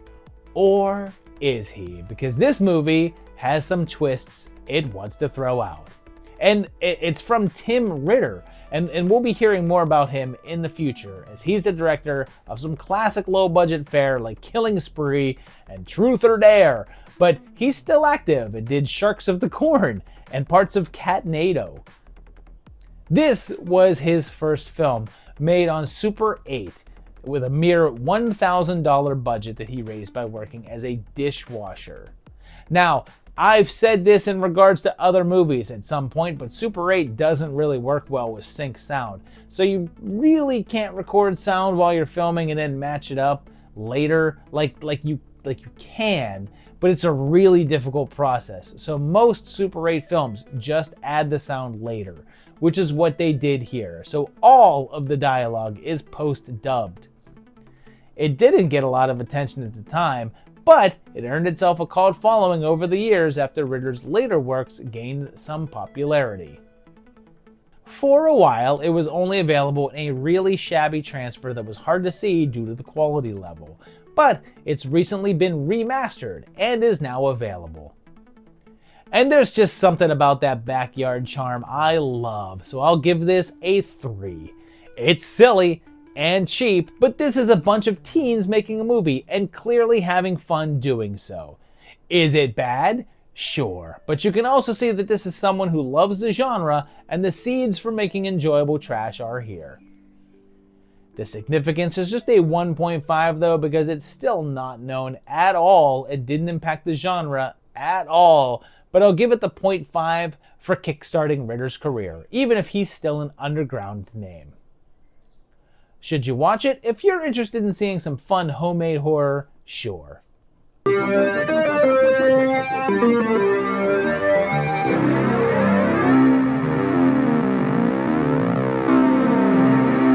We're all the way into November now, and this doesn't have a confirmed date, but it was sometime in November at the BFI London Film Festival, and let's check out Death Warmed Up.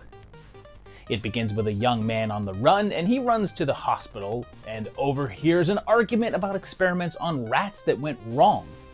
Seems they're working on a way to conquer death, and while taking a shower, Michael is given an injection in the bum, with a syringe though, and he's carried off and put through some sort of experiment. The doc then takes him home, and it seems like Michael's dad is the guy that he was arguing with earlier, and he brings in a shotgun and shoots both of his parents. He's then institutionalized and doesn't remember doing it. 7 years go by, and the evil Doc Tucker is now on some remote island doing new types of medical procedures. Michael is released and now sports bright blonde hair and has a girlfriend, and they take a couple of their friends on a trip.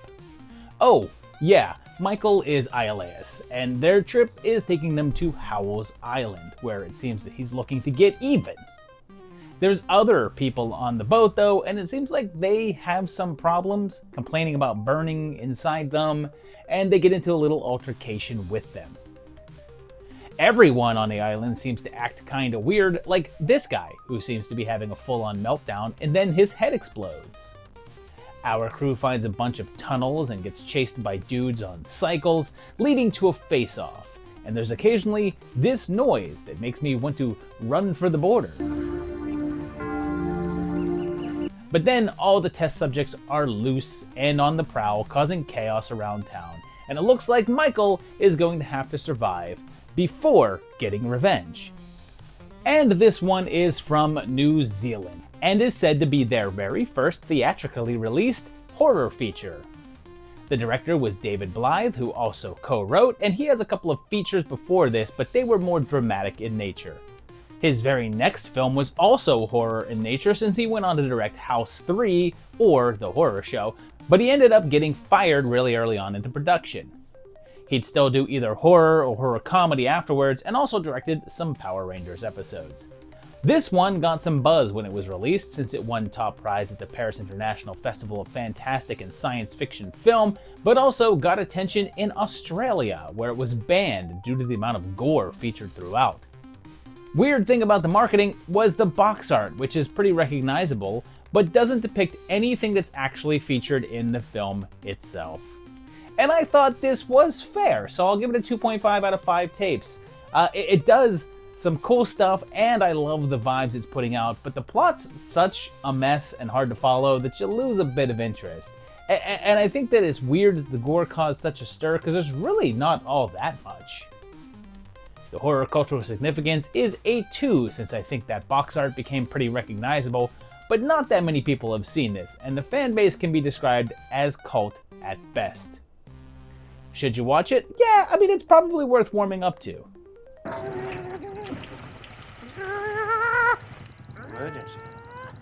Come on. Well, we're going back to Tromaville in a way, because this next one is another one that doesn't have a confirmed date and is just known to have come out in November with Zombie Island Massacre. As it starts, it feels like we're watching a Friday the 13th film.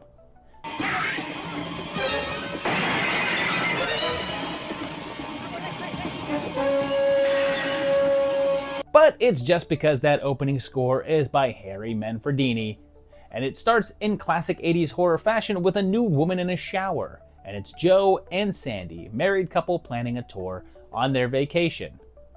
It's an island tour, and a whole load of people get on the bus, and the place is called Santa Maria. Our group loads up on a boat, arrive at the island, and then head on a trek into the woods. They watch a voodoo ceremony at night, and it involves making a couple of seeming corpses rise up. But someone is in the woods and kills a young couple that wandered off. But as they go to head back, it turns out that their trolley driver is gone, leaving red markings behind. Someone also sabotaged it so they can't leave, and instead of just staying on the bus all night, they opt to head to this big villa that they spotted a while back. Someone is still on the attack, but they seem human, covered in camouflage, and a couple of them are killed along the way. Some others are pulled underwater, and then others fall into traps, but they eventually get to the villa. It seems to be empty and contains a bunch of books about cannibalism, and Joe starts to become a bit unhinged. And what's wild is that this may be called Zombie Island Massacre, but for the vast majority of the runtime, this is a slasher flick.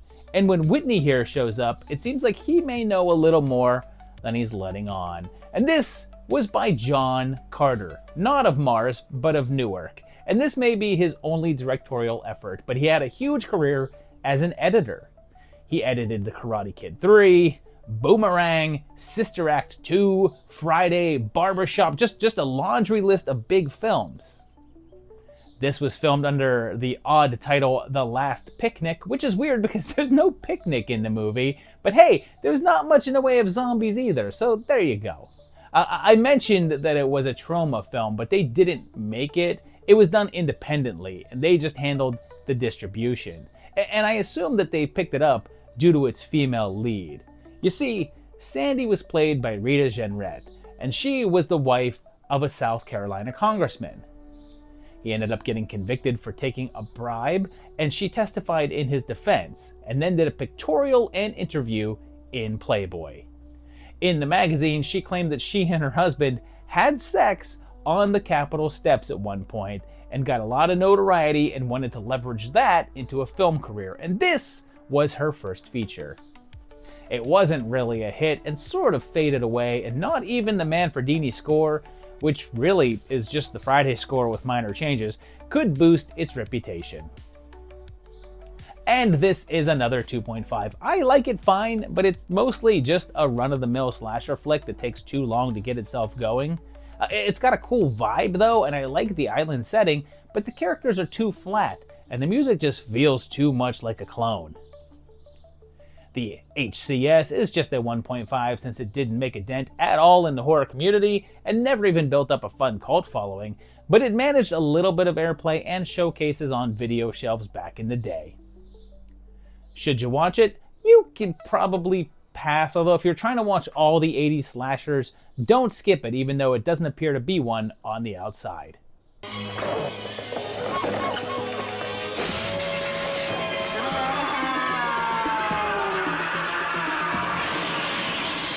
This next one did have a confirmed date, and coincidentally enough, was another film that was distributed by Troma, and on November 2nd we saw Screamplay. It starts in black and white with a very German expressionism looking sequence as a man types out a script and flashes back to when he arrived in Hollywood. He immediately encounters rude people, so he then writes a story about her death.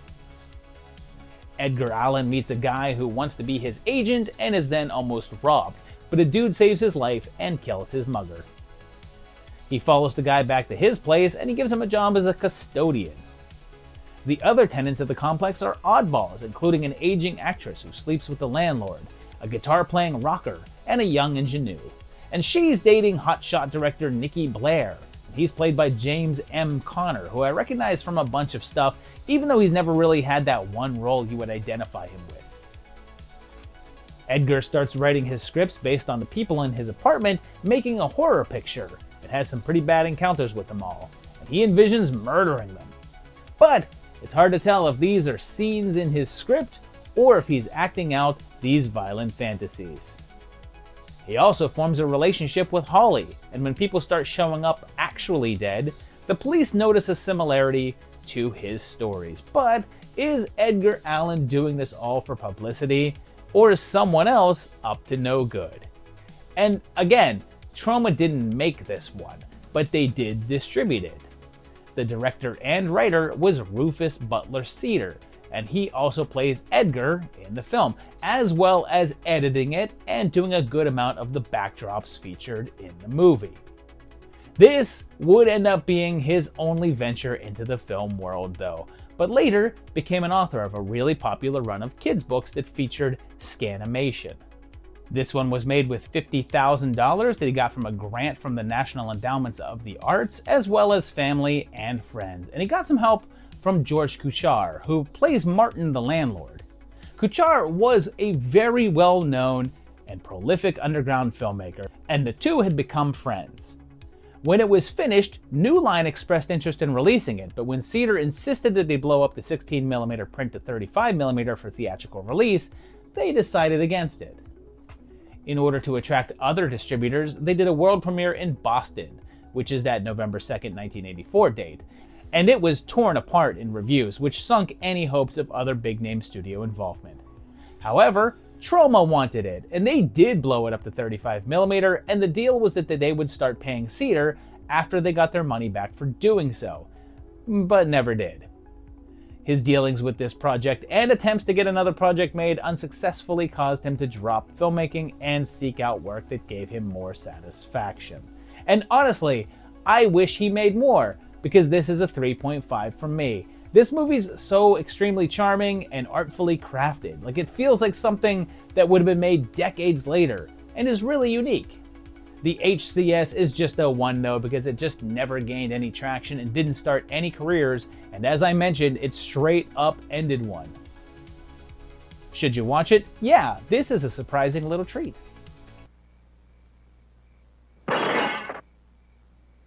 This is another one that arrived on November 2nd, this one up in Canada, and now we'll check out The Surrogate. The Brood Dad is here, and he's a businessman on the edge, running a Porsche dealership, and his wife looks like the middle of a magazine from November of 1981. They're kinda miserable together, and he's got a violent streak in him. I could break your goddamn neck! But then there's a murder, and Officer Richter is on the case, and he's friends with Frank, and I imagine all their conversations are about those times that they were in Cronenberg films. He's talking to a psychologist because his anger at his wife has been causing him to have blackouts, and he suggested to seek out a sex surrogate. Lee doesn't really take to the idea, but he calls her up anyway, while a mysterious woman watches him from afar. Her good friend is legendary drag performer Jim Bailey, and if you know who he is, and you're even half paying attention, yeah, you've probably solved the mystery of this movie. The surrogate arrives, and things seem to go well, but afterwards, Lee has a meltdown because sex is dirty. But then things take a turn when the surrogate shows up for a solo session with Frank, but that just seems to make him nuttier, and she notices that he responds to darker edge stuff, so she simulates a kidnapping situation. But what's funny is that pushing back against her seems to bring Frank and Lee closer together. And wait, wasn't there a murderer or something at one point here? Well, they finally throw more fire onto that plot line when that psychologist is killed. But who's the real culprit? So, I guess you'd call this an erotic thriller with a hint of slasher thrown in there. And it was directed by Don Carmody, and he's mostly known for being a producer. This was his only directorial effort, literally the only thing, but he's produced a ton of movies, including things like Rabid, Terror Train, Porky's, The Boondock Saints, Battlefield Earth, and The Orphan. He also did Space Hunter, Adventures in the Forbidden Zone, and apparently because he had some issues with Lamont Johnson, that film's director, he opted to handle this one himself as to avoid working with jerky directors. But then, Carmody had such a stressful time in the role, he realized he didn't have the capabilities to visualize things as well as he thought, and opted to stick to writing and producing. It didn't really make all that big of a dent in the film world, but it did launch Tweed into the world of sexy horror. And it's kinda meh. I'll give it a 2. The murder stuff is the more interesting plot, and the movie's not all that into it. And even that is predictable as hell. Plus, every character is awful. Every one of them. How are you supposed to root for the biggest collection of pricks ever collected? The significance is just a 1.5 since it's not much known at all, but it has enough people that you'll know in it to boost it ever so slightly higher. Should you watch it? You can pass. Get a surrogate watcher to do it for you. Nice a bitch. So is she. I never seen such a mouthy broad. Who cares about the mouth? It's time for the movie that would be the biggest release in any other block, but not this one, because on November 9th, it was time for the holiday season with Silent Night, Deadly Night. This opens in 1971 as a family is on a car trip and it's around the holiday season. Mom is Tara Buckman, and you're likely more used to seeing her in a purple jumpsuit and sitting next to Adrienne Barbeau. The fam stops by to see Grandpa, and he wakes up to freak out little Billy. Christmas Eve is the scariest damn night of the year. I'd be scared too if I was you. And he tells him that Santa punishes the naughty. And I love this bit because, like, did it really happen? Is Grandpa just a tricky old jerk? Or is Billy already showing signs of insanity? You See Santa Claus tonight? You better run, boy. You better run for your life.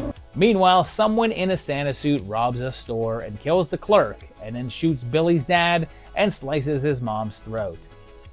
He spares the kids though, and 3 years pass with Billy and his little bro Ricky in an orphanage, but he's having a hard time adjusting, and when he spies on a couple having sex, he gets punished for it by a very stern Mother Superior. He even gets punished for having bad dreams, and it's very obvious that he still has a big problem with Santa. It then jumps another 10 years, and Al is here, and Al's a plumber. He's into plumbing, and he plumbs, right?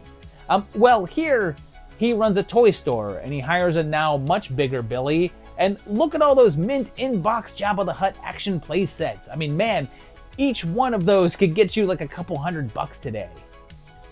Well, Billy still gets freaked out by the sight of claws, but maybe he should be more worried about these freaky bunnies behind him. I feel like I should also point out how much this song It's always Christmas on the water side of the door. just doesn't fit this movie's vibes, like, at all. And then, Jesus, is that a Krull board game? I didn't even know that that existed, but now I kind of want it. So if anyone wants to randomly send me that as a gift, I'm open to it. But then when they lose their Santa, they ask Billy to fill in, but he's kind of terrible at it. Do you have any idea what you're doing? You're being naughty. Right on Santa's lap. I don't bring toys to naughty children. I punish them. And then when he sees the girl he likes with the store jerk, he snaps. And I want to point out that he attacks her. So this poor girl has a guy try to rape her, and she's rescued only to then be murdered. So like not a great night for Pamela. He then goes on a full rampage to punish the naughty, and that includes stopping by to see something that we're going to get real familiar with here on the 80s Project, Linnea Quigley's breasts. His assault then leads him through town, taking out anyone that he feels is in need of punishing, including bully kids, with his ultimate goal in mind, Mother Superior. Well, this is by Charles E. Sellier Jr., and he is another guy who is mostly known for producing and not directing, and he only did 2 movies after this one. The original title was Sleigh Ride, and not many of the creatives liked the idea of doing a slasher flick. In fact, Sellier was so uncomfortable with the idea of the death scenes that he stepped outside and let the film's editor, Michael Spence, come in and direct those parts. The budget was $750,000, and during post-production, they opted to change the title. But then it happened. Posters of the film depicting that classic image of Kris Kringle coming up the chimney with an axe in hand stirred up controversy from a number of parents and religious groups who felt that it was damaging to kids and fought to get it removed from theaters.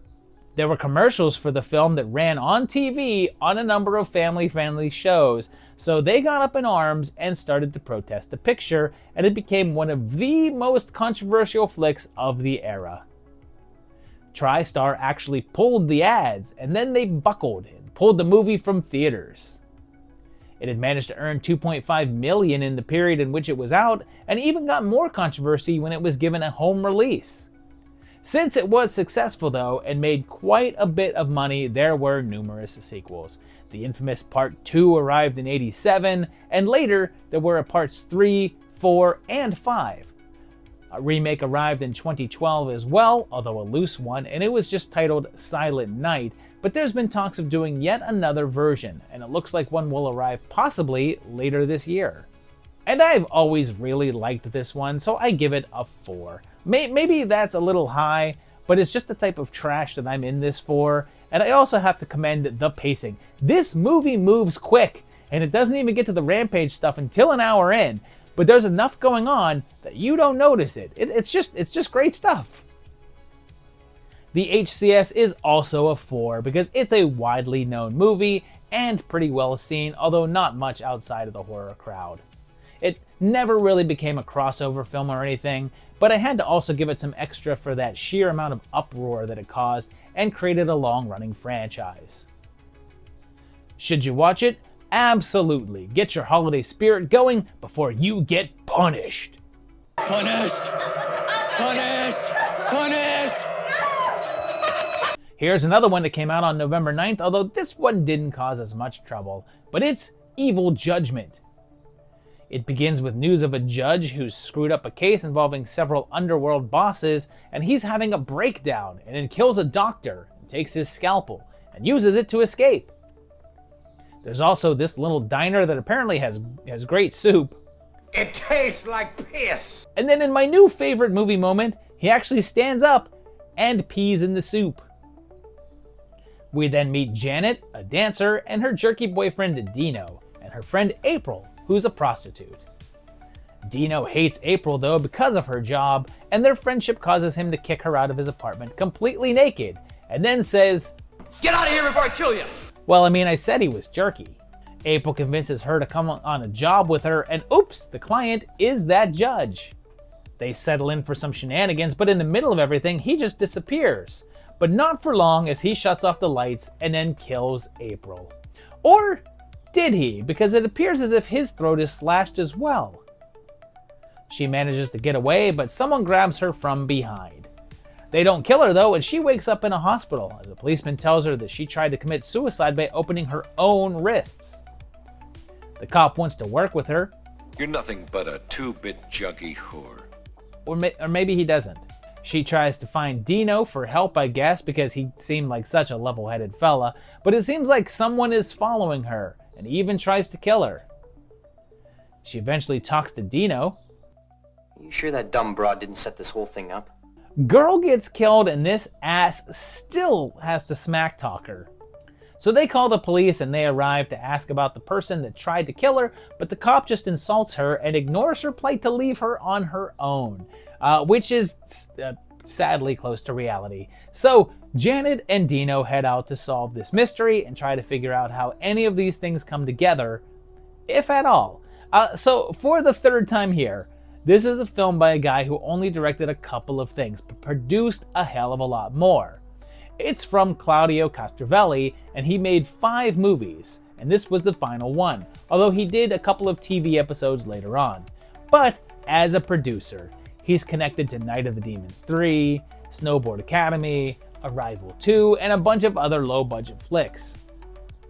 If this one looks a little outdated, it's because it was filmed back in 1981, but then had a number of post-production issues, so it went up on a shelf for 3 years. The budget was just over $1 million Canadian because this was made up there to take advantage of a tax break that they had going on, but there's not much to go on in terms of how well it performed, but considering that most people just haven't heard of it, I'm gonna assume not that well. And this is a 2. It's got a cool giallo thing happening, but it never commits to being one, and sometimes wants to be a slasher flick, but then other times wants to be a political thriller. But the problem is that it's never that interesting, and it's mainly because Janet and Dino suck as main characters, similar to the Surrogate. The HCS is a 1 because it never got any recognition, and there's no known horror faces in here. Should you watch it? My judgment on this one is no. Looks like we got a live one here. This next one here doesn't have a set release date, and it's just from sometime in 1984, and it's from France. It isn't a full-length feature film, but it's Killing Spree, not to be confused with the 87 film of the same name. This one follows a young lady by the water, and as a man watches her from afar, she then goes to her home. She's then attacked and finds a man chained up in a closet who tries to choke her, and her assailant is this man in a miner's outfit, looking kinda similar to My Bloody Valentine, and even has a pickaxe that he puts through her head. He's then on a motorcycle following around a woman in a car who just drives to a quarry in the middle of nowhere, which is a polite and very considerate thing to do for the killer.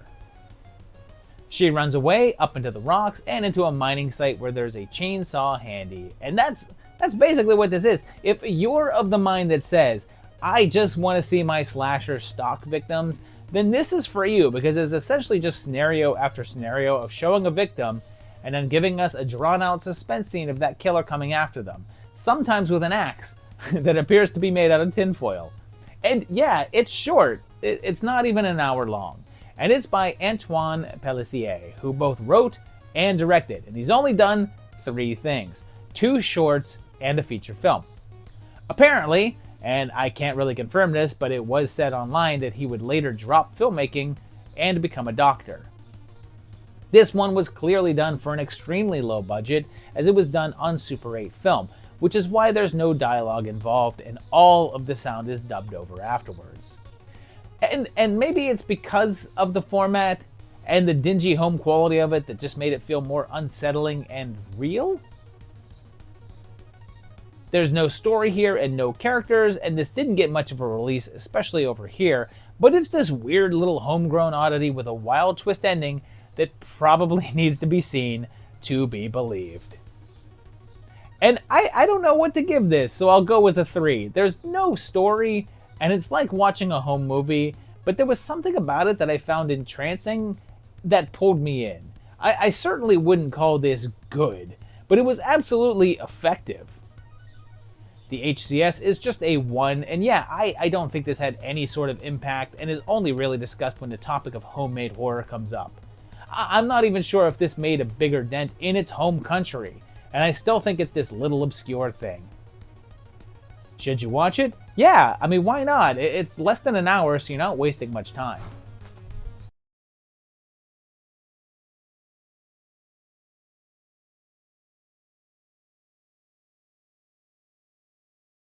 Alright, here we go. The big one. What I'm going to call the turning point of the 80s. And on November 16th, even though it had a limited release on the 9th, but the 16th was the actual wide release of A Nightmare on Elm Street. Things begin with Amanda Wyss in a cavernous boiler room, and she's been on the project already with This House Possessed, but she'd also been in a number of things by this point, and she was the most established young actor in this film, and I'll talk about in a bit how that's relevant. She's attacked by a dark figure, but it's just a dream, even if that dream seems to have ripped her nightgown. We hear the chant for the first time. 5, 6, grab your crew, south fix.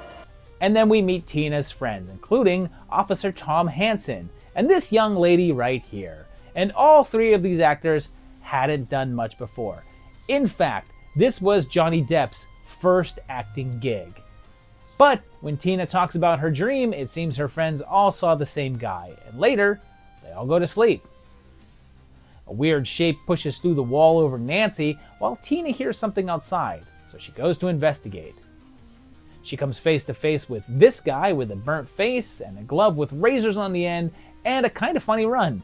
But he's doing things like appearing from behind trees and cutting off his fingers. But then he catches her and cuts her, which affects her in the real world, where she starts bleeding profusely and flying up to the ceiling. Now, here's what I was talking about a bit ago, and it's something that doesn't get talked about much with this movie. But over a decade later, Scream would pull the trick of casting Drew Barrymore and making her seem like the main character, and then killing her off. Sort of a tip of the hat to Psycho killing off Janet Leigh. Well, this movie's doing the same thing, but it isn't much talked about. Amanda Wyss was the most recognizable face here at the time, and the opening portion of this film positions Tina as the main character. If you don't know this movie at all, you're seeing her as the lead character, so when they bump her off, it's unexpected. Sure, now we all know that Nancy is the final girl and the star of the show, but at the time, it was a surprise. Nancy's dad is, Nancy's dad, I don't know what else to call him. What do you think? I was going to use his name? He's Nancy's dad. He's also a cop. And look, you know the story of what happens in this movie, so this isn't one that I need to recap the plot of at all. So here's some quick thoughts. Her teacher's Magda, and I'm pretty sure that Lynn Shay is New Line Cinema head's Robert Shay's stepdaughter, but if I'm wrong on that, you better tell me in the comments. And Roger Rabbit is in this movie, and you may have known that, but I think I'm the first person telling you that his whole scene is in front of a picture of 2 cats in shirts riding a trolley. But when Rod is also killed by that mysterious dream murderer, Nancy realizes it's up to her and Glenn to stop this man and figure out why he's after them in the first place. Now, I think everyone is aware that this one is both written and directed by Wes Craven, and keep in mind, he was having a bit of a rough patch. He came on strong with Last House of the Left and The Hills Have Eyes, but his studio work was underperforming, so he was having trouble getting work. In fact, right before this, he did The Hills Have Eyes 2, even though he didn't want to, just because he can get it made. But he wrote this script and started shopping it around, and no one was interested. Like, Disney wanted to make it, but only if they could make it family friendly and PG-13. Paramount said no because they were already making Dreamscape, and the two premises were similar. Eventually, though, New Line Cinema said yes, although they had never produced a film before, only distributed them. But they were able to scrounge up enough investors, even though some bailed out, but others stepped up. And the numbers vary, but the budget ended up being between $1.1 million and $1.8 million. Now, several places online state that originally the great David Warner was cast to play Freddy, and that they even did makeup tests, and there's pictures of them online, but they appear to be faked, since Warner says that he has no memory of ever being asked to be in the film, and Craven himself has said that he admired Warner and used him in Scream 2, but he was not meant to be Freddy. Anyway, the film first got that limited run and was a hit in that weekend, earning $1.2 million, so they expanded it, and it became a big earner, pulling in around $57 million worldwide. The reviews were strong, and it was praised for being a welcome change from the standard slasher fare that had dominated the horror scene for the past couple of years, and became a sensation.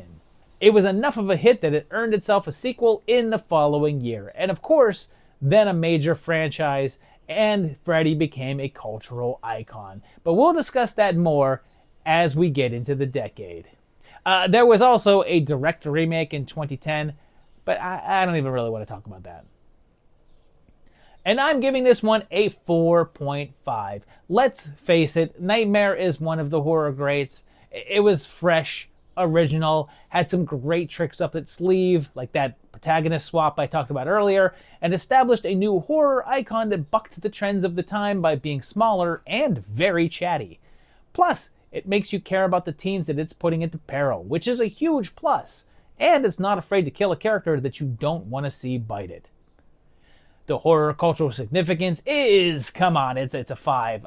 This is one of the most important horror films of the era, and of any era, really. It redefined this decade and gave us a long-running franchise with one of the most recognizable characters, not just in horror, but in pop culture in general. Kids know who Freddy is, and this movie launched it all.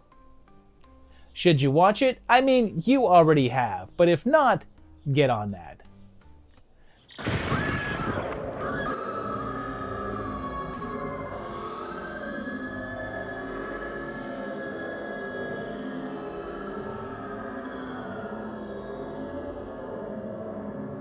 Let's start this block off with a film that did have a small limited run back in August, but had its regular release on November 16th, and it's Night of the Comet. It begins with the news that a comet is passing by Earth, one that hadn't been here in 65 million years, when the dinosaurs died out. People are celebrating being able to see it, and there's a little movie theater where the last starfighter's girlfriend works, and she's obsessed with video games. Her boss is Uncle Harvey, and her sister is a very early role for Kelly Maroney. But then, the comet arrives, lighting up the sky while everyone looks up at it. Although Regina stays in the projection booth, fooling around with a guy. The next morning, the streets are empty and everyone is gone, a bunch of clothing littering the ground with red piles of dust everywhere. Reg and her guy are fine though, but he goes outside and is very quickly killed by a zombie-like man. Reg has to fight him and then heads out into the red haze, and man, do I wish getting around in LA was this easy now. And she goes home. There, she finds that her sister Samantha is also still alive, and when they hear a DJ transmitting live, they try to go find him. He's Raoul, not being eaten here, at least not yet, and they get a phone call saying that they can come to an underground installation where a bunch of survivors are. They're a group of scientists, including Mary Bland, and now we just need Paul Bartel for the complete set. And Geoffrey Lewis is here, and I'd call him another name, but this is the film I most relate him to, and I don't know his name here. The girls get guns, and here's a fun tidbit. In the movie, Sam complains when the gun jams. See, this is the problem with these things. Daddy would have gotten us Uzis.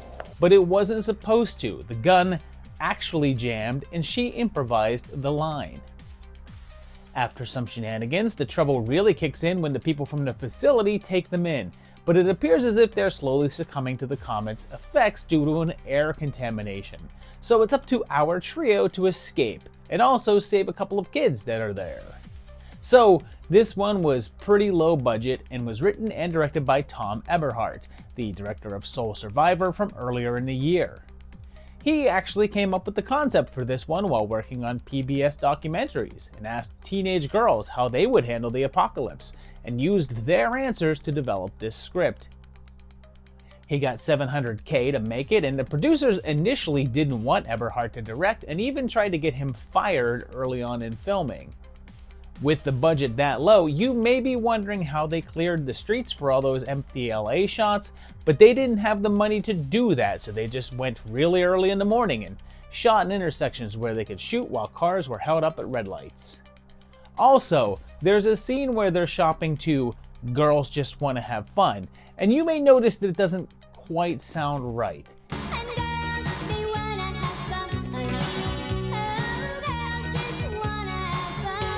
And that's because they couldn't afford the actual version, so they just paid for the licensing and then had other artists record a version to save the money. It got some solid reviews and turned out to be a nice success, earning around $14 million in its run, making it very profitable. But then, over time, its legacy just grew and the cult status increased, and it's stated that it was a major influence on the creation of Buffy the Vampire Slayer and having Valley girls facing end-of-the-world scenarios. There was never a sequel, although it's been in line for a remake for a while now.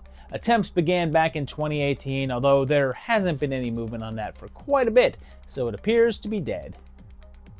And this is a really fun film. I'll give it a 3.5.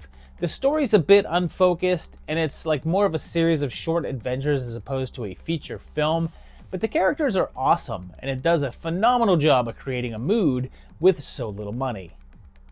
The horror cultural significance is a 3 since it was a hit and has a good amount of cult notoriety, but it's never quite hit the mainstream and didn't have a lot of impact on the genre at the time, even if it eventually had some influence. But it's known enough and has a fair amount of recognizable people in it to get the 3. Should you watch it? Yeah, but maybe do it in a steel-lined room, just in case.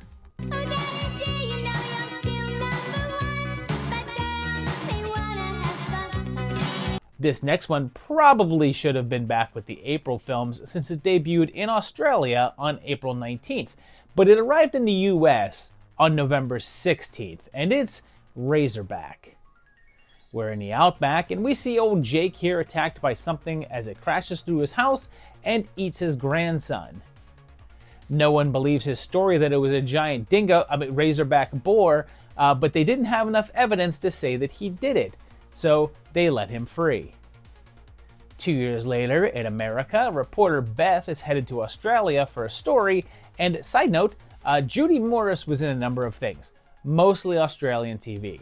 But she's also a writer and wrote Babe, Pig in the City, and Happy Feet, which she co-directed. When she gets there, the locals aren't very welcoming, and that night, a bunch of punks run her off the road and attempt to assault her, but that giant boar shows up and then chases them away, but then eats her. Jake is here too, and he recognizes the handiwork of his old nemesis, and meanwhile, Beth's husband, Gonzo, comes looking for her. After watching her footage, he finds Jake, but then runs with those punks, but they leave him out in the desert. While out there, he starts to hallucinate, and there's a number of incredible visuals and cool imagery. He ends up at the house of Sarah, one of the only people that believes Jake's story about the Razorback, and the three of them team up to try to bring down the big fella, not to mention those jerky punks. So, this little number is from Russell Mulcahy, and this guy was one of the most prominent music video directors of the era. He did so many and was responsible for the video for the Buggles' Video Killed the Radio Star, the first music video to be played on MTV. He did tons of videos for Elton John, Duran Duran, and even the Billy Joel Pressure video. This film was his theatrical feature debut though, and was definitely a slight nod to Jaws, and was even referred to as Jaws on Trotters, Trotters being hooves. The budget was 5 million Australian dollars, and a full 250K of that went to building the full-sized animatronic version of the killer pig. In fact, 6 different versions of the porker were made for different purposes, some bigger than others. But then, even though the reviews were mostly good, the film was a bomb at the box office and only earned 800K in Australia, and when it was given a limited release here, it only did 150K. However, later it started to build up a fan following, mostly on cable, and soon developed a nice-sized cult following. It also got nominated for a number of Australian Film Awards, winning 2. And this is good stuff. It's another 3.5. It's cool and moody and a solid adventure, even if the script is a touch all over the place, and I did want to see more of the boar. The significance is a 2.5 since it got some cult recognition, but it's just not enough, and even though it's one that's become a little bit more known, it's just not a widely seen film at all. Should you watch it? Yup, while eating bacon.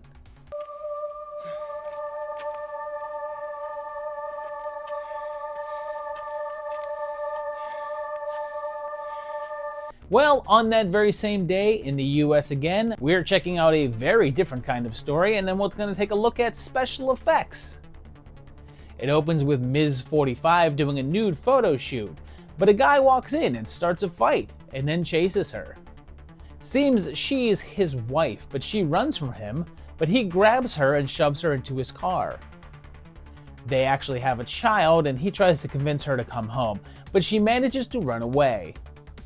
She then flees to a house of a director who's been trying to lure her in recently, even though he's just been involved in some scandals.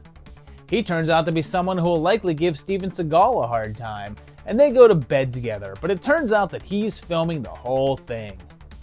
She catches on though and teases him about it, so he strangles her to death, all on camera. He dumps the body and the police go to talk to Keith, and he's the primary suspect, but he mentions that she was going to see Neville. But they don't believe him and arrest him for the murder while the director shoots it all. But then things take a turn when Neville comes to visit Keith and gets him an attorney and says he wants to turn his events into a film and have him play a role in it. He reluctantly agrees, and they begin the casting process to find an actress to play Andrea, even roping in the investigating officer to serve as an advisor. Keith meets a woman named Elaine who just so happens to look exactly like his wife, and she gets cast in the film. But when Keith starts to blur fantasy and reality, he seems to be playing right into Neville's hands. But what is his whole deal anyway? And this is both written and directed by the great Larry Cohen. And we've seen him on the project already with both Q the Winged Serpent and Full Moon High, but he's done so many cool flicks. This was an old script that Cohen had written back in 1967 and was greatly influenced by Hitchcock, and has sometimes been regarded as Cohen's strangest work. One interesting thing is that Zoe Lund plays the double role of Andrea and Elaine, and she had a very well-known and discussed heroin addiction, which later turned to cocaine, and those habits caused massive heart damage that ultimately killed her at the age of 37. Meanwhile, Cohen stated that even though her habits caused some issues on other sets, he had no issues with her and said the shoot was very smooth. The original title was The Cutting Room, and even though there's no official numbers, he says that it was one of the lowest budgets that he had to work with. I guess it couldn't find a regular distributor, and it released straight to video, where it would become one of his lesser known entries. And this is another 3.5. I wasn't really expecting a De Palma-style Hitchcock Vertigo trip from Coen, but it's certainly not disappointing. It suffers a bit from having a lack of someone to root for, since the characters are all mostly jerks, but it is a nice little thriller. The HCS is just a 1.5 though, and even though Coen's a name, this is one of his more obscure entries and isn't much seen. Should you watch it? Yep, these special effects are special enough for a look.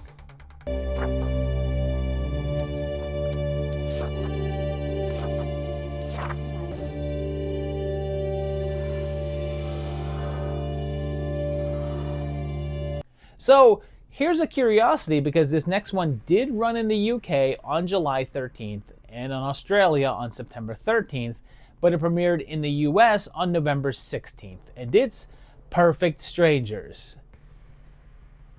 But I guess it was also called Blind Alley, and I'll talk about it in a bit why that's weird later. It's set in New York City, and this man is stabbed in an alleyway, but it's witnessed by a little kid. The criminal is concerned that the little one might be able to identify him, and he's a mob member, so his boss tells him to find the brat and take it out. His mom is Anne Carlisle, who we saw back in '82 in Liquid Sky, and her sister is one half of Bongwater. And if Johnny looks familiar, well, it's because he's Brad Rinn, who we literally just saw in the last movie as Keith. He meets Sally and they flirt, and his plan is to get in good with her and make the little child's death look like an accident. Turns out that little Matthew's dad shows up and they're having custody issues, and Sally and Johnny start to date.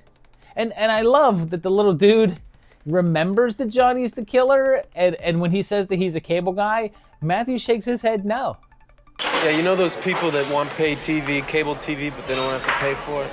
I hook up paid cable TV, you know, like the pirate TV cable guys. The officer in charge of investigating the murder is Cameron Vale, and the film really lets us know that he's meant to be a gay character, and he's very much an 80s version of a gay character.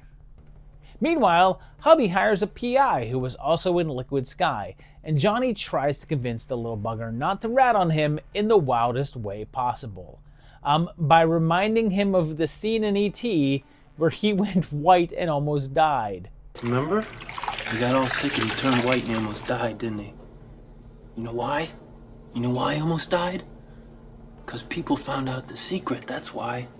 Turns out that he kinda likes the kid though, and puts off killing him, and even starts to see himself as a part of their little family. But for how long? Because let me tell you, that kid's a squealer. And here's why this is weird. This one is also written and directed by Larry Cohen. And the funny thing is that I can't find anything that really cites why he had two movies released on the same day. Although, to be fair, they don't appear to have been given a theatrical release, and both just went straight to video. And a number of the same actors from special effects make return appearances here. Although there's one actor that appears for a hot second, and it's Bill Fagerbakke, and you may know him as Tom Cullen from The Stand, but he's also a huge deal in voice acting, and this man is Patrick Starr. Looks like the budget was $4 million, and there's no real information on this one out there, but you may notice my description doesn't sound like horror and is more of a crime thriller, and it really is, but they marketed this one hard as a sort of erotic slasher, and the poster relied heavily on the image of a woman brandishing a big knife. And this is a 3. It's pretty good, and it has a nice vibe going on, but the pacing is just so sluggish, but there's enough great moments to make it a worthwhile watch. The HCS is just a 1.5 though, because it's not well known and didn't make an impact at all, and only gets the 0.5 for being a part of Coen's roster. Should you watch it? Don't be ridiculous. Of course you should. Matthew, you're my favorite customer. Oh, hi, doggy. Our next entry had a debut a few days later in Kentucky on November 19th. And now is our chance to take a look at what waits below. We're told a massive underground cavern called Goliath exists, and are left to wonder what other wonders await beneath the surface.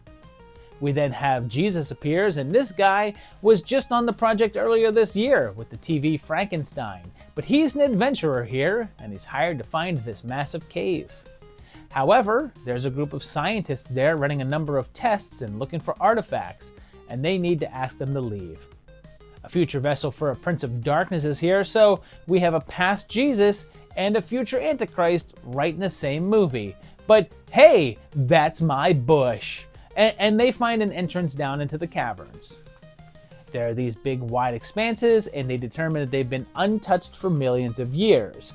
But when the military wants to forcefully oust the science guys, Wolf defends them and gets kicked out as well. But then, down in the cave, it appears as if there's something alive, and the soldiers are attacked, and their transmitter is stolen, so they hire him back. So the crew goes down into the earth, finding skeletons and eventually one of those dead men. And yep, there's some sort of man-eating monster down there, chomping on people as it comes out of the walls. But it's not the only thing down there, as there's these dudes with white hair as well. But are they friends or foes? And this one is by Don Sharp, and he's an old school director, going back to 1955.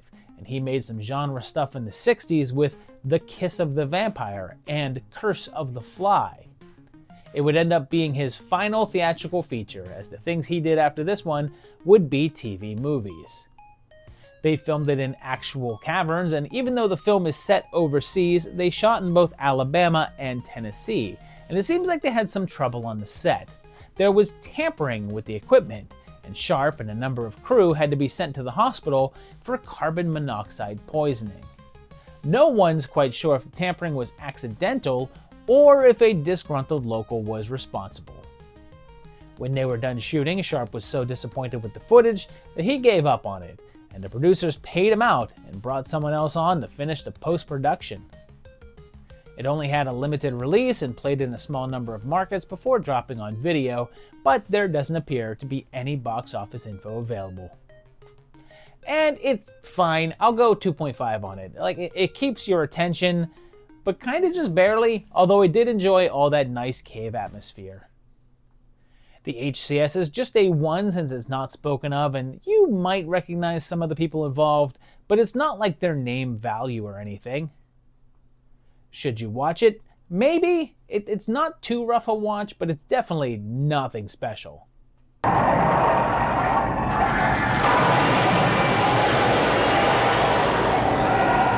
Let's go to one that doesn't have a specified release date, the only one on this block like that, and it's one that we know was released in Canada at some point in '84, and it's The Slavers. It begins with a woman escaping out of a basement and is chased down by dogs. A bunch of guys retrieve her, but then shoot her dead, and then we're then introduced to Sharon, and she encounters a guy and gets into his car, and very quickly she realizes that he has ill intentions as they forcefully take her to a house. There she's dragged down into the cellar and tossed onto an old mattress. But her disappearance doesn't go unnoticed, and an ad is placed in the paper with a reward for any information about where she went. A guy named Jim answers the ad and starts to hunt for her, but is seemingly coming up against a number of dead ends. Meanwhile, Sharon is used by a number of men that come down into the basement, but they also drug her and force her to obey their every order, and the whole thing is prepping her to be sold off into slavery. The whole operation is run by a guy using the name of The Professor, and Jim gets deeper and deeper into things as he tries to locate Sharon, and he presses on even when the people around him start getting bumped off. And this is another one that's billed as a horror film, but a good portion of it feels more like a crime thriller than anything else. And it's by a guy named Larry Kent, and he's been in the industry since the 60s and is still around and made a movie in 2015 called She Who Must Burn. If this one looks a bit dated, it's because it was filmed in 1977, but then it was never completed and Kent lost control of the project. Another company had the rights to the finished product and sat on it until 1984, where they redubbed the entire film, altering around 80% of the dialogue, to the point that Kent said that he no longer associated himself with the product. Although it's more crime, There's definitely more horror-oriented stuff like the scarred-up woman at the house and some of the more torture-oriented segments. This one's wild because there's hardly any information about it out there at all, to the point that it seems to be almost completely forgotten. And it's mostly boring, so it's a 2. There's some interesting moments happening, but not nearly enough of them, and the tediousness overcomes them.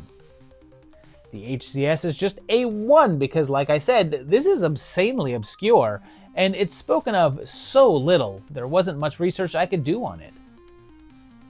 Should you watch it? You can likely pass.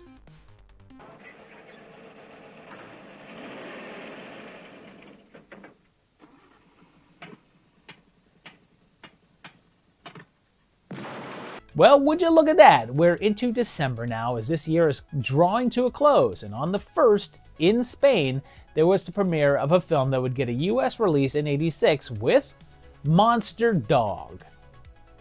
It begins with, this guy, although we're not quite used to seeing him like this, but hey, it's Vincent Furnier, or Alice freaking Cooper. And this isn't actually his first film, but it's his first lead role. He was a musician here as well, named Vince Raven, and what we're seeing in the beginning is a music video for one of his songs. His record company wants his new video to have some punch, so they're sending him back to his childhood home, along with his film crew and girlfriend, Sandra. If you've ever heard Cooper in an interview, you might be thrown off when he talks. Jaws. Gee, I can hardly remember his face. He was already old when I left. And I'll talk about that a little later.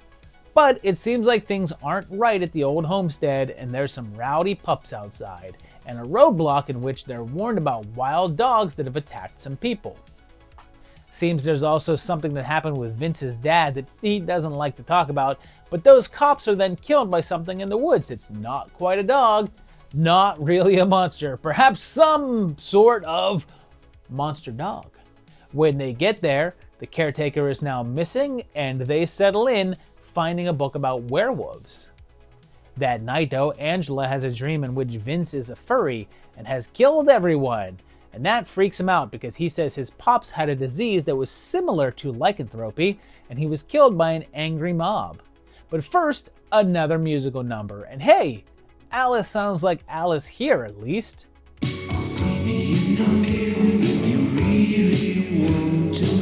But then things really pop off when that posse shows up to take out Vince. Unless they're right about him, and he's the monster dog? Okay, so this one is from Spain, and the director is the notorious Claudio Fragasso, although he used the pseudonym of Clyde Anderson here. Seems like this script was hand-picked by Cooper, as he wanted to do something really sleazy and cheap, and claims that he was the biggest part of the entire budget. He wanted to do it because he had just left rehab for alcoholism and wanted to test himself that he could work sober, and was told that the film would only be released in the Philippines. Looks like the shoot was a problem though, mainly because the big puppet that they built for the monster dog broke down in the very first shot they used it in, and they had to do some rewrites to accommodate not having it. Also, as they did with a lot of low-budget Spanish and Italian films, the entire thing was shot with no sound, and all of the audio was dubbed later. None of the voices in the film itself are the voices of the actors on screen, and the only time that you hear actual Alice is the couple of songs, which were original pieces of music written for the film, Rush recorded with only 2 weeks' notice. Now, there's actually some dispute about its release because it's said to have been screened in both Spain and Italy in December of '84, but there's no record of that. It wasn't submitted to Italy's ratings classification at the time, so it's possible it didn't run there. But it mostly just went straight to video in the countries it was released, like the US. And it's a 2.5. If you're expecting Troll 2 level shenanigans from Fragasso, you're not getting it. It's mostly too low-key, and everyone just feels so subdued, especially Cooper, who's not really right for the leading man role. The significance is a 2 since it definitely was on a lot of video store shelves and has Cooper in it with Fragasso directing, but it certainly didn't get much attention and didn't have any real longevity. Should you watch it? Probably not. It's just not as fun as it could be, but at least it's not what the title says it is.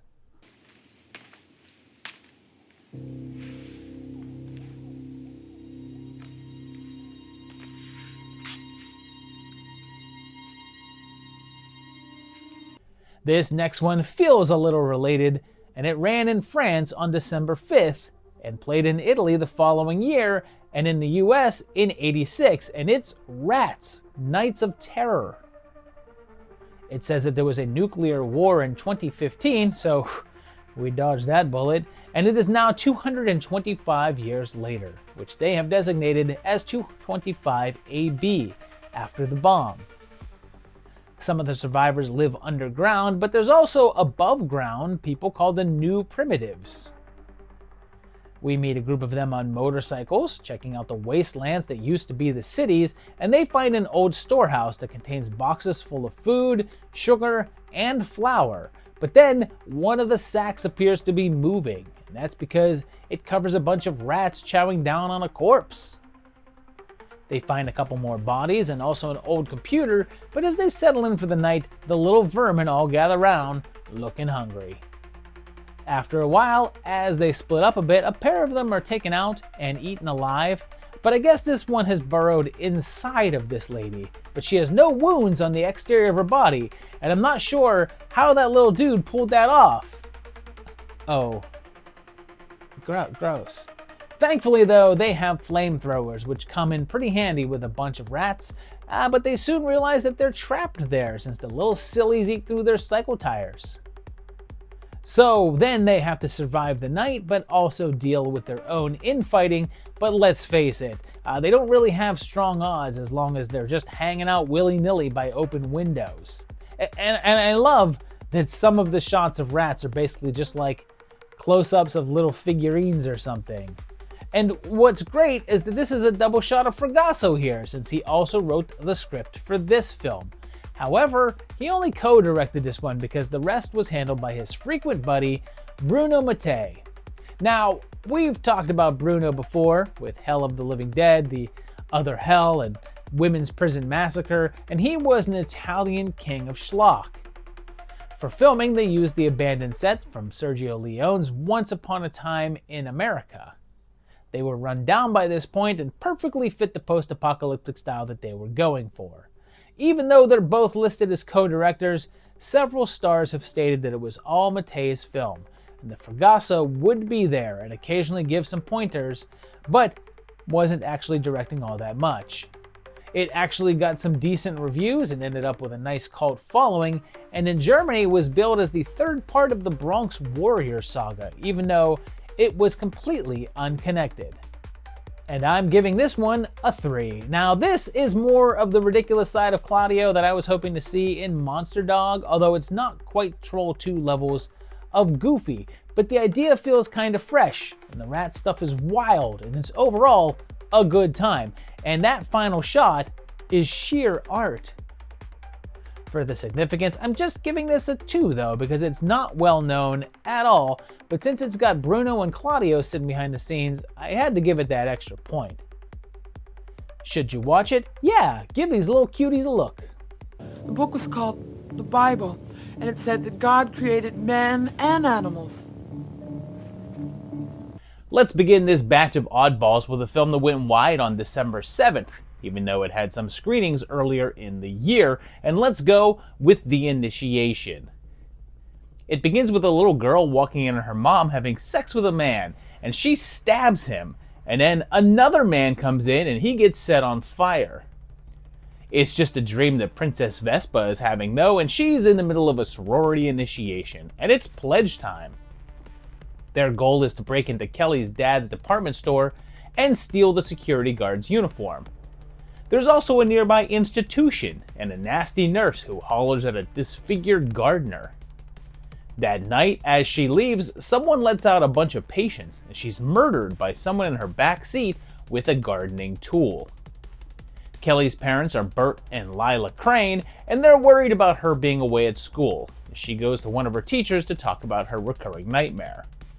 They put her into a sleep study, realizing that she has a form of amnesia, and then declare that her brain scans actually show no signs of dreams. When Dwight goes to leave for a business trip, though, someone kills him and then spies on the girls. They then go to a big costume party, and this guy dresses up in this costume that I think it's a squid, like maybe one of those axolotls. But then, when it seems like Kelly might have an alternate personality and may have been responsible for killing that man in her dreams, it seems like that's not connected to the killings. Or are they? I guess we'll find out in that shopping center where the crew breaks in to complete their pledge, if they can, before they're murdered. Now, this one was directed by Larry Stewart, and he was mostly a TV guy and did quite a few genre shows like The Hulk, Bionic Woman, Fantasy Island, Buck Rogers, and more, and this was only one of his films, and also his last. The script was by Charles Pratt Jr., though, and what's crazy is that he thought soap operas were interesting as they were gaining popularity around this time, and he wanted elements of this film to feel like that, and afterwards would work extensively in that industry, writing 680 episodes of Santa Barbara, 755 of Sunset Beach, which he co-created, 436 episodes of General Hospital, 434 of Young and the Restless, 367 of All My Children, and a whole bunch of other TV work. Daphne Zuniga is billed in the credits as introducing, although she had already been in some movies and TV shows, including the 82 slasher The Dorm That Dripped Blood. Stewart wasn't the original director, as Peter Crane was hired first, but after a few days, they were behind schedule significantly, so they fired him and hired his replacement. The budget was a little bigger than the standard slasher flick at $3 million, but by this point, Nightmare on Elm Street was raking in all the horror business, and the limited engagements given here weren't enough to compete, especially when most of the reviews were negative. Over time, though, it's gained some traction as a cult film and received some belated praise. And it's fun enough. It's a 3. It takes too long to get to the meat of the story and feels like it spends forever setting it all up, but once they get to the mall, it goes into high gear and is giving some nice twists. The horror cultural significance is just a 2, though, since it got a little lost at the time and has sort of fallen into obscurity. However, it's earned enough of a following now and has enough familiar faces involved to get the 2. Should you watch it? Yeah, get initiated today.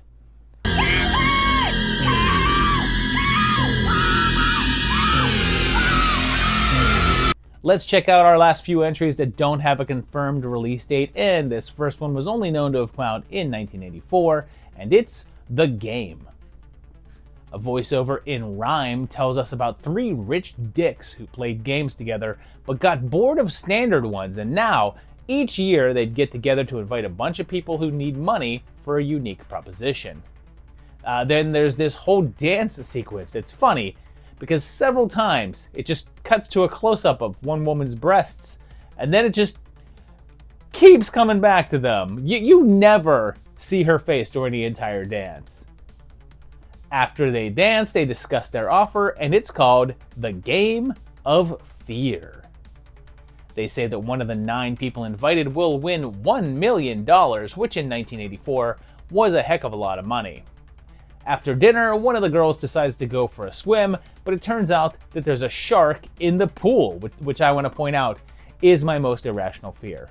Yes, I always look in a pool to make sure that there's no sharks in there before getting in, although I guess that might be the movie Alligator's fault, but I'm not looking for alligators.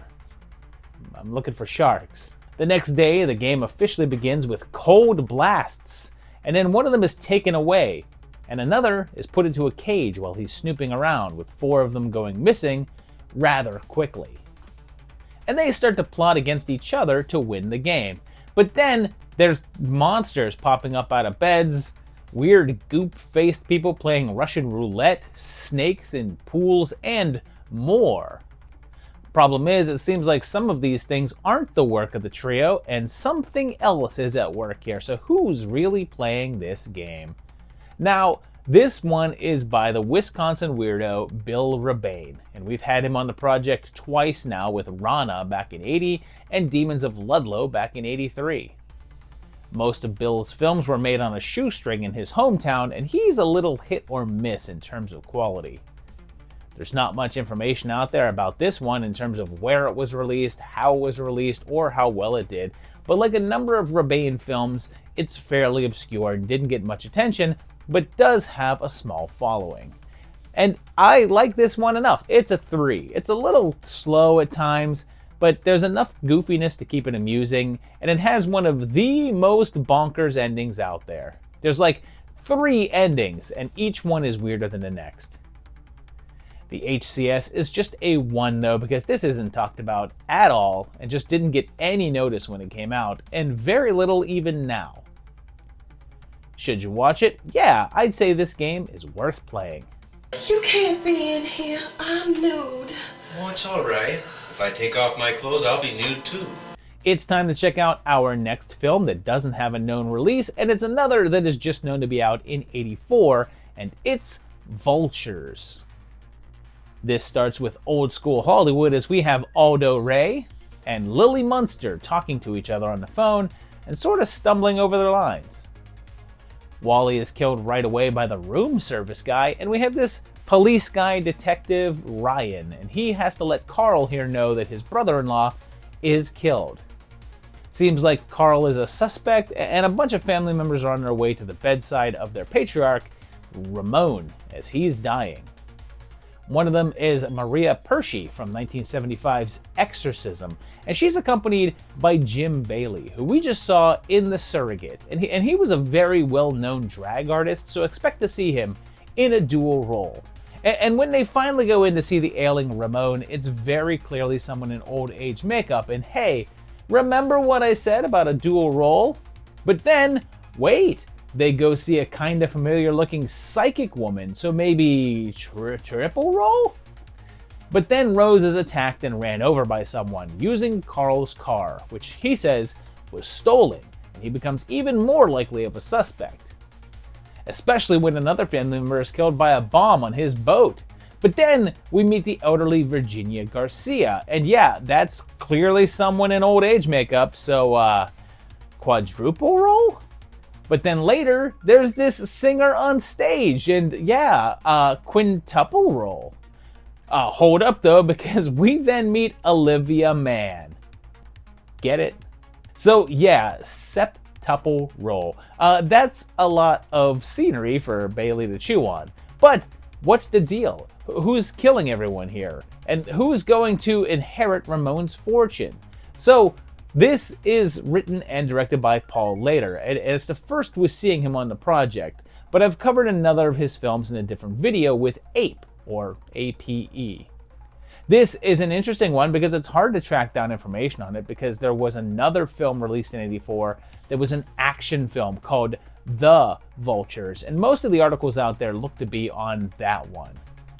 I was able to find some notes that it aired as a CBS late-night movie in 1986, and it was originally titled Vultures in Paradise, but there's no budget info or gauges on how well it did, and it's not one that many people have heard of and didn't make a dent in the industry.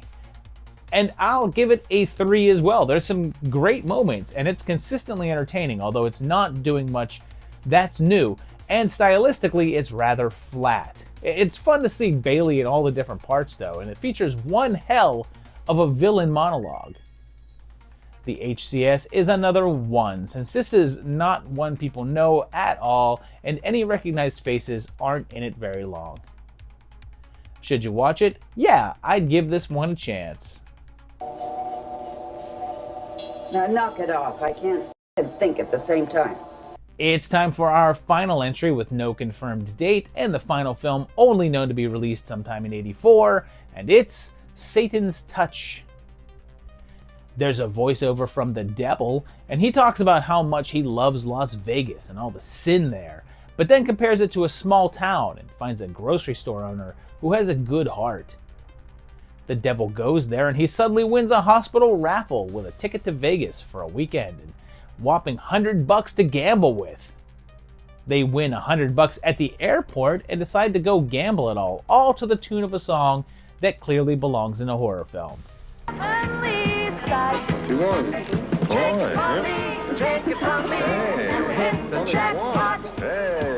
Satan's there too though, but they get sidetracked with a wacky guy who gets convinced a vending machine is a slot machine that constantly pays out. What are you gonna do with all this stuff, huh? I'm gonna eat it. But the devil makes it so that Jim can't lose, and they go to bed with $4 grand. So he decides to stick around. And then there's a phone conversation, and they decide to go with this transition when they cut between two people. And yeah, that's annoying. Talk to what? The computer. Never mind. Hi. What's up?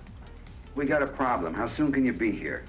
His winning alerts the casino head, so they start to try to figure out what he's doing as he starts increasing his bets. So there's then a lot of talk about them trying to figure out what he's doing, and I mean a lot of talk.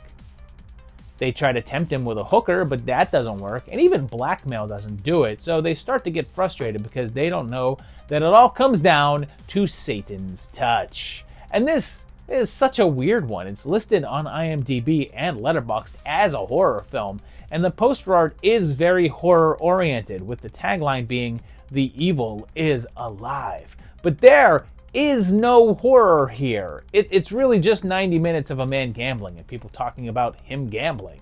It's more like a PSA than a horror film. And it's written and directed by John D. Goodell, and is one of only 2 things he was involved with the other one being a documentary from 1974. There is a little Twin Peaks link here since Warren Frost has a role, but he's the only actor of note. You'll notice that this film looks considerably older than being made in '84, and that's actually likely. It seems as if it was originally titled Jackpot and played the church circuit as a religious parable, but then was retitled and repackaged in '84 to make it seem like a horror film.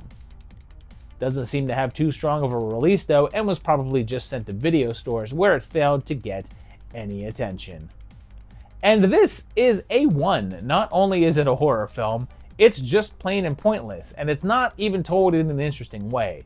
It's not funny or scary or much of anything, really. The HCS is another 1 since it's totally unknown and very obscure and doesn't even qualify as horror. Should you watch it? Stay away. Yeah, you can bet on that. The sun's barely up. Well, I've been up all night. We're back with films with a confirmed date as we go to Canada now and look at a film from December 14th that would get a US video launch in '87, and it's Thrill Kill. We meet Carly here, and she works with computers, designing games, but her boss calls up one day and tells her to take a look into the game. She then gets some threatening messages and says that she's being watched just as her sister Bobby stops by to visit. Turns out that a bunch of money has been stolen and its location is stored inside of her game's memory, and the code word is Firelight, which she writes down. Her boss is creepy and intimidating, and when he finds out that she's hid the money, she goes to see her accomplice. But she double-crosses her and Carly is killed, although it looks like her boss actually didn't have anything to do with it. So Detective Frank Gillette is on the case. He talks to Bobby, but is then also approached by Casper and his thugs, and they're willing to do whatever it takes to find that money, including chop off fingers with an electric knife. The game of Thrill Kill involves navigating levels and avoiding hidden killers, and using a light gun to combat them, and it appears to be an FMV game. And it's another one that seems to dance around things that would make it a horror film without ever actually committing to any of those things. Honestly, after watching it, I was torn between covering it or just shifting it to the Sci-Fi Project or omitting it totally, but it has a couple of elements that are slasher-oriented, so I guess it can stay. It was written and directed by Anthony D'Andrea, and is one of only 2 things he directed, with the other being all the way in 2002. It does have a cool horror link in the thug, Grissom, since he's played by Eugene Clark, most known for being Big Daddy in Land of the Dead.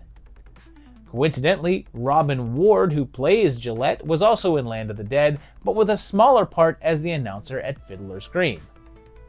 It says that the budget was 800 grand Canadian, but there's no info on how well it did, and it didn't get any US theatrical release, only getting a VHS one a few years later. And it's kinda dull, so I'll go with a 2 here. For the most part, it's not doing anything really interesting, or giving me characters that I like to make up for it. The HCS is just a 1, since it's not known, isn't much of a horror film, and doesn't have any recognized names in it. Should you watch it? I'd say it's skippable.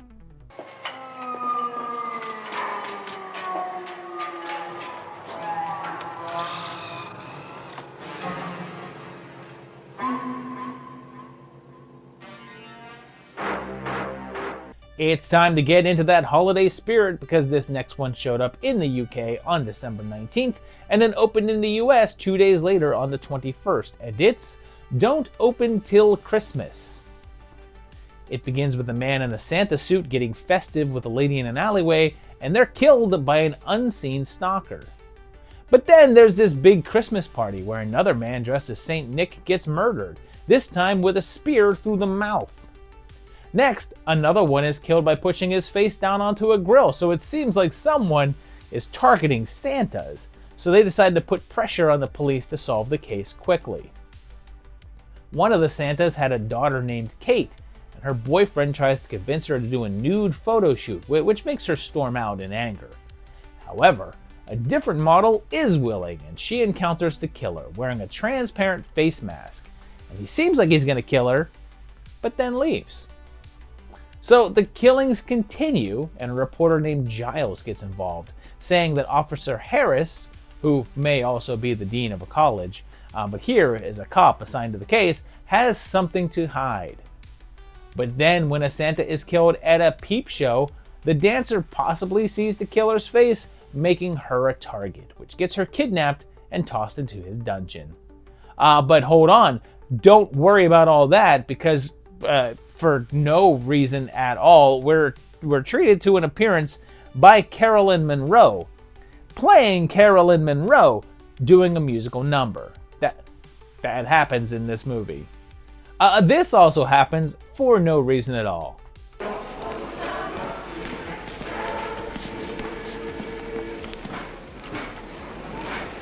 But yeah, that guy gets his dong sliced off, because one thing you could say about this movie is that it does not skimp on the sleaze.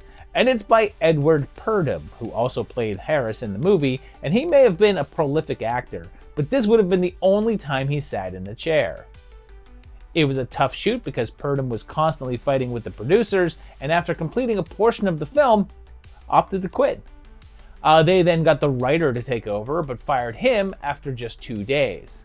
The editor was just given a shot and then had to do a massive rewrite in order to accommodate the absence of Purdom, and they reshot stuff and did some recasting, but in the end, Purdom came back and completed the film. They were hit with another issue when Alan Lake, who plays Giles in the film, killed himself right before it was released. He was married to actress Diana Dors, a well-known actress and singer, and she suffered from meningitis, which eventually claimed her life. Lake had a hard time dealing with her passing and shot himself. There's no box office listed, but it wasn't a big hit and didn't get the attention that other Christmas horror did. And I'll give it a 2.5. It's a kind of a drag and super slow, but there's a weird sleaziness to it that's somewhat charming, and I like some of the off-kilter aspects. The HCS is just a 2 though, because it wasn't popular at all, but got some video store attention and has a couple of people that you know in it, like, Carolyn Monroe for about 2 minutes. Should you watch it? Maybe, although there's better holiday horrors out there. This next one is one that breaks the rules, but there's no way that I wasn't including it, because on December 21st, Frankenweenie was alive! Alive! It's a short one, so I'll try to keep it quick, but we meet young Bastian, who we just saw over on the Sci-Fi Project, and he has a dog named Sparky that he used to make silly movies. His mom and dad are Olive Oil and a Wet Bandit, and he lives in this house that's literally down the street from me right now. One of his friends is Wayne, and one day Sparky runs out into the road and is run over. Victor doesn't take it well, but in class the next day, where his teacher is Paul Bland, he gets the idea to bring him back, Frankenstein. And I'm going to have to leave the recap there, because this is a short film and there's a lot to talk about, but this is only around a half hour long, and it's an early short film by none other than Tim Burton. And at this time, he was an apprentice at Disney, working on various projects, although his concepts usually didn't make the final films, but he started doing live-action shorts. It's said that the budget was $1 million, although that seems a little iffy, but the intention was to release it as a short film to precede their re-release of The Jungle Book. But then, they did a test screening, and children were too scared and parents were horrified, so they pulled it and swapped it out for an animated short, Pluto's Christmas Tree. Some of the higher-ups then felt that Burton was wasting their time and money and only seemed interested in pursuing projects that weren't for their market and were too dark, so they fired him. That didn't stop them from releasing the film though, and it ran in front of Baby, Secret of the Lost Legend in the UK.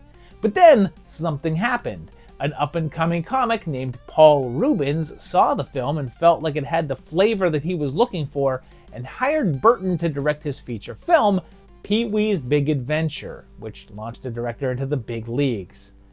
After his fame grew, Disney decided to capitalize on that, and in 1992 made the short widely available as an extra on the Nightmare Before Christmas DVD.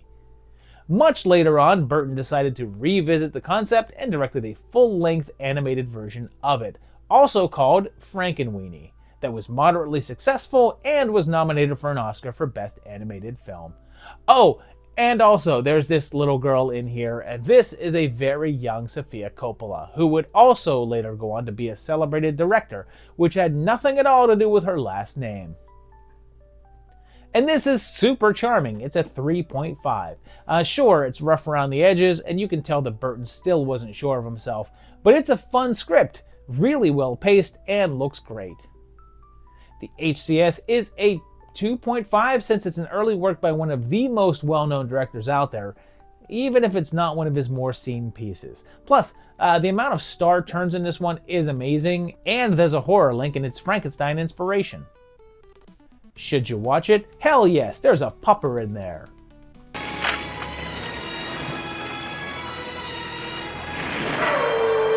"1984 ends in the Philippines as we check out a film that came out on Christmas Day, December 25th, and it's the first entry in the longest-running horror franchise that you've never heard of, Shake, Rattle, and Roll. It's an anthology film, and the first segment is called Baso, or Glass. We meet Paolo and his girlfriend, Girly, and they go to visit his grandfather's house, which is abandoned and run down. They're joined by their friend Johnny and decide to play Spirit of the Glass, a ritual to speak to the dead, which is kind of similar to a Ouija board, only done with an upside-down shot glass. They contact a spirit named Isabel and apparently piss something off as the trio are then possessed by the dead, which leads to a flashback to the story of Isabel, Juanito, and Ibarra, and the love triangle between them. But when Juanito goes off to battle and is reportedly killed, Ibarra proposes marriage. But on their wedding night, they find out that he's very much alive, so Ibarra kills him, with Juanito swearing revenge. But then we're back in the present, as he tries to achieve it in spiritual form. The second story is called Pituitary, which translates to refrigerator, and here we have a family moving into a new home while their patriarch is out of country for work. Their rent is super low, but Mama Lorna has a weird vision of seeing severed fingers in the kitchen, and then the fridge opens on its own. Then it ramps things up by killing the housekeeper, and what's funny is that this section is just using American hit songs, I guess because it's the Philippines and they don't have to worry about copyright, so Hotel California is playing in one scene, and Billie Jean is in another. But then the family has to figure out what is up with their haunted appliance and how to stop it. Meanwhile, I guess in the Philippines, if someone is killed or has their head chopped off, they'll just straight up put that severed noggin on the front page of the newspaper. Oh, and I think Virgie has sex with the fridge. The third and final tale is called Mananangal, which means self-segmented, and it starts with a young guitar-playing man serenading a girl, and hears a horrible scream in the woods. Then, a little boy's dog goes running off and is attacked by something unseen. Turns out that Douglas's friend was killed in the woods that night, and it seems like Anita, the girl he's smitten with, may be the culprit. And sure enough, she transforms into a bat-like creature with massive wings, and the top half of her body separates from the bottom. So Douglas has to now stop her. And yeah, this film was a big deal in the Philippines. Even though there's no numbers attached, it was a huge hit. Each segment was handled by a different director, although none of the three of them crossed over into doing more international work. It was so popular there, though, that it spawned a franchise, and there's been 16 entries released, with the most recent one coming out in 2023, and a new one announced to possibly be out in 25, but at the time I'm writing this, it's not yet on the market. The second segment of this one was later turned into a full-length feature film, also called Pituitary in 2012. And this is a 3.5. It's fun stuff. Sure, it's a little long and the pacing could be better, and the first segment is the clunker of the bunch, but the killer fridge is fun, and I love the creature in the final short. The HCS is a 1.5, and I know that it would have more in its home country, but it's still quite unknown over here and just never crossed over. Should you watch it? Yep, rattle it up.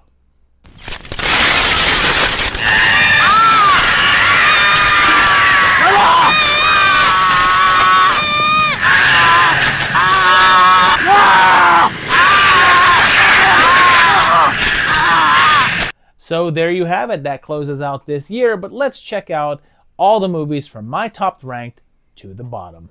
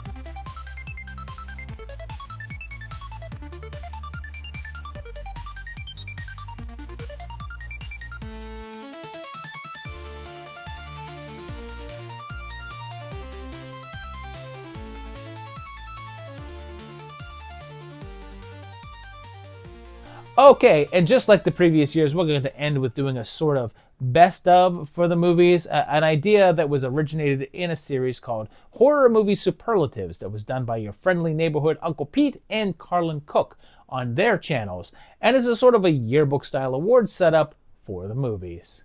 For best FX or gore, I'm going to go ahead and give this one to Gremlins. Just so many practical little puppets there. If they remade this today, I know that they'd use CGI, but I would be so happy if they just used a bunch of puppets, because they look great. It really holds up. For best so bad it's good, oh, that's going to go to Black Devil Doll from Hell. This movie's so insanely terrible, and yet so insanely amusing. For the most WTF, I'm going to give it to The Jar. Just such a strange movie that doesn't make a single bit of sense, that had me scratching my head the entire way through. For most unique, I'm going to give that to The Toxic Avenger, because this is an era of slashers and dream killers, and yet here we have this sort of superhero movie that's excessively violent thrown in there. Nothing else was like this at this particular time frame, so definitely the most unique. As the most overrated, I'm giving that to Children of the Corn, and it's probably my easiest pick here. I never really got the whole thing with this movie. It's not really that interesting, kind of dull. Very surprised this is the film that spawned a massive franchise. For the most underrated, I'm giving that The Sole Survivor. Such a good little film, dripping with atmosphere, really cool concept, just a great flick. More people need to see it and talk about it. And finally, as the most amazing movie of 1984, that can only go to the man himself, Freddy Krueger for A Nightmare on Elm Street. This movie is still wonderful, it holds up, it's a great flick, and deserves to be the most amazing film of this year. So there you have it, 1984, all wrapped up in a bow. Yeah, let me know where you would have put as your most amazing movie of the year. What was your one with the most best effects, or your most overrated, your most underrated? I want to hear that all in the comments down below. Also, if you like this video, hit that like button. If you like the channel, please subscribe to it and hit the bell to get notified about new videos. And check out my Patreon page at patreon.com/movietimelines and help support this channel. Yeah, we're going to move on to 1985 coming up very soon. Whole lot more really solid films in that year coming up. So stay tuned right here on the 80s Project.